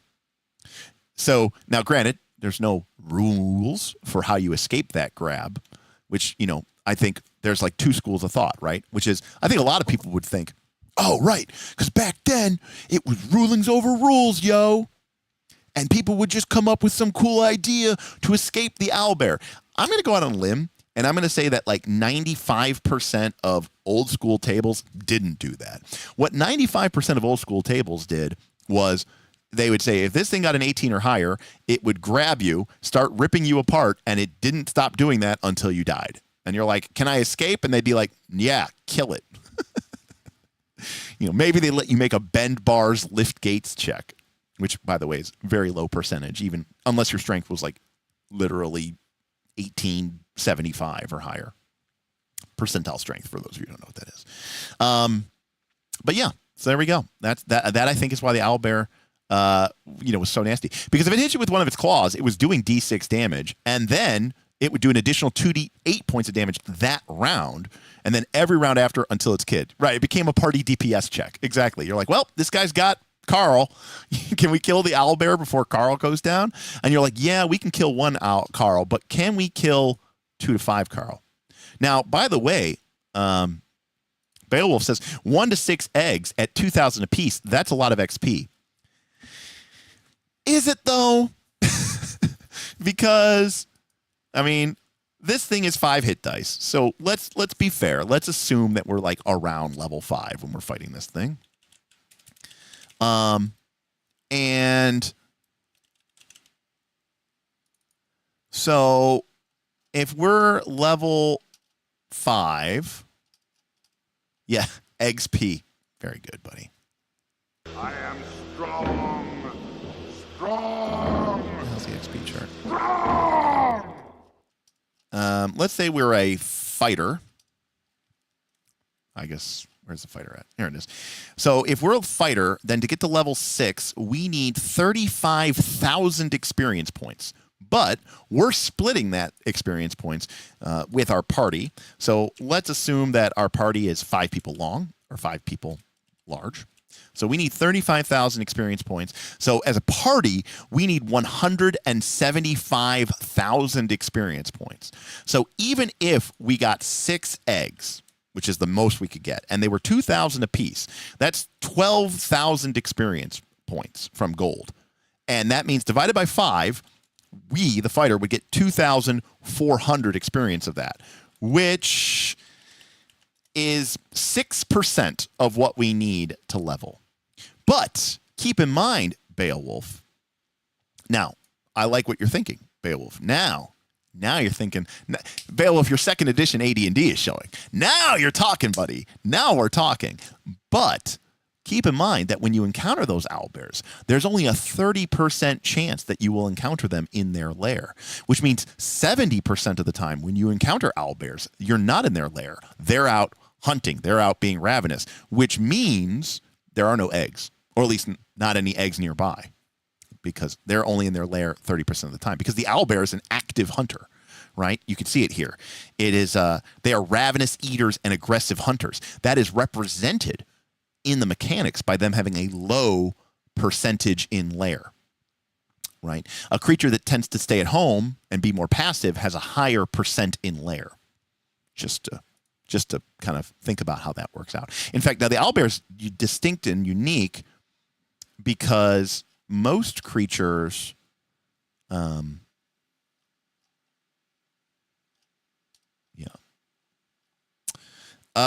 actually, Mark, you typically do. If only one person survives, you still split it with the people that were present, believe it or not. If the party member died in the encounter, they still count as a share. Future encounters, they don't get a share of, but it does get split up into the point where they died. I know, it sucks. There's no free lunch.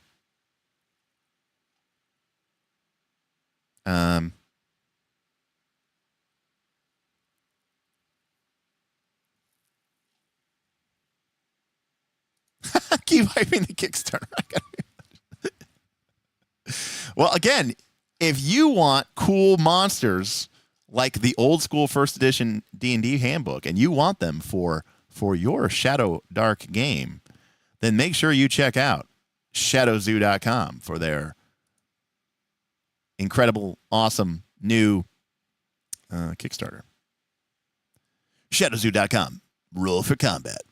The only bestiaries that Derek likes.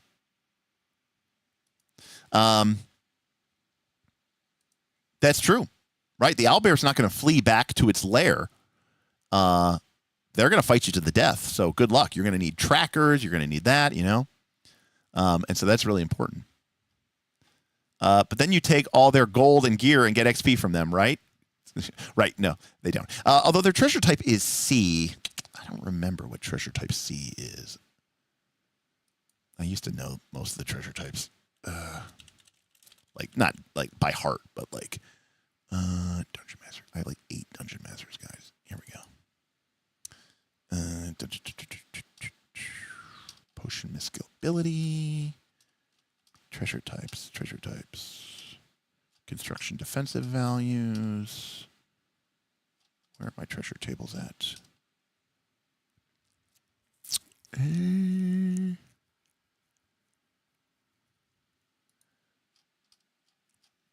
Why can't I? Thought I treasure. 120. Can't be back there, is it?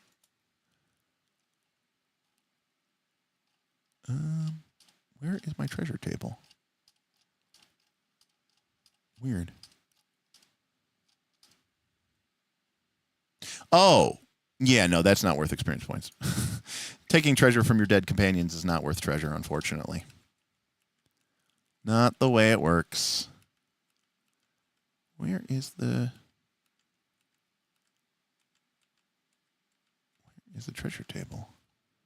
Why can't I find the treasure table? I'm having like a brain fart here.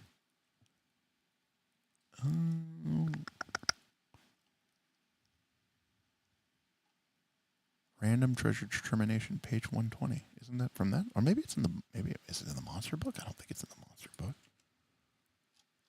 Oh, it is. Never mind. Oh, I'm crazy. All right, there we go. Yeah, it's a very shitty treasure type. That's what I expected. So owlbears.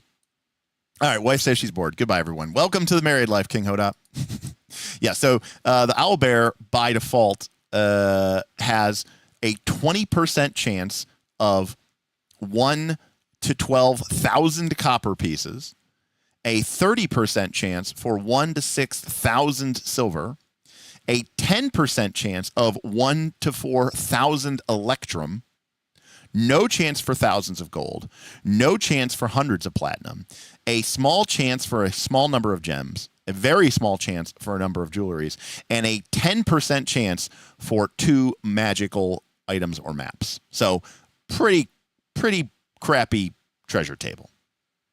So owlbears, not really worth a lot of treasure either. So that's another reason you don't want to fight them. So you better hope for their eggs. But even then, the eggs aren't that great, right? Yeah. See, this is another thing that old school D&D did, which I love, was the levers of treasure. You know, there were monsters that were just had a really great treasure table. And it's almost like you wanted to find those monsters because you knew they were going to have a really good treasure table. I mean, look at treasure table H. I mean, that's crazy. 50% chance for 1 to 100 gems. A 25% for 5 to 50 hundreds of platinum. That means that's 5d10 times 100 plat, which is 5d10 times 1,000 gold in platinum form. I mean, this is a nice treasure table right here. Treasure table H is that's a nice one. You know. Can we find? No, it's probably not. Treasure type H. All right. Well, Gurion, who is a named archdevil, that's one of them. Silver dragon. All right. A red dragon. Sick. Okay. All our dragons. Turns out dragons have really good treasure type. That's it. in Monster Manual 1, it is the silver dragon, the red dragon, the green dragon, the gold dragon, the copper dragon, the brass dragon, the black dragon, and whatever the hell which one this one is. The brass dragon. No. The black dragon. But not the white dragon. What is type Y? Classic. None. I mean, it's possible that it's just on its own somewhere. Because like the search isn't great for that, because it could be like a comma, but I don't see anything. But also too, like if you look at Despater, who is one of the archdevils, by the way, his treasure type was Q times 10.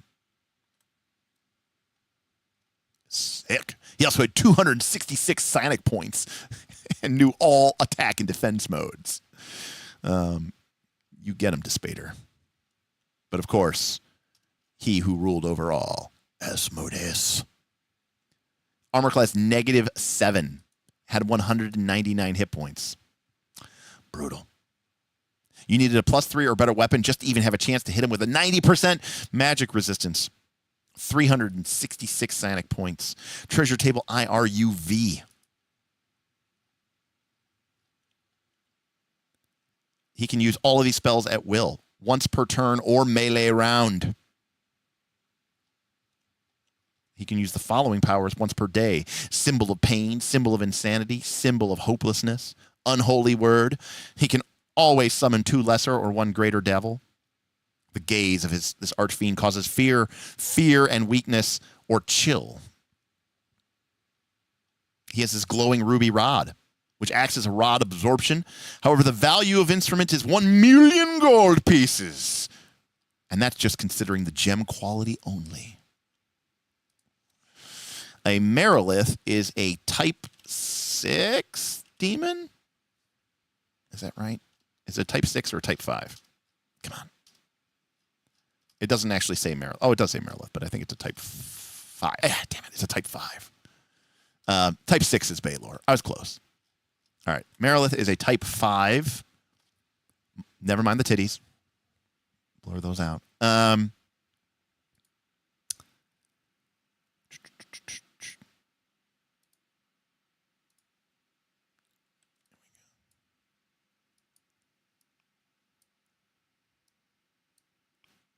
Go. Merilith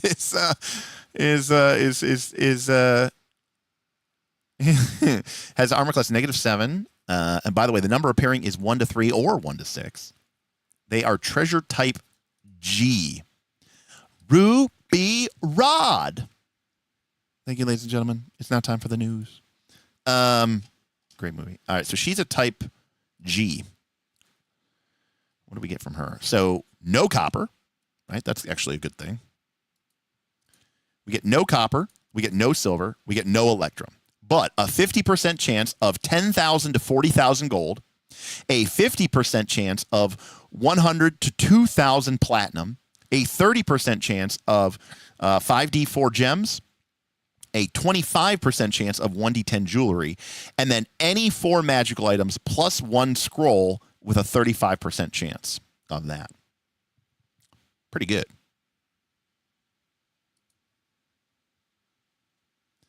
These stat blocks are so hard to parse as someone who has never played these versions. It's so funny that you say that, because to me, I just instantly read it. Okay, so the frequency is basically where it should appear in your random encounter table chart. In other words, should a creature be common on your random encounter chart, or should it not be common in your random encounter chart? Yeah, it's like reading the Matrix, exactly. The number appearing is if you have a random encounter. So a lot of this information is for random encounter. Frequency is for random encounter. Number appearing is for random encounter. Percent in lair is for random encounter. So its armor class, I don't know why it's different. It probably depends whether it has a shield or not.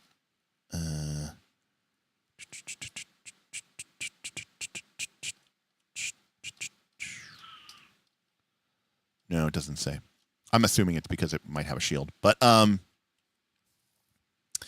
then its armor class is -7 to -5. So the way THAC0 worked and the way the old to hit rules worked, this is equivalent to AC 27 or 25 in 5e terms, right? So 27 or 25. Move 12 inches. Well, one square is one 5-foot square nowadays is an inch, right? We use 1 inch squares. So 12 inches meant basically its movement is 12 squares, which means its movement is 60 feet. Hit dice 7 plus 7 means you would roll 7d8 plus 7 to determine this creature's hit points. The plus 7 also tells us that this creature is extremely difficult and dangerous for its hit die rating, which is 7. There is only a 10% chance that we will encounter this creature in the lair. When you find creature's treasure, it is almost always only when you encounter them in the lair. If you do not encounter the creature in the lair, the chances are basically you almost find no treasure or a very little percentage of the treasure. It has 7 attacks. It does 2 to 8 and 6, and it varies because it's using different weapons. You can see it, and that's why it has 7 attacks. It has 6 arms and a tail. It needs a +1 or better weapon to hit. If you do not have a magical weapon, you cannot hit this creature at all. It's completely immune to you. The way magic resistance works is basically this creature is immune to magic if you're lower level than it, is basically the way I put it. As you get equal to the creature's level or above it, it becomes less and less able to resist your magic. Intelligence high just means that its intelligence is high, and 15. Chaotic evil is its alignment. It's 7 feet tall. And then psionic ability is nonsense and no one ever used it. But it basically means that if the creature wants to, it can engage you in psychic combat. In addition to that, they can use weapons. They are also able to constrict a weapon with their snaky tails. They can create a darkness in a 5-foot radius. They can also perform charm person, levitate, read languages, detect invisible object, cause pyrotechnics, polymorph self, project image, and gate in a type 1, type 2, type 3, type 4, or type 6 demon, or one of the lords of princes of hell, but that's only a 5% chance. Lower level demons greatly fear the domineering and cruel type 5 demon. All of the creatures have names which can be used to aid in negotiations. Demons of this type are likely to desire the sacrifice of strong warriors to them. So yeah, that's what that means. Kill those Pegasi. Blow them up. Trampier, baby.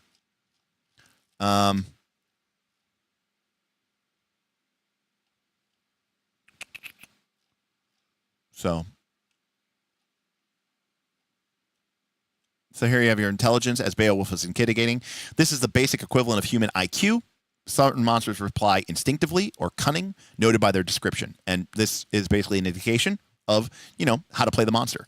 And obviously, anything that had an average level intelligence or higher, you should pretty much play as a PC, right? Because most PCs have average intelligence, especially back then when you were using 3d6.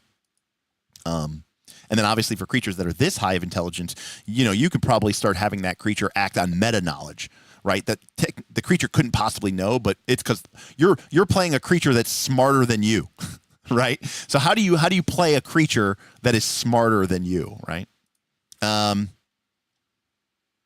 And here's where it's describing magic resistance. But yeah.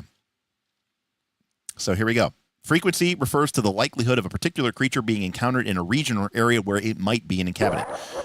Very rare indicates a 4% chance. Rare indicates an 11% chance. Uncommon, a 20% chance. And common, a 65% chance. These possibilities are considered in the encounter matrices found in the advanced Dungeons & Dragons Dungeon Master Guide, a.k.a. your random encounter tables. Basically, anything that's very rare is going to be at the very extremes of your random encounter table. Anything that's more common is going to be in the center of a bell curve of your random encounter tables.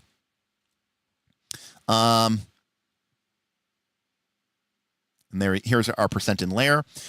Percent in layer indicates that the chance of encountering the monster in question where it domiciles and stores its treasure.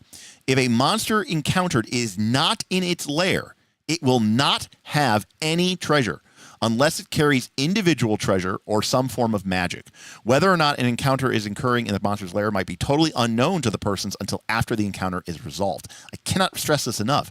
This is why random encounters were so shitty, because good chance that when you had a random encounter with a creature, you weren't in its lair. If you weren't in its lair, you weren't getting its treasure. And if you weren't getting its treasure, you were not really getting much experience points at all. Sure, you got a little bit of experience points for fighting the monster, but not that much. You really wanted its treasure. And, there you go. Yeah. Cool stuff. I took a nap. I woke up. I got ready for work. And he's still going at it. Thank you, Elaine, for the $5. Well, it's only 10 o'clock. I mean, it's crazy to think, by the way, people, that my official stream schedule is 2-hour stream on Tuesday and a 2-hour stream on Thursday. And that's what we used to stream. At 9 o'clock, I used to be like, all right, guys, we're going to bed, and we might sign up at 9:10 and 9:15. And people are like, dang, Derek, you stream for so long. And now it's like when I don't stream 7 hours, people are like, what happened? Anyways, there's a lot of fun stuff in these old books, I'll tell you that. So, with that in mind, where the hell is my? There it is. Okay, so we have a point of interest map for our level 1 of our dungeon. We have a variety of rooms, which have a variety of encounter types, from creatures, challenges, hazards, traps, lore, empty rooms, puzzles, and entrances and exits for different areas of the region. Now, again, this is a bottom-up design, so we don't know what these monsters are going to be yet, but we've started to sort of carve out areas.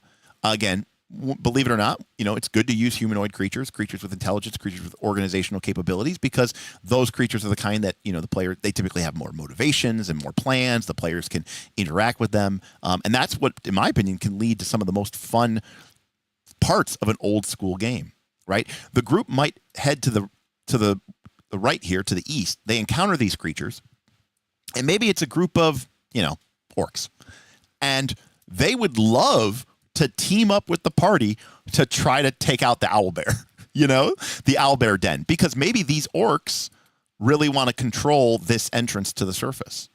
Maybe they want something that's in the owlbear's den. Maybe they're tired of their people being picked off. Or, there's a million reasons. And the funny thing about it is, as a GM, you don't write that. You don't write that plot, right? That the orcs are...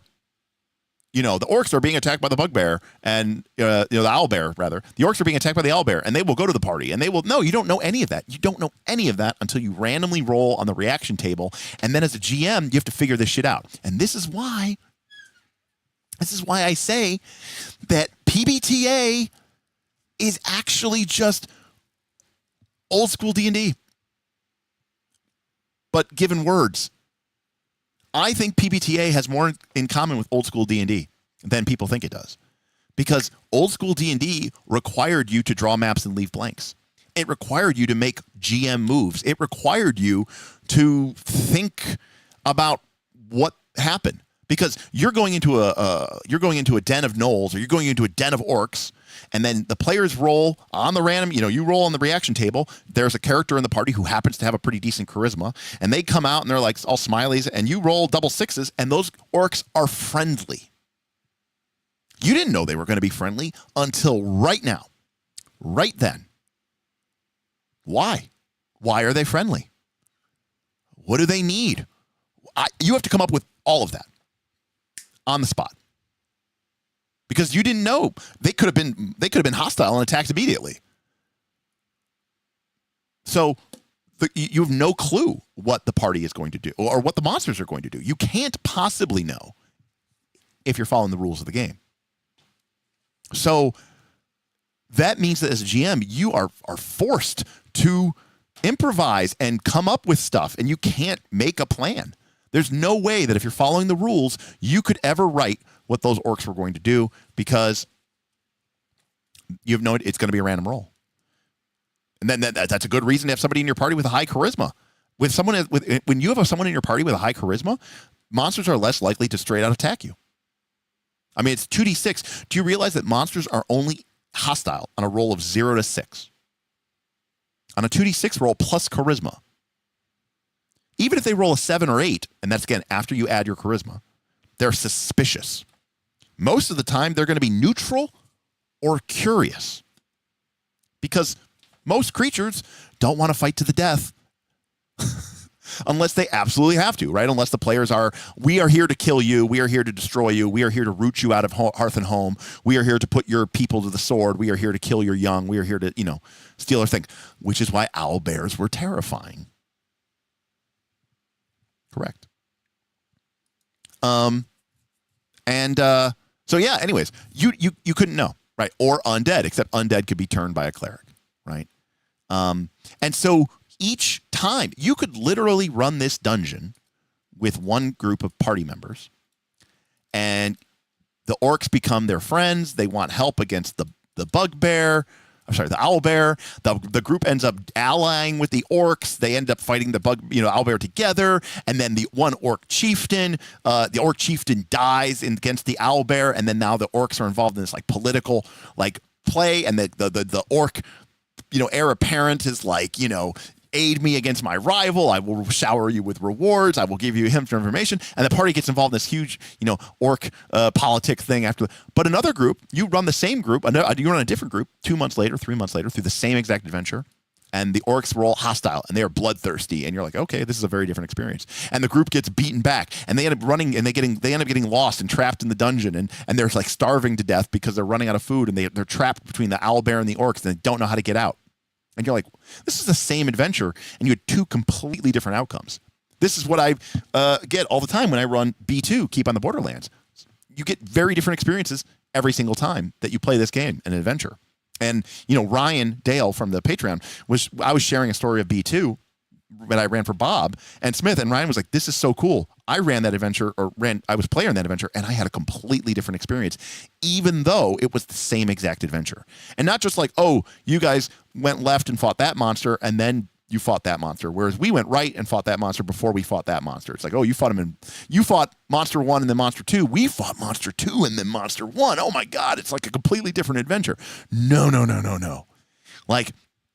In Ryan's adventure, they became friends with the ogre in B2, and I don't remember what happened. The last time I ran B2 for the group of guys, they went in there, the ogre wasn't at home, they stole his treasure, they peed on his rug, but they had been drinking all the goblins' wine, and so the dwarves peed all over the ogre's stuff. The ogre, I rolled randomly, and I was like, well, maybe he thinks the goblins did it. The ogre thinks the goblins betrayed him, and so when the party went back to fight the goblins, they discovered that the ogre had ripped through all of the goblin tribe on a quest for vengeance because they stole his stuff and killed everybody. And then when they got to the final, story or the final chamber, all the goblins were dead, and the ogre was pretty injured, because the goblins had, shot him full of arrows and stuff. He was 1-1 at the end of Game of Thrones. And so then they fought the ogre, but he was at 30% hit points or 25% hit points. And they beat him and they killed him. And they're sick. And then they got all the treasure. And by the way, they were the ones who had stole him. And they were the ones who stole the ogre's treasure to begin with. So they were kind of that's sick. Technically, this all happened because of us. So they still felt empowered by the actions that occurred, So... Pumpkin's in chat, and he says, in the dungeon campaign I'm running, there are 3 factions all against each other, and in just one session, the party has started to form alliances and create their own goals. had a random encounter with some kobolds. They were unfriendly. I know this faction is incredibly greedy, so they attempted to shake the party down. There wasn't a combat, but the party has now decided that the kobolds are their enemies. Right? And it didn't have to go that way. Maybe they bribed the kobolds because they know that they're motivated by money. Oh, that's kind of funny.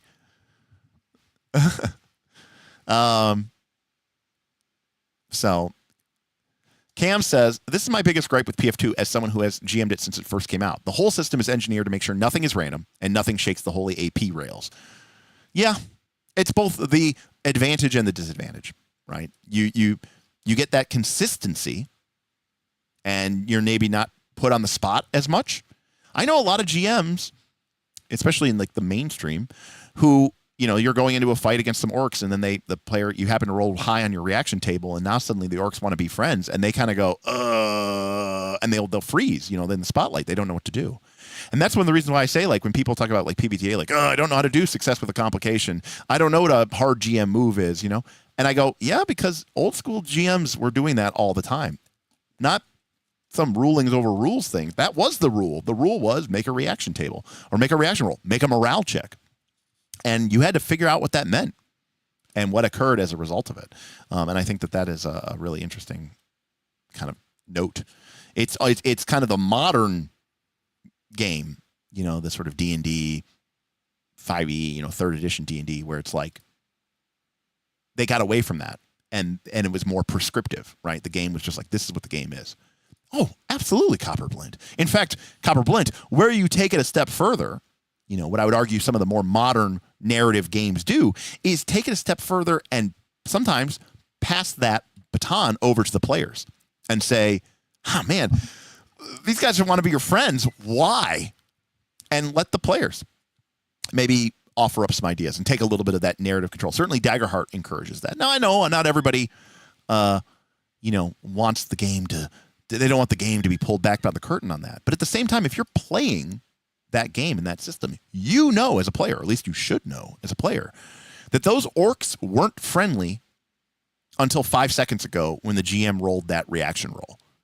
So if you know that, the status of those orcs is a Schrodinger orc until you encounter them and make that reaction roll, does it really bother you if the GM is asking you why they might be friendly? Because you know that it's all Fugazi. You know, Fugazi or whatever, right? It's all just made up. It's all just fairy tale. Like, you're very aware of that. You know how the rules of the game work. You know how a reaction roll works. It's not even like some hidden GM thing. I mean, it's modified by your character's charisma. And when you looked at your ability scores, it says this modifies reaction rolls. So like, you're aware that this mechanic exists in the game. The same way that you know what your lifting capacity is, and you know that your dexterity affects your armor class, and your intelligence affects the number of languages you know that your charisma modifier modifies reaction rolls. You know?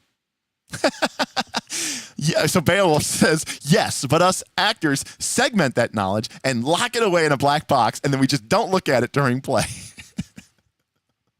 Roll for friendship. Exactly. By the way, let me tell you about a little spell called friendship. Let's look up that bad boy. This is a spell that I don't think, maybe, did they bring this spell back in 5e? I think they did, but they got rid of it in 3rd edition. Where the hell's friendship? Oh, they did bring it back. Okay. Friends, that's what it's called. Thank you. All right, friends. A friend spell causes a magic user to gain a temporary increase of 2 to 8 points of charisma. Those that fail their saving throw will be very impressed with the spellcaster and desire greatly to be their friend and help. Those who do not fail will be uneasy in the spellcaster's presence and tend to find him or her irritating. This spell has no effect on animal intelligence. So huge benefit.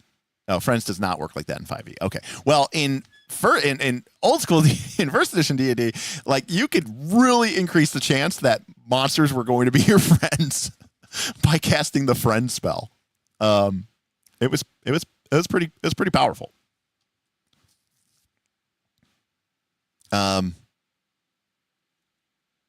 Very powerful, especially if you already had a halfway decent charisma, right? Like 2d4 bonus, temporary bonus to a stat, and especially in first edition, was a huge benefit. It's a huge bonus.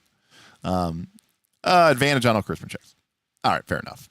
Yeah, well, that would still be cool if there was some sort of check made for reaction rolls, but they don't really have reaction rolls in 5th edition. So, yeah.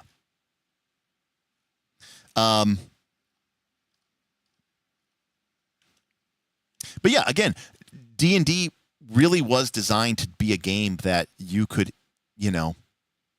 encounter and beat without fighting, because that was a sure way to just end up dead.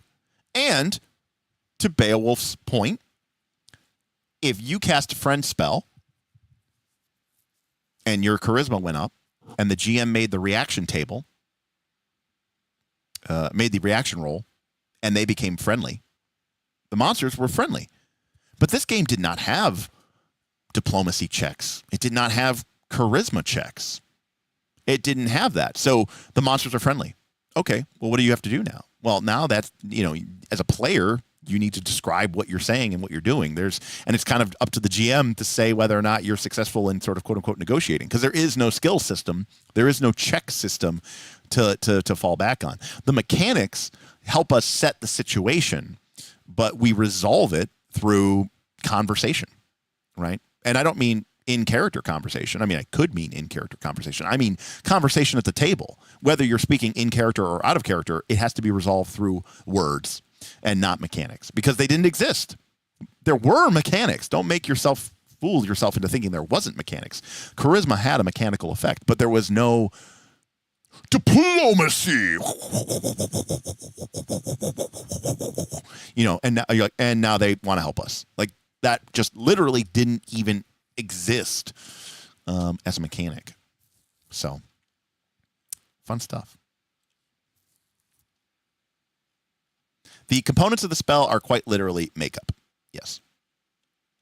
It is chalk, is white makeup, black makeup, and red makeup. Yes, it's makeup.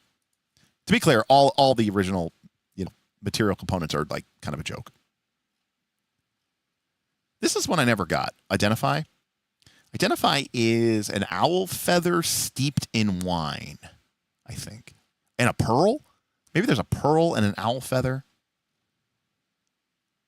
The material components of this spell are a pearl and an owl feather steeped in wine. With the infusion drunk, and a live miniature carp swallowed whole prior to the spell casting. Usually there's some sort of like connection to something else. But I don't know what that one is. That one's just particularly weird. Like, okay, but why am I eating a carp?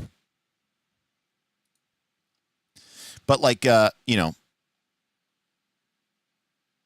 Fireball, for example, as very famously, right? You need bat guano and sulfur, which is, of course, what, that's ammonium nitrate and sulfur, which is what makes gunpowder, right? Like, in fact, most gunpowder used to literally be mined. The ammonium nitrate was mined from caves where bat colonies were, because that's where they got the thing too. So, but you need sulfur as well. That's why gunpowder smells like sulfur. And then, of course, lightning bolt is a glass rod and a thing of fur, because you rub the fur on the glass rod and that creates a static charge, and a bit of fur and an amber crystal or glass rod, aka something you can rub against to make a static charge, and then boom, you shoot off the electricity. All fun stuff. Good stuff. Good stuff. No, I think you are right about the alarm spell. Sounds like that would be correct. Maybe it's only in 2nd edition, but you are right. But yeah, so Fun times in the old days. So we are gonna call it there. I'm excited. I think I'm having fun with these dungeons. We actually starting to get somewhere. But you can see that my process is very much based in approaching it from a game-centric purpose. I'm not trying to say that the theme and stuff isn't important. It is, because otherwise it's just a very flavorless dungeon, which can be a problem as well.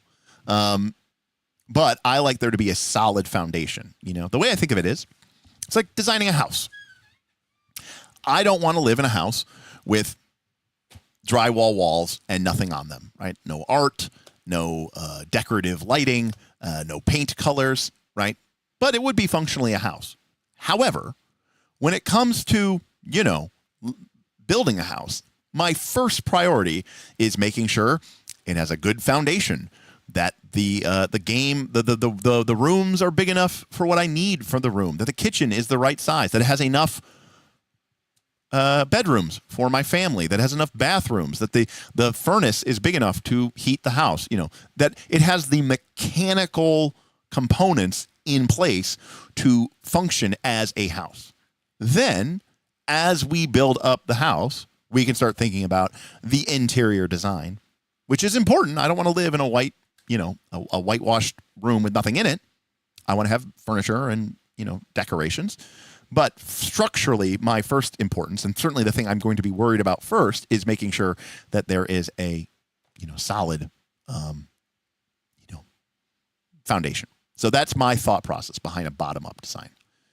And I'm sure there's architects out there who start with a dream, and an idea like, I want to build a house,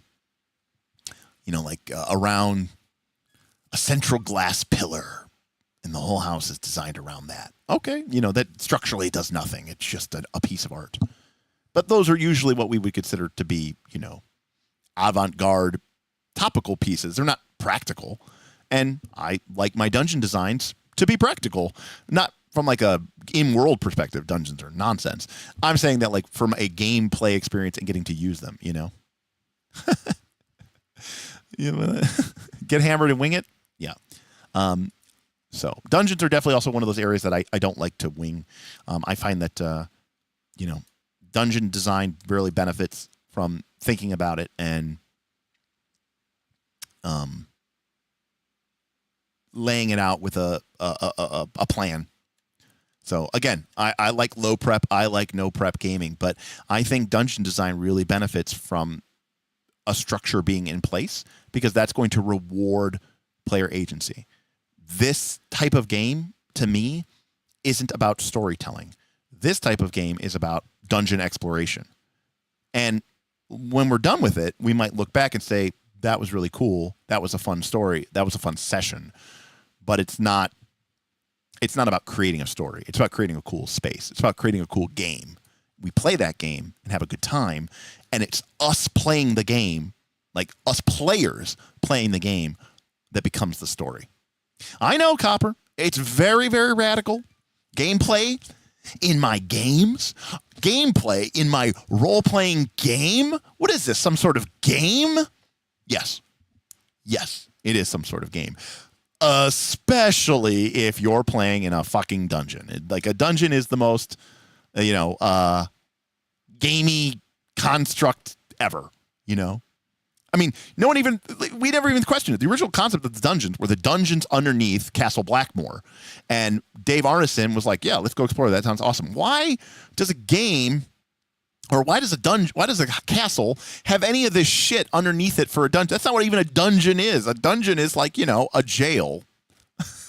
So it doesn't even make sense, underneath the castle where they would keep their prisoners. Why is there this weird, crazy, cyclopean ruin labyrinth maze thing? It doesn't even matter. Sure. I mean, I wouldn't disagree with that either. What is this, a school for ants? But why male models? I mean, again, I think that there's a lot of different reasons to play these games, but I do think that them being a cool game is a good place to start. So, anyways, that is where we're going to wrap it up tonight. I have no idea what we have coming. We still got to talk about we haven't talked about Daggerheart because we didn't talk about any of the announcements that happened at Gen Con, which was already over a week ago. So we didn't talk about, you know, the announcements they made during their shindig. I mean, I talked a little bit about my stuff with Darrington Press, but we didn't talk about any of that. So we didn't talk about Daggerheart. We have talked about Draw Steel, so we did a lot of streaming on that last week. We have not talked about Starfinder 2, which, you know, I want to. I don't necessarily know that we're going to spend, I don't know. I mean, I'd like to go through all 6 classes. I just don't know how long that will take us. 6 classes, yes. Well, they're not that bad. They're 12 pages for the Envoy. They're all 12 pages. 12 pages, 12 pages. They're all 12 pages. That's not terrible.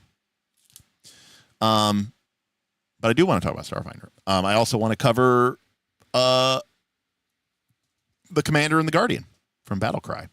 So I do want to cover this stuff as well. Mutants and Masterminds 4th edition came out. I don't think I'm very happy with it from what I've read online, but, you know, it could be a thing. People really want to be doing this Triangle Agency game, which just won a bunch of Ennies. I don't really know much about it, but apparently my patrons think it'll annoy me, so that's why they want me to talk about it. And then there's a bunch of smaller press games, Nimble, 5e, Die RPG, Rain, which some people want me to look at. Warhammer The Old World, which we covered earlier, came out with their GM guide. That dropped while we were at Gen Con. So now we want to go back and look at that because that game tickled my fancy as well. People want Wilderfeast. Is Eminem 4E D20? It is, Keith. It is. And I think it's a little long in the tooth. I don't know what they've changed to make it worthwhile. Like, I don't even think 3E, I don't even think 3rd edition was that much of a change from 2nd edition. And so what I've read online without having looked at the PDF yet makes me feel like 4th edition is kind of more of the same. So not really particularly interested in, you know, a super hyper crunchy, you know, 5-foot square superhero game in 2025. It's just not really something I think is worth it. I mean, again, I could be wrong, but it's not really my thing. I would imagine you would hate that, Beowulf. You hate the presentation of Triangle Agency. Some people really love it. You know, they love how it's very meta. Yeah, just sorry, which I tend to think is, you know, whatever. The polls go up on the Patreon usually the day or two before the streams. So, yeah, I flipped through it, Thad, at Gen Con. They wouldn't let me take pictures of it because I was going to take a picture of it and post it to the YouTube post, but they were like, no pictures. I was like, okay. But I did flip through it. I mean, obviously I haven't gone through it, but I did flip through it. So it looked cool. Yeah, I definitely want to do a Starfinder stream, Keith. Starfinder, if I was going to play a D20, you know, modern D20 game, so like a D&D, you know, Pathfinder game right now, it would probably be Starfinder. I think that sounds I think that sounds pretty fun to me. I don't know that I want to do that, but nope, I pick him. 15 insight, I pick him.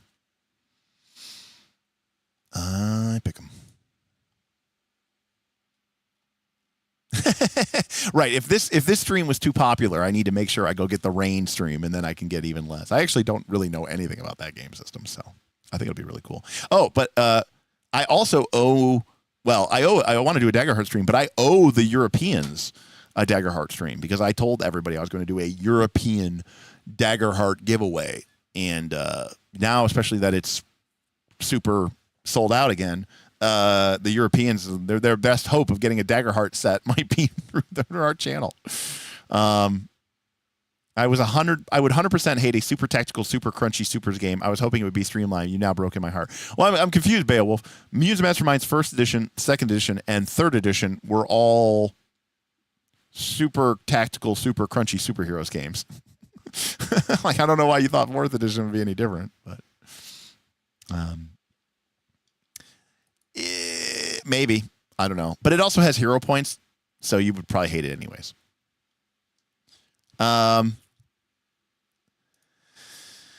Thad, listen, we always have things that we need to cover and things that we need to do. I'm streaming more than ever, Thad, so we always get to it eventually, sort of.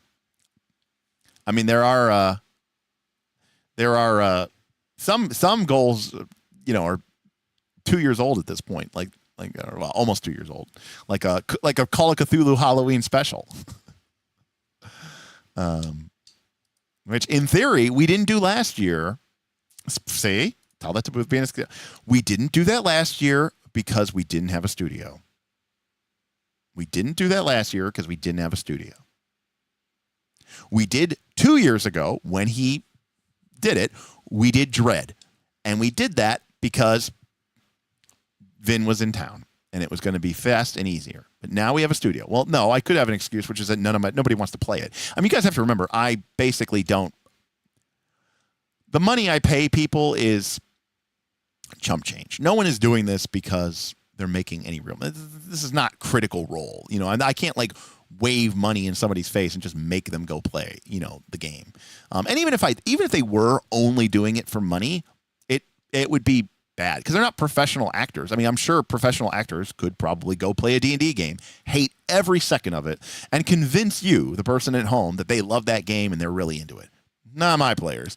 So my best chances for creating a great stream experience is basically to find a game that everybody wants to play, that everybody's excited to play, and then maybe I can throw some money at them on top of it just to, put sprinkles on top of it. Trying to convince and get people to play Call of Cthulhu, if they have no interest in playing Call of Cthulhu, is going to be a recipe for disaster. So yes, I do owe Boothby a COC game. You're talking about some sort of Bushido root game. Yeah, I don't even know what that is. I mean, if it's a Bushido root game, you're talking about something that's probably over 3 years old. How do you even remember that? You love the Dread stream, Dread. Right. For example, Smith didn't want to play Dread. Smith wanted to play D&D 3rd edition. So Smith showed up to play Dread with a 3rd edition character. Now, imagine if we were playing a Call of Cthulhu game and Smith showed up with a Star Wars character. And he was just going to be a Jedi, and he was going to use a lightsaber to chop off Yog-Sothoth's head off. We would all think it's hilarious and funny. I don't know if the people who wanted a Call of Cthulhu game were going to, do that. Wasn't there a full edition of Hackmaster Review First Look too? I don't know if anybody actually tipped for that, Jasari. That's more of like something that I want to do, just because I think, I think Hackmaster is fun and like showing people what the count up system looks like and in play, I think would be really cool. So I think that's just something I would want to do. I watched a VOD last night when GM Scott tipped $50 for you to make Bushido Root, which is a Legend of the Five Rings overhaul of Root. I see. So for $50, his expectation, wait, was that a tip goal?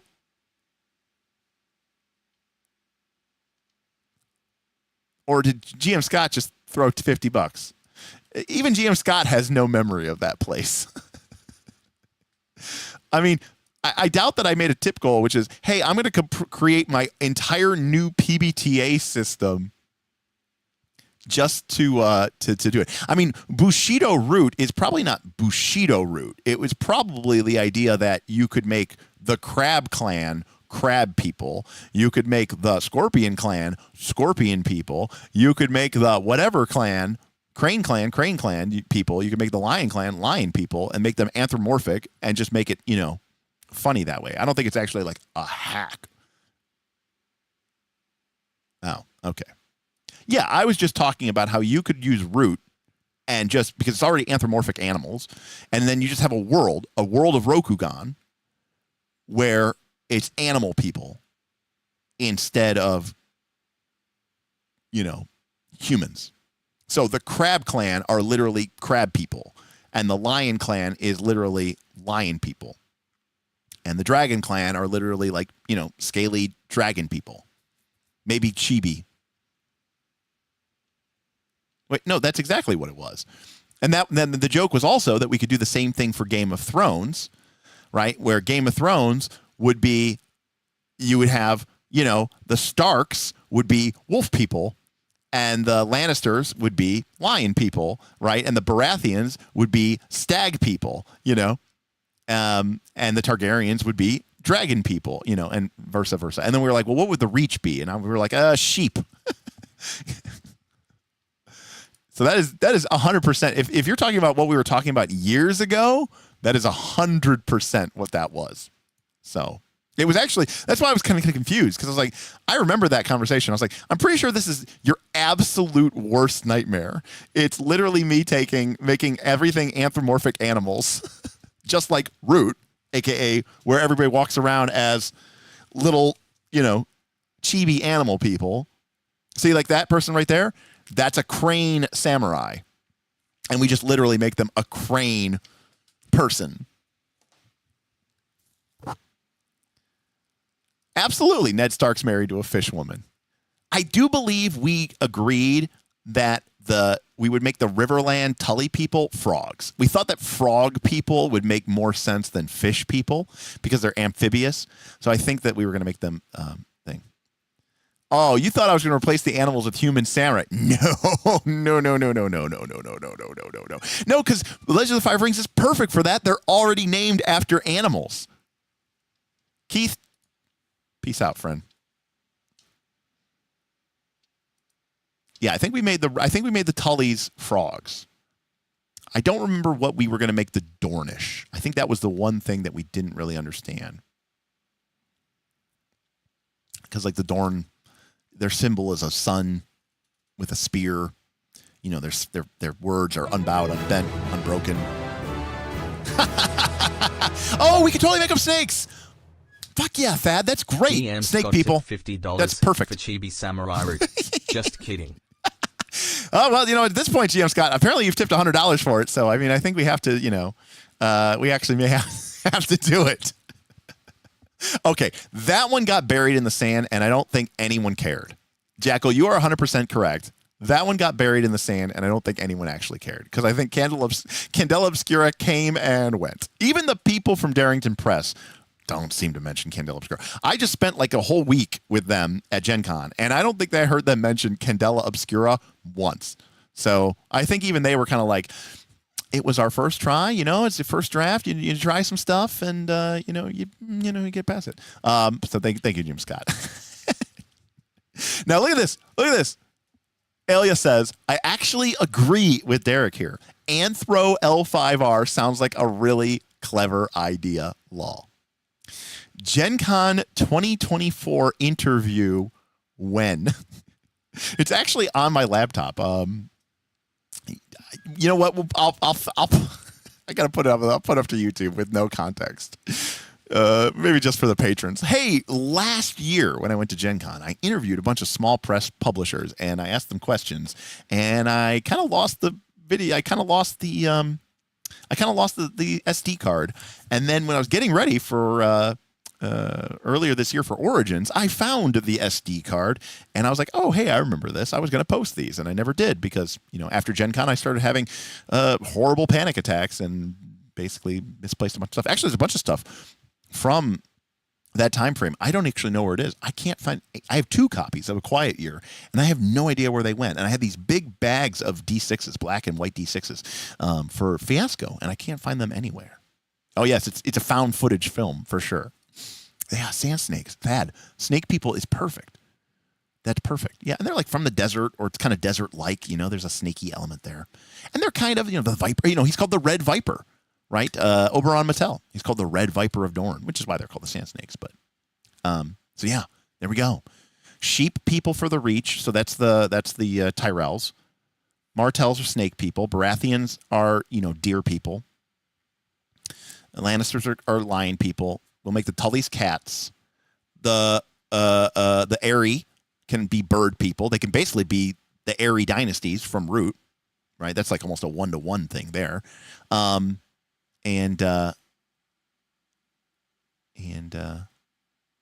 Yeah, falcons, you know, right. You know, their words are as high as honor, right? The name of their castle is called the Eyrie. Obviously, the Starks of Winterfell will be wolf people, which is already something in, you know, thing.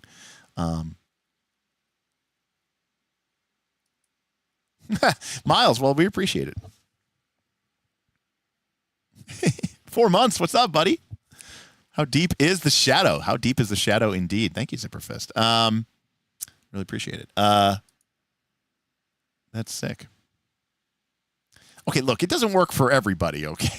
It doesn't work for everybody. This man's coming at me with the Boltons. Okay, it doesn't work for everybody. But, yeah, like the Greyjoys can just be Cthulian monstrosities that nobody likes. They're all just like mind flayers.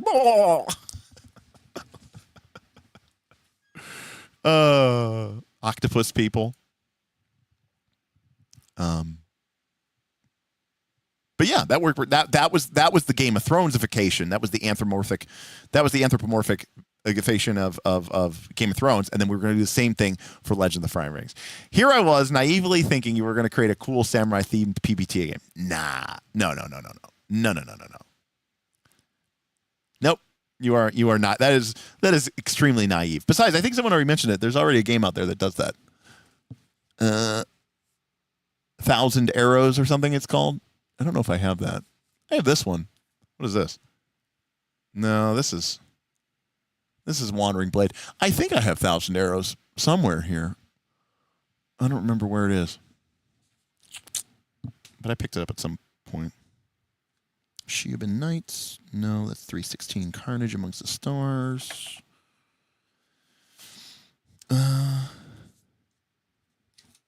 There's also this one. Hearts of Wulin, which is a wuxia melodrama. It's kind of like Passione de las Pasiones meets Samurai. So many PBTA games. There you go, 1,000 Arrows. Yeah, there you go. Yes, the Boltons are the only people in the setting with humans, but they have no skin. Good night, RPG PhD. Take care. Sick. Have session 0 for a 5 Burning Banners campaign. I love that we've already gotten the language down that we're just like we can call it 5BB campaign on Foundryborn coming up. That's awesome, RPG PhD. That's pretty sweet. There is a Mophidius game called Rangers of Deep Shadow. I don't know anything about it. Sorry, Rangers of Shadowdeep. I don't know about that. I've seen it in the bookstores, but I've actually never picked it up. So.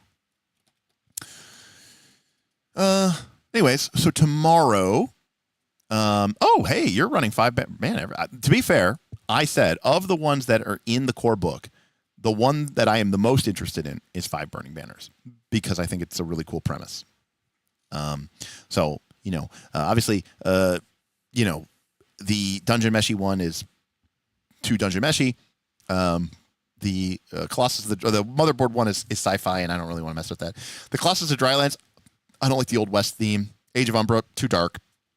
And the Witherwild is fine, but it's fairly generic, and I don't know that I absolutely love it. And that's not like, and it leaves behind 5 Burning Banners. I just think that the 5 Burning Banners, I love the War of the Five Kings era of Game of Thrones. The TV show, the books, the idea of it. I think it's really, really cool, and it's really, really deep. But I do agree with Copper that I do have neat mechanical ideas that you can steal, and the idea that you can use a campaign framework as a framework for new games. So, and apparently both players, all these players from GM Scott's game and RPG PhD's game voted for it. So, well, I don't know if you heard this, but we've been joking around about the idea about creating a community game of Daggerheart, and one of the ideas was like Colossi, and I was like, yeah, but I would drop the Wild West part of it for sure. So, because I do think that idea is kind of cool. I just don't like the. Oh. Yeah, it's actually a lot like Root. It's a lot like Root's faction play. No pirates. I hate pirates. I hate pirates so much. I have zero interest in pirates. Pirate Borg, very cool game, and I know I like to tease those people because the Limithron people because they've kicked ass and they're doing really well with their sales and their game and but the glow in the dark dice and stuff like that. But yeah, I don't like pirates. I was tired of pirates when I was 12. Yeah, I agree. I remember we grew up and my buddy and I would play Legos and there was like the pirate Lego sets and we would have fun with that stuff. And then I was like, okay, I'm done.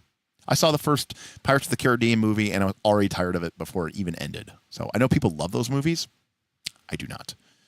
I find Johnny Depp's character to be tiresome. and boring and samey and inconsistent, and I don't really like any of the characters in that movie.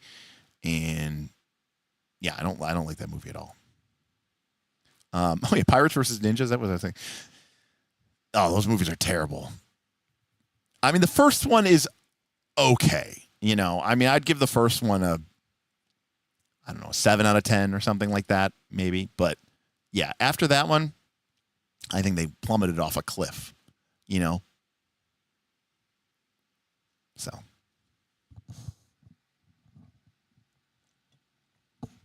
I know this is going to make me sound like Beowulf, but I would rather they had given me a single Master and Commander Far Side of the World sequel than Pirates of the Caribbean, the entire, whatever it is, octilogy had ever been created.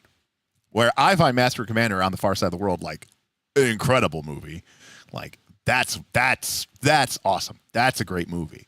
You know, Pirates of the Caribbean is stupid. So, yeah. Anyways, I find that movie to be incredible. It's one of the most underappreciated movies of all time. But, anyways, I mean, but a big part of the reason I don't like Pirates of the Caribbean is, again, I just don't particularly find Will Turner or Jack Sparrow to be particularly good or interesting heroes. Will Turner is boring, and then I don't really find the Jack Sparrow character to be endearing, and I don't really feel like he's an anti-hero either. But then again, like, I didn't like the Deadpool movies because I don't find Deadpool to be an interesting character either. 13th Warrior is another one of my favorite. I think so. Dragontide, Bob basically said, "Look, I know this isn't going to make the channel any money," which he's right about, and I know this isn't going to make the channel any money. And now that you aren't working, you need to focus on things that are actually going to try to bring you income, so that you don't, you know, go bankrupt / have to get a job. I mean, it would be the end of the world if I had to go get a job, right? Like everybody else does. But assuming I want to make a living doing YouTube and be able to stream as often as I'm streaming. Anyway, so Bob said, so I'm going to take what you've got and I'm going to fill in the rest. You know, I might use some frog DNA and I'm going to fill the holes in the code, and then bang, baby dinosaurs. So that is how Dragontide is going. So Bob has, you know, Bob started the day by being like, all right, folks, time to get dug in. I'm gonna work on boats. And then like 2 hours later, he was like, all right, boats are done. So, yeah, he started to look for Dragonbane DMs. I mean, Bob will be the first to admit to you that it is basically going to be Dragonbane on Dragonbane on the seas. Like a lot of the really high concept ideas that I had that I really wanted to include, you know, I never had the time to really figure out fully, develop the game mechanics. And really, honestly, the biggest problem was developing the mechanics that we needed so that we could interact with them via the internet. You know, that's always a big challenge is, you know, otherwise you have to do everything manually. And, you know, Bob will tell you, like in Northern Region Season 1, Bob basically had a full-time job just managing stuff, like spreadsheets, and it was like a nightmare. So nowadays we try to do, you know, all this other stuff. I don't know. I don't think so. I mean, I developed rules long before Setso did his pirate thing. Because again, Dragontide isn't about pirates. It doesn't have black powder weapons. It doesn't have gunpowder. It doesn't have cannons, right? It's not set in the 1700s or the 1600s, right? It's a, you know, medieval fantasy game. I mean, I think people really, that's one of the things I think people confuse all the time with pirates. Like pirates, as you know them, with these gigantic galleons, with all the, you know, the ships of the line. I mean, that was relatively modern, like pretty dang modern, actually. Like when people are like conflating the medieval period and then they're like, and then there's pirates with their ships and their cannons. And I'm like, I don't think you quite understand the overlap there. You know, that was like post-Renaissance. Like that was like deep in the cut, you know? So it's kind of a, yeah, right. Golden Age of piracy was, you know, basically up to almost the American Revolution, right? So anyways, not quite the the 800s or the 600s when we think of the high and the Middle Ages. No, they were party pirates like Jewel of the Indigo Isles. When does your campaign kick off there, buddy? Or has it already?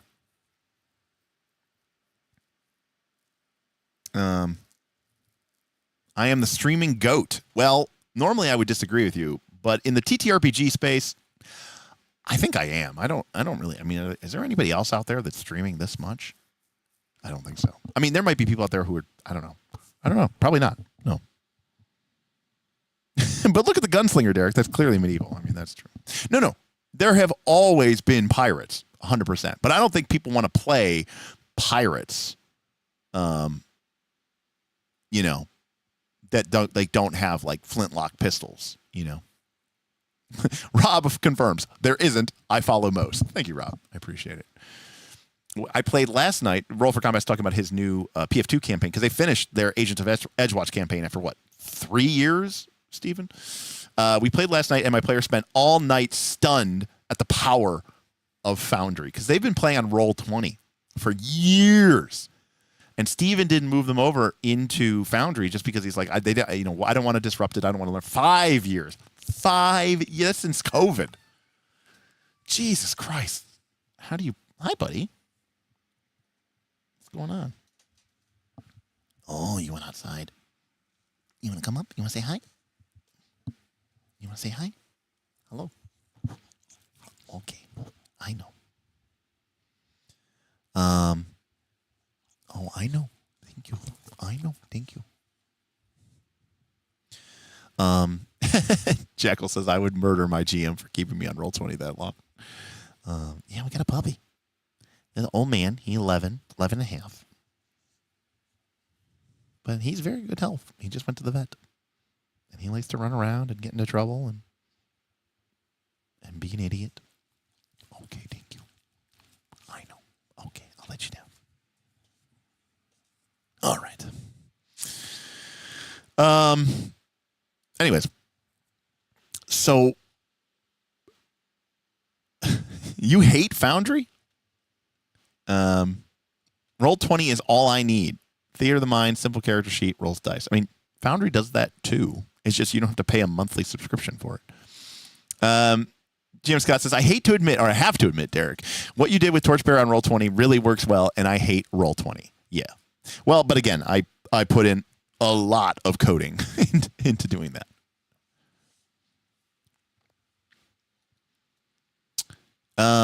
Yeah, but not if you want to use the premium modules and the premium effects. I mean, how are you building your scripting macros?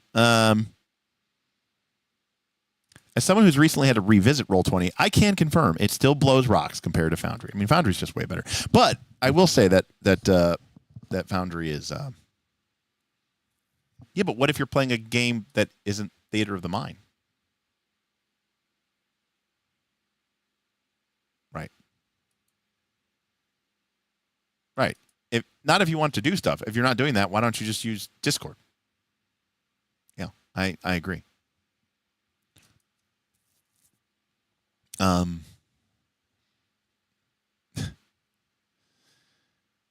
Or Owlbear Rodeo. There you go.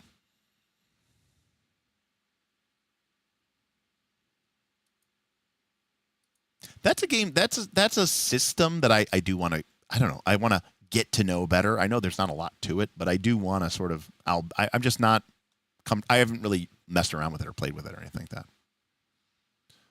I mean, for me, the biggest advantage of Roll20 is it has a card system that kind of works. It has some stuff that's just better integrated, some of the multi-sided tokens and stuff, and then your ability to write the scripting, I think, is really cool.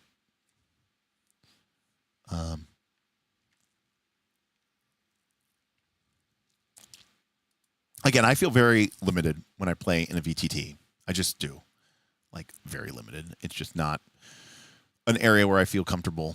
I just feel much better, in person. Right,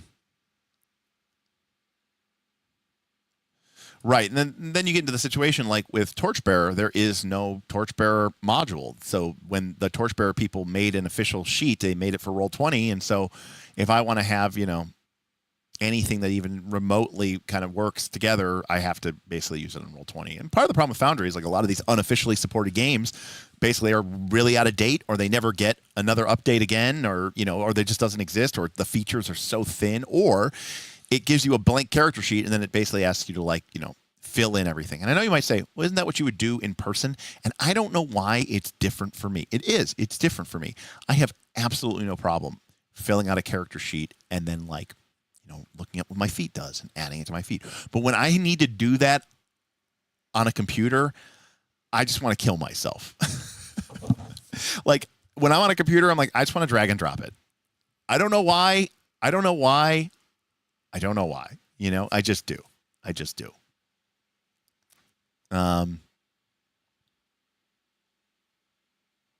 So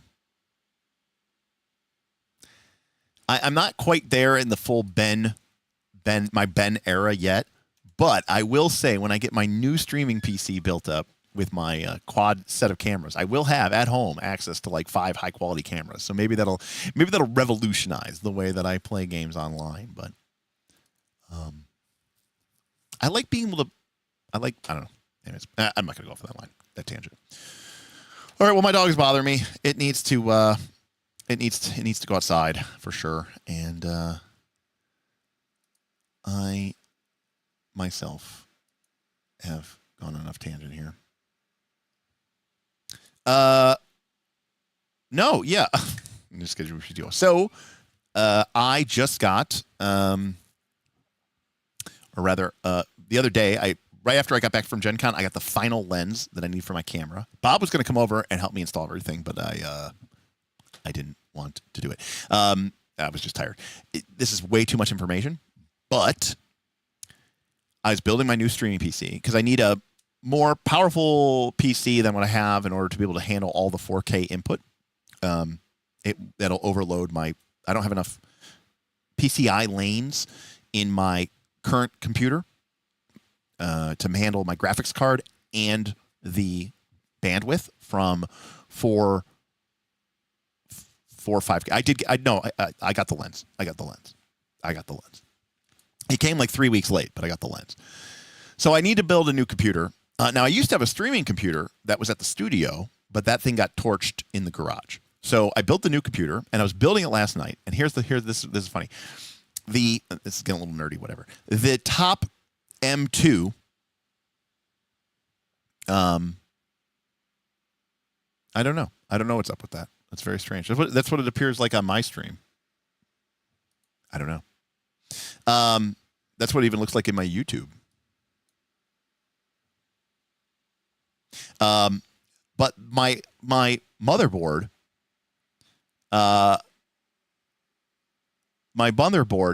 has this massive heat sink on it on the M2 slot. It's massive because this is supposed to be like a very high speed M2 slot that can generate. It's got like a really high mega transfer rate, and so it's got this massive heat sink. And no, the GPU fits fine. What doesn't fit is the all-in-one cooler. Take care, Beowulf. So my cooler didn't fit. So I had to go to the store today and buy a new all-in-one pump because the piping for the cooler didn't fit. So now, once I built the stream computer, I get everything hooked up. So the answer is as soon as we possibly can. The problem is that I am here. That means like in my house for another 2 weeks. Then on Wednesday the 27th, I am flying to PAX West to work the Roll for Combat booth. I will be there through Labor Day weekend. I will then fly home. A week later, after flying home, I'm going to Vegas for like 5 days. So then I'm going to fly out from home and I'm going to fly to Vegas. So there's a couple trips in my future. So that is going to maybe throw some wrinkles in our plan. But we are going to get the table going, or rather the show going. I will say though, one last important thing, which is my priority for this new game. This may be a death knell. For us, but it's what I have to do. My priority for this new game is I picked 3 players because I think it'll be faster, quicker, better, easier. I picked 3 players: Smith, Bob, Tim. These are 3 guys I've played with for a long time. Bob, not as long, obviously, but obviously recently a lot. I know them to be good gamers. They've got a good personality. They can, really, they've got their fans, which is great. They have different personality. They bounce off of each other a little bit and fun. So it's a great group of guys to have, I think, on an actual play. As far as I don't have any professional actors or anything like that, but obviously Smith is great, but he's also Smith, which some people endears, some people hate him, just like me. Anyways, great piece. But all 3 of those guys have kids. They have kids, they have families, they have radically, complicated lives.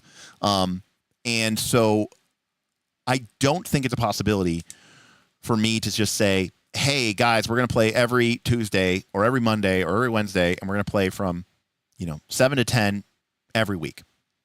I don't think that's going to be a possibility. But I also don't want us to play like once a month. So I want to play weekly. And so what we've actually talked about doing is scheduling with the guys and getting them to commit to like 3 weeks in a row where, depending on their schedules, they may be on different days. There's just no way around it. And I would rather us have a consistent schedule. I'd rather us play consistently once a week, even if it's like, well, we can play Monday and Monday, but then the following Monday, the wife's at a bocce tournament and I have to watch the kids. And I'm like, okay, what about Wednesday that week? And they're like, I'm free Wednesday. I'm like, okay, we'll play on Wednesday then. So like for me, it's just like, I'm going to bend over backwards to fit these 3 guys' schedules. And like when we can get a game in, we're going to get a game in. And so, yeah. So I don't know if that'll be like, the show is going to do horrible anyways, because all actual plays do horrible. But that's where I'm at, because otherwise it's just going to be a nightmare, because it's going to be like, hey guys, we play on Tuesdays at this. And then it's going to be, well, we only have 3 players. If 1 player isn't there, that's a huge, it's just awkward when anybody, thinks. There is 0 reason to play otherwise, Copperplint. There is absolutely no reason for us to play if it's pre-recorded. And by the way, being pre-recorded still would have the exact problem that we would have. I would still have to schedule them to get together to pre-record it. I would literally quadruple the amount of time I would have to spend, Copper, because I would have to record it and edit it and post it. I would make no money at all. It would lose me money, hand over fist. At that point, I would just not play, and I would just invite the guys over and not turn on cameras, and we'd just play. It literally would not even be worth the time investment to even do it once. So Rob says, I'll say it again, the Root series was incredible with multiple laugh out loud moments. Probably going to do a re-listen. Well, as long as you skip, those first episode or 2 where we were experimenting with our audio, and it unfortunately ended very badly. I tried to do lavs, I tried to do shotgun mics because I wanted to get the big microphones out of everybody's face. And so ultimately, this is what we're going to do for this one, right? You were going to use headsets, really high quality broadcast headsets. Again, these are about $350 a piece, $375 a piece. Look, if it starts dying, just bring back the Wheel of Pain. Everyone loved that. Yeah, it was hugely popular. It was massive. It's not like I lost 20% of my patrons or something like that.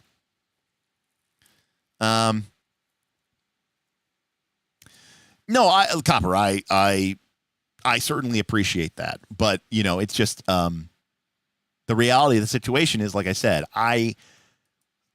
none of my players can or will treat this like a second job, and nor should they. I'm not, if I'm like, hey guys, we're going to split the money that we make, 25, 25, 25, 25%. It's like, okay, cool. You're going to come over and you're going to, whatever, do this thing, and you're going to come play games for 3-4 hours. Because, they have to get here before the show, and usually they're here for a little bit after the show. And it's like, okay. And I'm like, all right, well, we made $150. So each of you gets $35. Now, I know what you're thinking. Wow, $35 to play RPGs for a couple of hours? That sounds fucking amazing. Of course it does. But, these guys are all like, yeah, but if my wife needs me to watch the kids, I'm not like saying, no, honey, you can't go to your mom's tonight because I have this thing. Just, you know, that's where I'm at. No, Tim unfortunately lives on our side of town now, but yeah. So to be honest with you, that's one of the reasons why he's on the list, because before it was a tremendous pain in the ass for him to make it over. We had all 6 channels filled today. Damn, that's pretty sick. I guess we'll need to make another channel.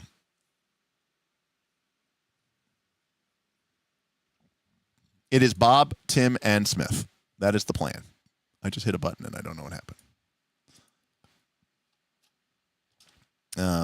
It was fun tonight in the Discord. Hopefully it's maintained. It looked like there was a lot of stuff happening. You know, I just opened it and I see that. I was like, oh, people are playing Tabletop Simulator. And I saw Whipplestein, Karamak, Wolf. I was like, oh, that's not anything.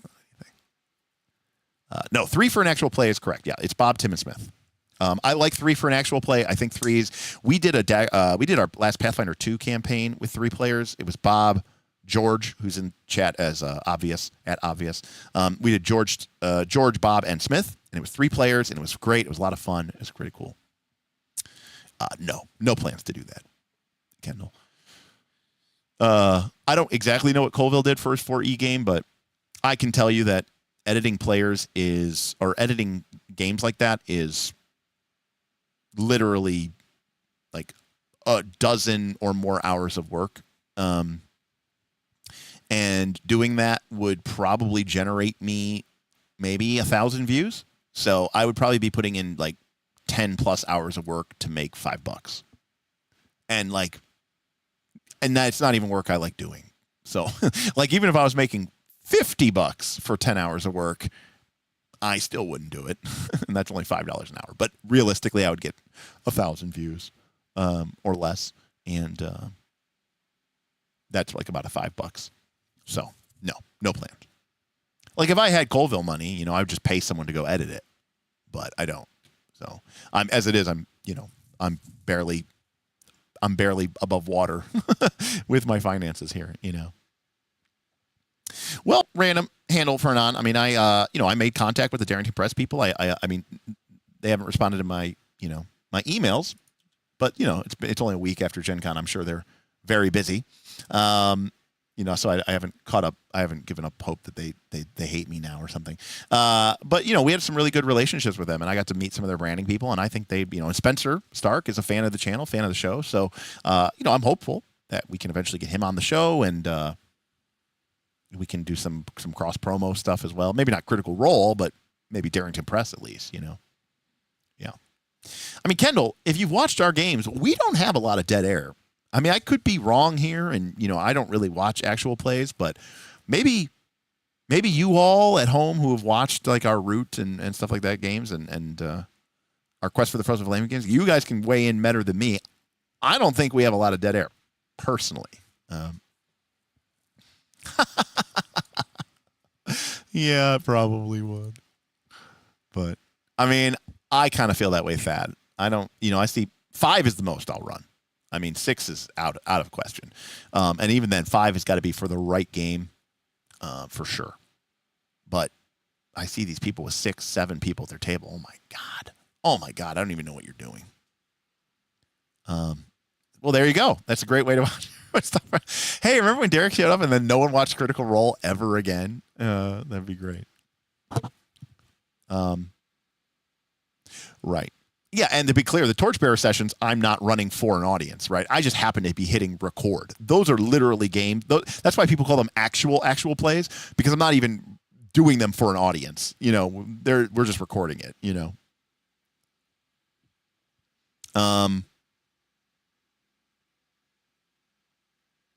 So.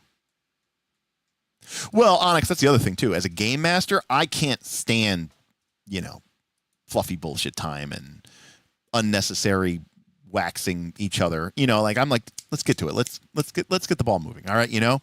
Cut to the action. Hard cut. Let's go. Right? Frame it up. Let's go. We've resolved this scene and next, right? And scene. And scene. That advice actually is taken, well, I mean, amongst many places, but from this game, Fiasco by JC Morningstar, and it talks about how, you know, when you're playing the game and you establish it, and then once you've reached like an outcome, I think it literally says like end scene. Okay, cool, moving on. Right, let's get to the next scene. Let's build up what we're doing here. I don't really, you know. Yeah, that's a great. There you go. Start scenes late and end them early. I don't know who said that. If you said that, great. If you stole it from someone, they were smart. Or, you know, if you're quoting someone, that's great. But that's great advice. Start scenes late, end them early. Great. Always leave them wanting more. DM Rawlings, fantastic. But you've heard it before. Yeah, I mean, it seems like kind of like a sort of more screenwriting-esque advice, and DM Rawlings definitely seems to be existing in that space. All right, everybody. Wednesday, tomorrow, I'm going to be on Roll for Combat. It's just me and Mark. Steven is going to be being a dad and taking his kid to college, which is awesome. Mark and I are going to be talking about rules light versus rules heavy games. I think it'll be an interesting conversation because, you know, Mark is obviously the designer of Pathfinder 2. It'll be interesting to see what his thoughts are. I have my own thoughts about some of these light games and why they think they're good and why I think they're bad. So it should be an interesting conversation. And then Wednesday night, I'm going to see a musical. I'm going to see the Beetlejuice Miracle. I'm having a bro date with my buddy Ross. His wife doesn't want to go or can't go, so I get to go. Cool. And then Thursday, we'll be back. And I don't know what we're going to be talking about. Again, there's a lot to cover, so we'll be back. After that, I'm not sure. I don't know if I'm playing D&D or Pathfinder this Friday. I don't know. I've got to check the calendar.